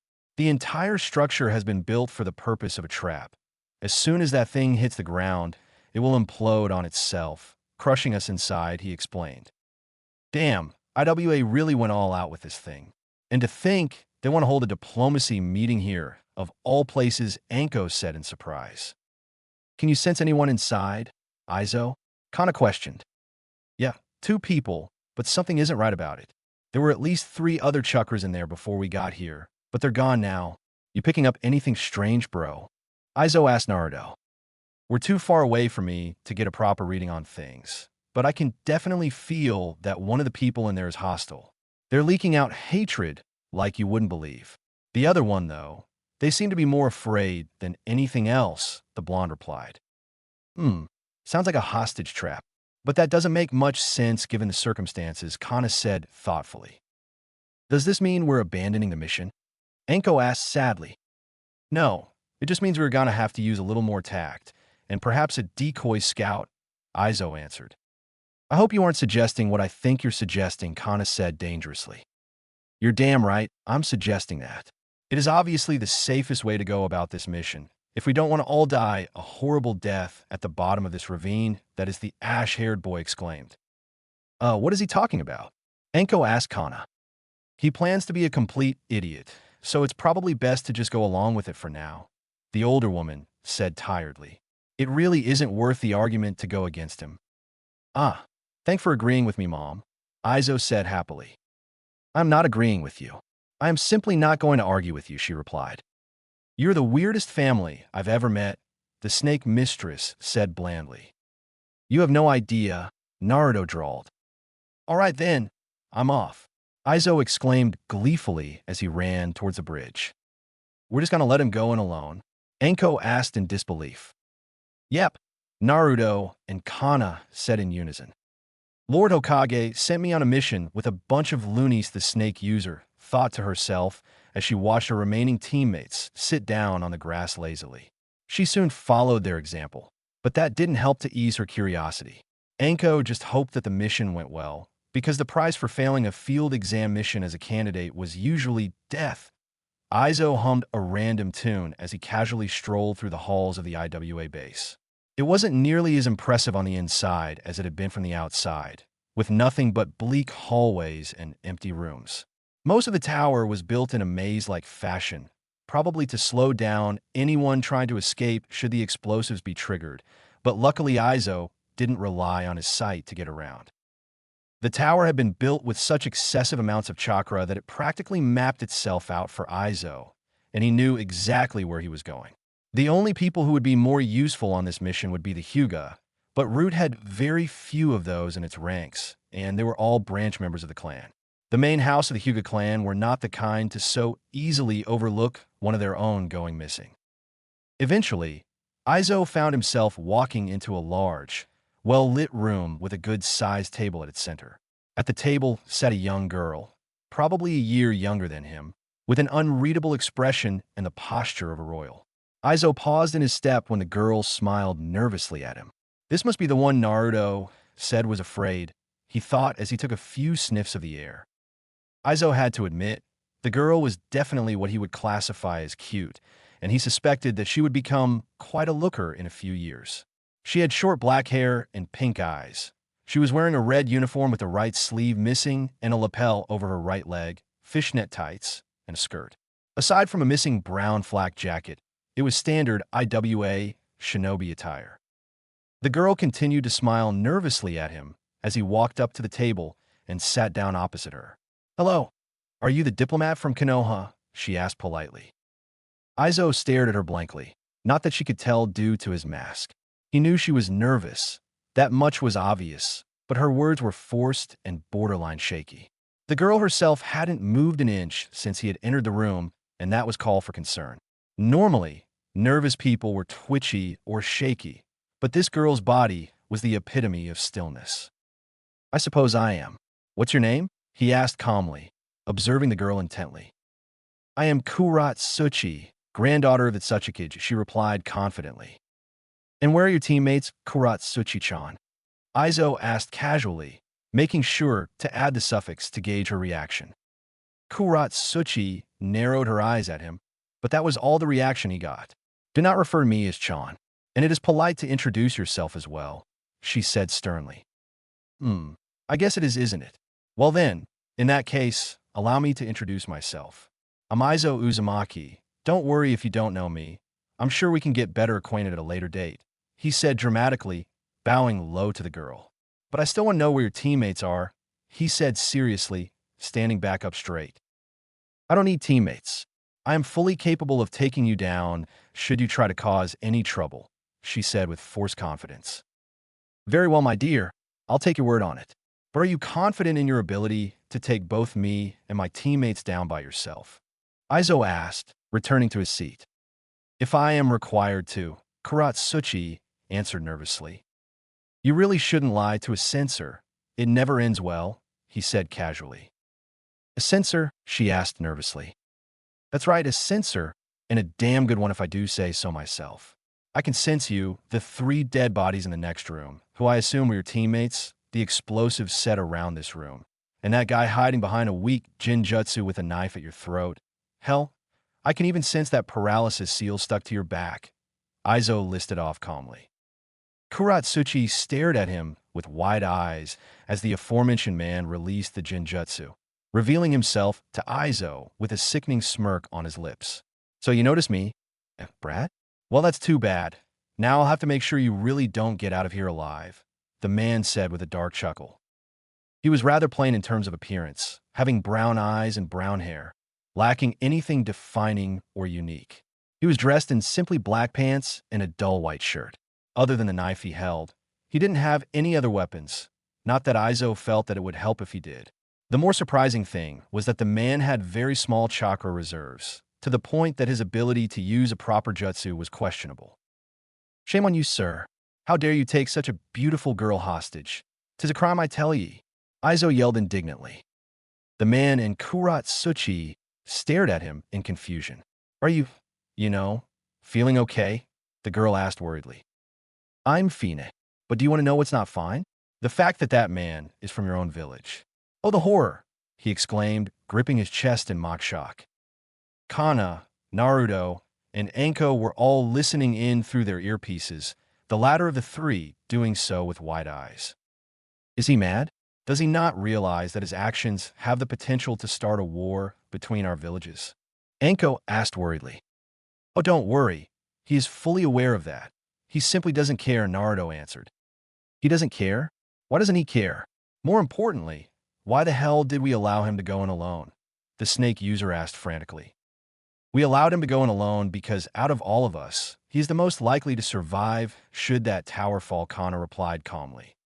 As for why he doesn't care, well, let's just say that he doesn't view fighting the same way we do. To him, a war is nothing more than a large-scale game of death tag.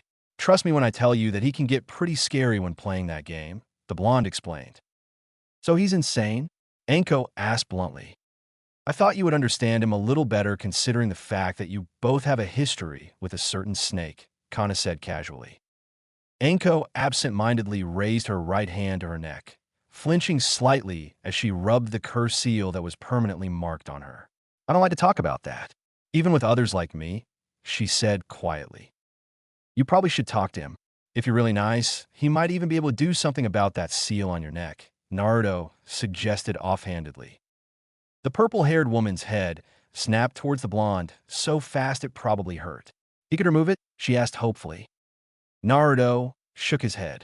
No, he doesn't specialize in removing seals. But there isn't a seal he's found that he can't modify and mutilate to his own needs. He even did several modifications to my own seal, and that thing is powerful enough to hold the Kyuubi, he replied. Is it worth it? She asked curiously. The blonde shrugged. It depends on the seal, really. Let him take a look at it sometime, and he'll tell you what he's able to do with it. But I should warn you, Orochimaru's curse seals were designed with servitude in mind, so any changes might not be to your liking, he explained calmly. Kana interrupted their discussion with a groan as she stood up. Aizo is joking around too much. Come on, let's go and see if we can salvage the situation, she said as she began walking to the bridge. Wait, what about if the tower falls? Anko asked. Naruto, the black-haired woman, said simply. Naruto nodded and pulled out an elongated kunai with a red sealing tag wrapped around its handle. He threw it a few feet in front of him and disappeared in a red flash, reappearing several feet away with the kunai in hand before stabbing it into the ground. He stood up and grinned at Kana, giving her a thumbs up. Escape exit set, he said cheerfully. Good, let's go, she replied. Anko stood frozen in place for a few moments, her eyes wide in shock as she gaped at the blonde boy. That was the Yandame's technique, she stammered out, pointing accusingly at Naruto. The Jinchuriki shrugged carelessly as he continued to walk behind Kana. Anko remained frozen for a little while longer before snapping out of her shock and running after her teammates. I'm going to need a few drinks after this mission, she muttered mentally. And that is why the dingo is clearly the superior canine species. Aizo exclaimed loudly. Are you done yet? The man asked dryly. Aizo paused in his dramatics and stood up from his kneeling position, dusting himself off lightly before clearing his throat. Yes, now I'm done, he said simply, sitting back down. During this time, Kuratsuchi decided to give up all hope of being rescued from her situation. If the rest of this guy's team were as insane as he was, then they would be next to useless against her captor. She still felt ashamed for being so easily taken down by the man, even more so now that she knew for certain that her team was dead. The girl was interrupted in her thoughts by the large knife the man was holding pressing itself uncomfortably close to her skin. How did you know I was from IWA? The man asked with narrowed eyes, slowly dragging the blade over Kuratsuchi's neck in a shaving-like manner. Honestly, I didn't. It was just a lucky guess, Aizo answered cheerfully. Yep, I'm definitely going to die, Kuratsuchi thought to herself.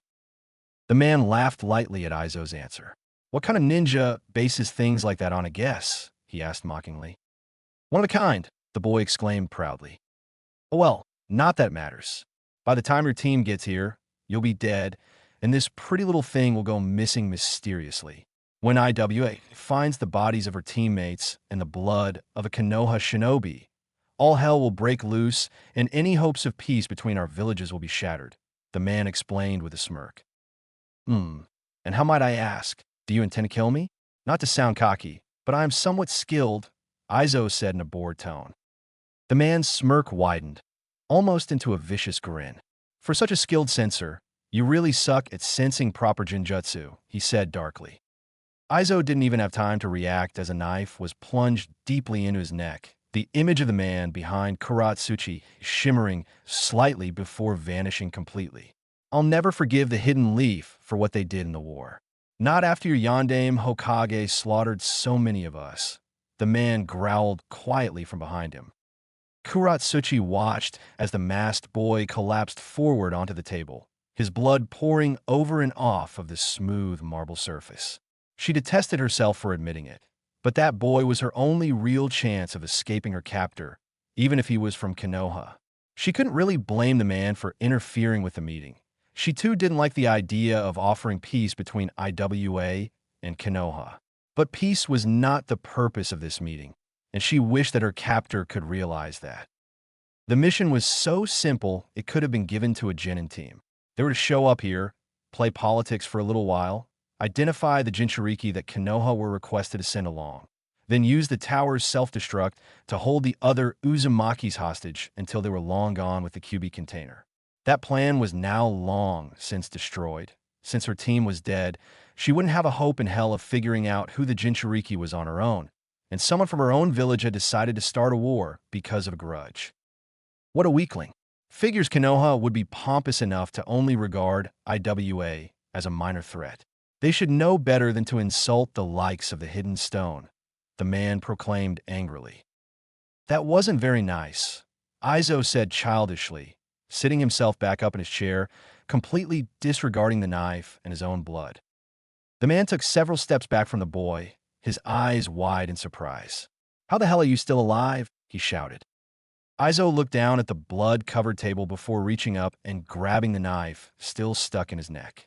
With a sharp tug, he ripped it from his throat, his blood pouring out profusely as he held the weapon out towards the horrified man. I think you dropped this, he said casually. Kuratsuchi and her captor watched in barely contained horror as the boy's blood began turning ash white. Soon enough, Aizo's hand began to turn the same color, followed quickly by his entire body, clothes and all. He started to crack and crumble as if he was a deteriorating statue, until his right arm simply snapped off at the elbow, falling to the floor and bursting into a pile of ash. What the hell is going on? The man asked shakily, staring wide-eyed at the disintegrating boy. You know, for someone who uses Jinjutsu, you aren't all that good at noticing one, Aizo stated calmly as he walked into the room. The entire room began to warp slightly before everything phased back into reality. Kuratsuchi was still sitting frozen in her chair, and the pile of ash had vanished. Actually, that entire side of the table was completely undisturbed, as if Aizo hadn't even been in the room to begin with. The most notable change was that the man now standing off to the side, drenched in blood. Without a second thought, the man put his hands into a single seal. "Release!" he exclaimed. The world once again warped before phasing back to reality. Kuratsuchi was still sitting in her chair, something that was quickly beginning to irritate her. The man was once again standing behind her with his knife at her throat, and Aizo was yet again sitting on the other side of the table with a small cup of tea. Kuratsuchi rolled her eyes.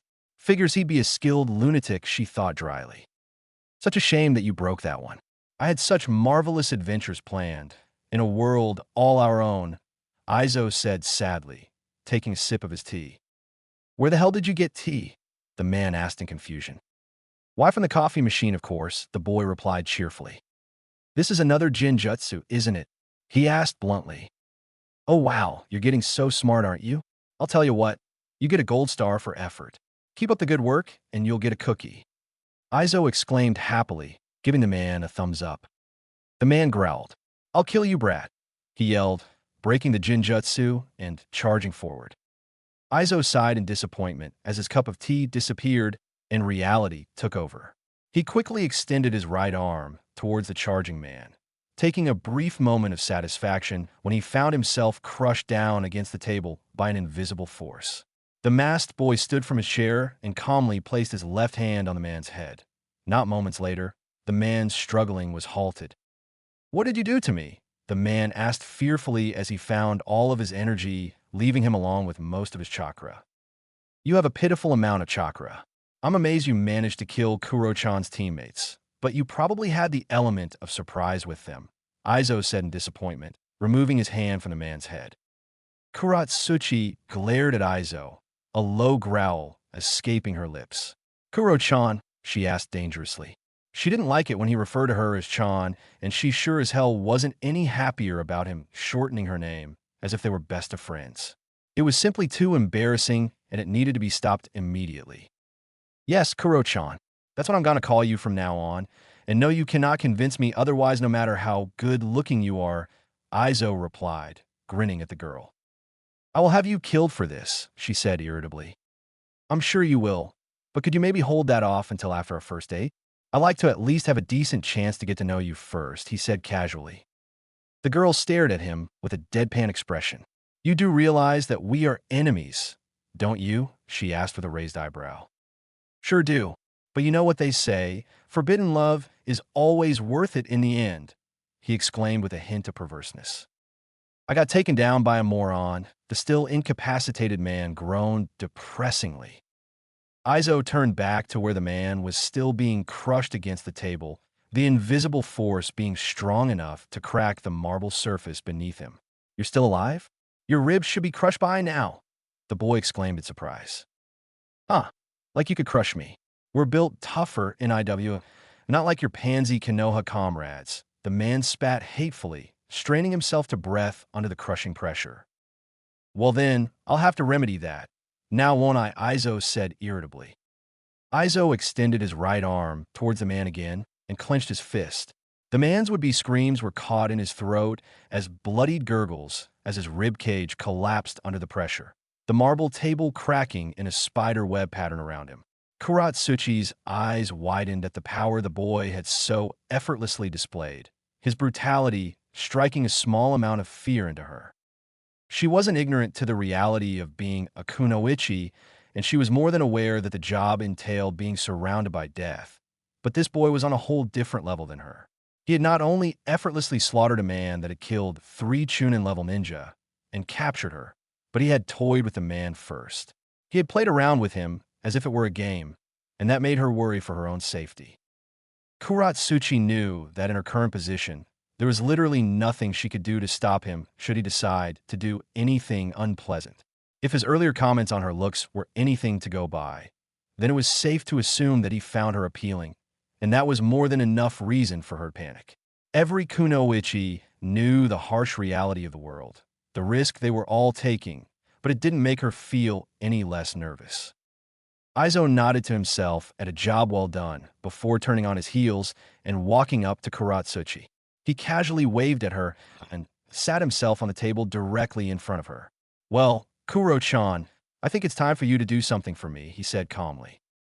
What kind of thing? She asked nervously. The masked boy pointed at the partially crushed man's body. I want you to tell me if you know him, and then I'll have you answer some other questions, he answered. Yes, I know him. He was a member of the Explosion Corps in Awagakure. He made explosives for our shinobi, but he didn't have the chakra to actually fight. I'm surprised he could use Jinjutsu, though, Kuratsuchi replied, never easing her intense stare at Aizo. Okay, good to know. It also explains why he set up explosives around the room. Now, time for some other questions. What was the purpose of this meeting? He asked seriously. Kuratsuchi felt a bead of sweat slide down her forehead. She wasn't exactly sure on how to reply to that question. If she lied, he would probably be able to pick it up, but if she told him the truth, she'd rather not think about what he would do. Then again, there was always the off chance that he was crazy enough to let her go, and she already knew that he found her appealing. Perhaps she could use that to her advantage. It was to try and organize a peace treaty between our villages. She lied with all the confidence she could muster. Aizo's somewhat casual and laid-back demeanor instantly dropped, being replaced by a cold and murderous aura. I don't like liars, Kuro-chan, and I would hate to have to kill you for something as little as answers. So tell me the truth. What was the real purpose of this meeting, and why did IWA request all 3 Uzumakis to be present? He asked emotionlessly. If I tell you, will you let me go? She asked nervously. I won't make any promises, but it would definitely work in your favor, Aizo said simply. Fine, she started with a defeated sigh. We were tasked with identifying and capturing Konoha's Jinchuriki, the other Uzumaki as well if it was possible. If we couldn't capture any of you, then we were given orders to drop the tower with you all inside, she explained quickly. Then why was he so convinced that you were actually here for peace talks? Didn't you try to explain the situation to him? He asked, gesturing once again to the man's body.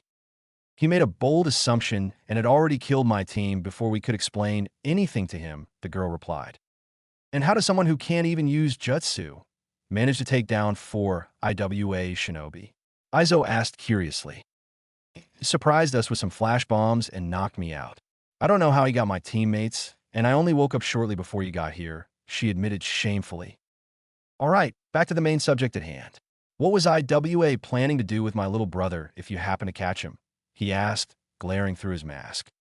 We were going to try and brainwash him to serve IWA, and if that didn't work, then we would simply kill him and reseal the QB into someone else, she answered. Aizo nodded at her answer. It definitely seemed like the kind of thing a Wagakure would do, and they sure as hell weren't above killing a child to get more power. A small smirk tugged at his lips as he stood up from the table, stepping up to Kuratsuchi and lowering his head down next to hers. One more question, he began quietly, grinning at her discomfort. Why are you pretending to be paralyzed when that seal on your back isn't even active anymore? He asked curiously. Without a moment of hesitation, Kuratsuchi drove her left fist into Aizo's stomach, making the boy stumble back in surprise. Jumping to her feet, she quickly delivered a powerful chakra-enhanced punch to his face, knocking him back onto the table. She raced through several hand seals and took a deep breath as she glared at Aizo. Yotan, quicklime congealing jutsu, she exclaimed, breathing out a large glob of corrosive lava-like substance. Aizo quickly replaced himself with the body lying on the other side of the table, mentally sighing in relief as he watched the body get engulfed by the quicklime, trapping it onto the table. Rolling himself off of the table and onto his feet, Aizo quickly went through some of his own hand seals. Hayatan, shattering ice spear jutsu, he said, pushing his right arm out towards the girl. Kuratsuchi was forced to throw herself to the side, narrowly avoiding the several massive ice spears that tore through the table, shattering the stone chair that was behind her. Yotan, lava flow jutsu. The girl was once again forced to throw herself out of harm's way as Aizo spewed out a long, steady stream of red-hot lava, melting the part of the floor she had been on. Kuratsuchi stumbled to her feet and stared at Aizo fearfully, wondering just what kind of mess she had gotten herself into. How can you use 2 Kekii Jinkai? She asked shakily. Aizo smirked victoriously. You will be surprised at what I can do when it comes to Kekii Jinkai. By the way, nice Yotan technique you got there. Mind if I use it later on? He asked casually. You expect me to believe that you can just use it without learning it first? You don't have a Sharingan, so I highly doubt that Kuratsuchi stated smugly. Well, you got me there. I certainly don't have the Sharingan. Thank Kami for that. But I have a rather good understanding of nature-type jutsu, especially Kekkei Jinkai nature types. Speaking of which, your grandfather, the Sandaime Tsuchikage, Anoki the fence-sitter, is well known for his Jintun Kekkei Toda. Am I right? He asked. Why do you want to know? She asked, her pink eyes still glaring a hole into his head. I was merely wondering if you could tell me if I'm doing this right, he said simply. Before Kuratsuchi could ask, Aizo put his hand out in front of him, as if holding an invisible ball. A small marble-sized sphere of energy appeared between his hands before a small, transparent cube of energy expanded from it. Kuratsuchi's eyes widened to comical proportions as she stared at the small cube of energy. That's not possible, she muttered mentally. Aizo thrust his arms forward, launching the cube straight towards Kuratsuchi.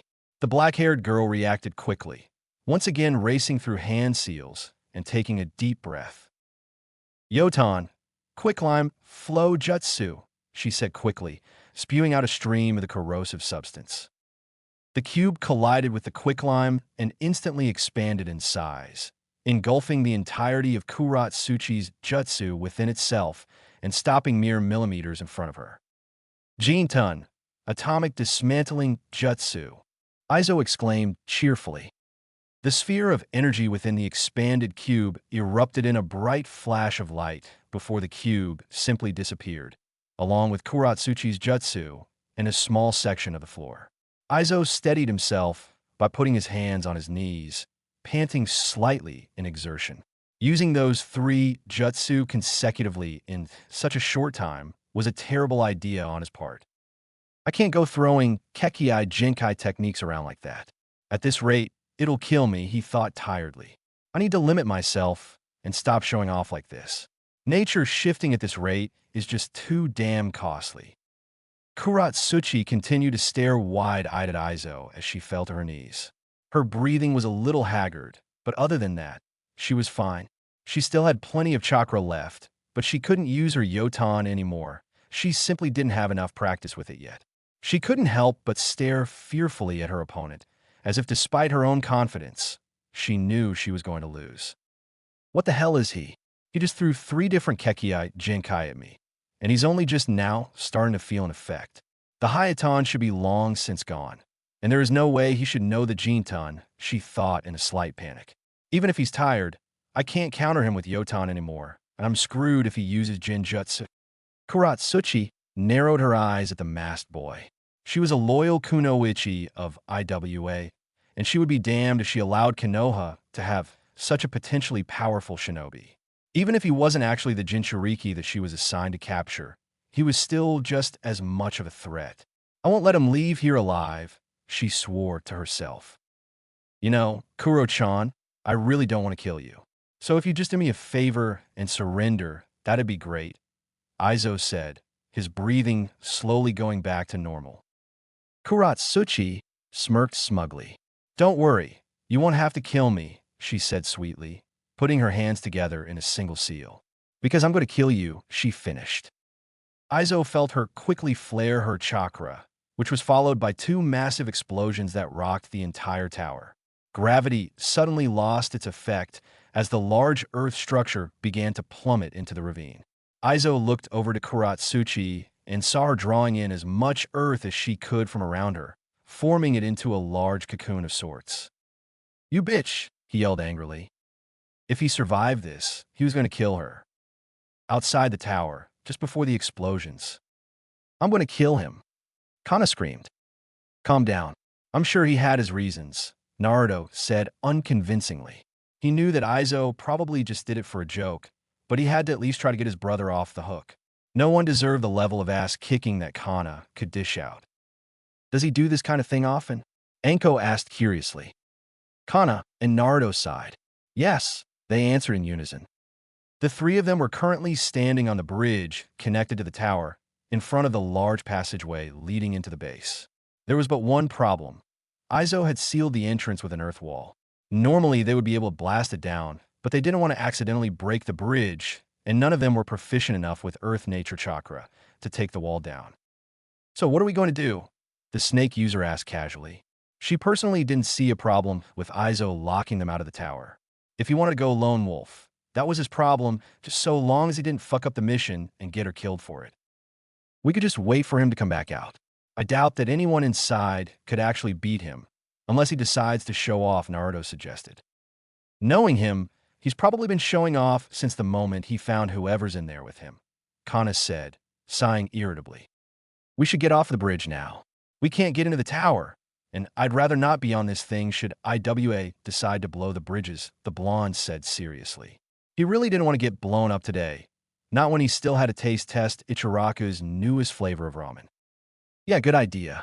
I don't like the thought of falling to my Anko said before she was cut off by two large explosions that knock her off her feet.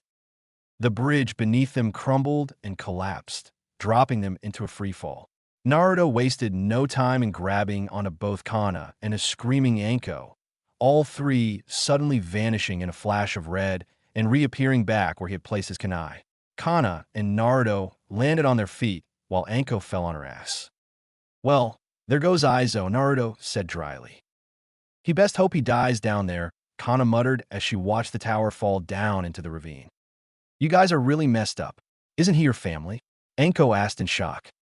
Naruto and Kana turned to glare at the purple-haired Kunoichi from behind their masks.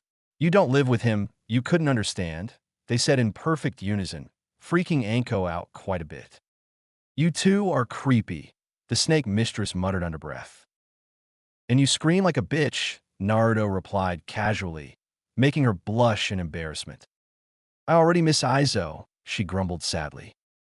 Don't worry, he won't die, hopefully Kana assured her. For now, let's start heading down there. Aizo might survive, but I doubt he'll be able to get back up here by himself, she said before she walked to the cliff's edge and began walking straight down the vertical cliff face. Naruto followed quickly after her, leaving a still, slightly shaken Anko on her own. Her fear of falling to her death was a very well-kept secret, and now two more people probably knew about it. Maybe I could just kill them and tell Aizo they died in the explosion, she thought. She shook her head at that thought. They were high-ranking member of Fall. Chances were they could kill her without breaking a sweat. Anko hesitantly walked to the cliff's edge. Taking a deep breath to calm herself, she began to slowly walk down the cliff face. I did not scream like a bitch, she growled in embarrassment, blushing lightly as she walked after Aizo and Kana. Aizo groaned as he collapsed onto the massive pile of rubble beneath him, the only remnants of the tower that had practically been dropped on his head. His visible skin was a dark earthy color, and a good amount of his clothes were ripped and torn. His skin quickly returned to its more pale coloring as he relaxed himself. Fuck, that hurt, he muttered tiredly. A low rumbling sound caught his attention, and he turned to see a section of the rubble get pushed apart, revealing a somehow still alive Kuratsuchi. She didn't look to be in the best shape, what with an apparently dislocated shoulder and a trickle of blood coming from her mouth. But she was still alive, and she didn't look too happy to see Aizo. Aizo forced himself to his feet, stumbling slightly. His AMBU mask had unfortunately been a casualty of the fall, meaning that Kuratsuchi now knew what he looked like, for the most part anyway. In reality, it didn't matter if she knew his appearance since she already knew his name, but it was more about the concept than the effectiveness when it came to AMBU masks. How are you still alive? The injured girl asked angrily. I could ask the same of you, Aizo replied. Kuratsuchi sneered at him. It doesn't matter. You're weak now, so I'll just kill you and be done with it, she growled. Aizo sighed exhaustedly. This girl is one tough cookie. I'll give her that much, he thought to himself as he dropped into a lazy taijutsu stance, Kuratsuchi quickly doing the same. I wonder if she's single.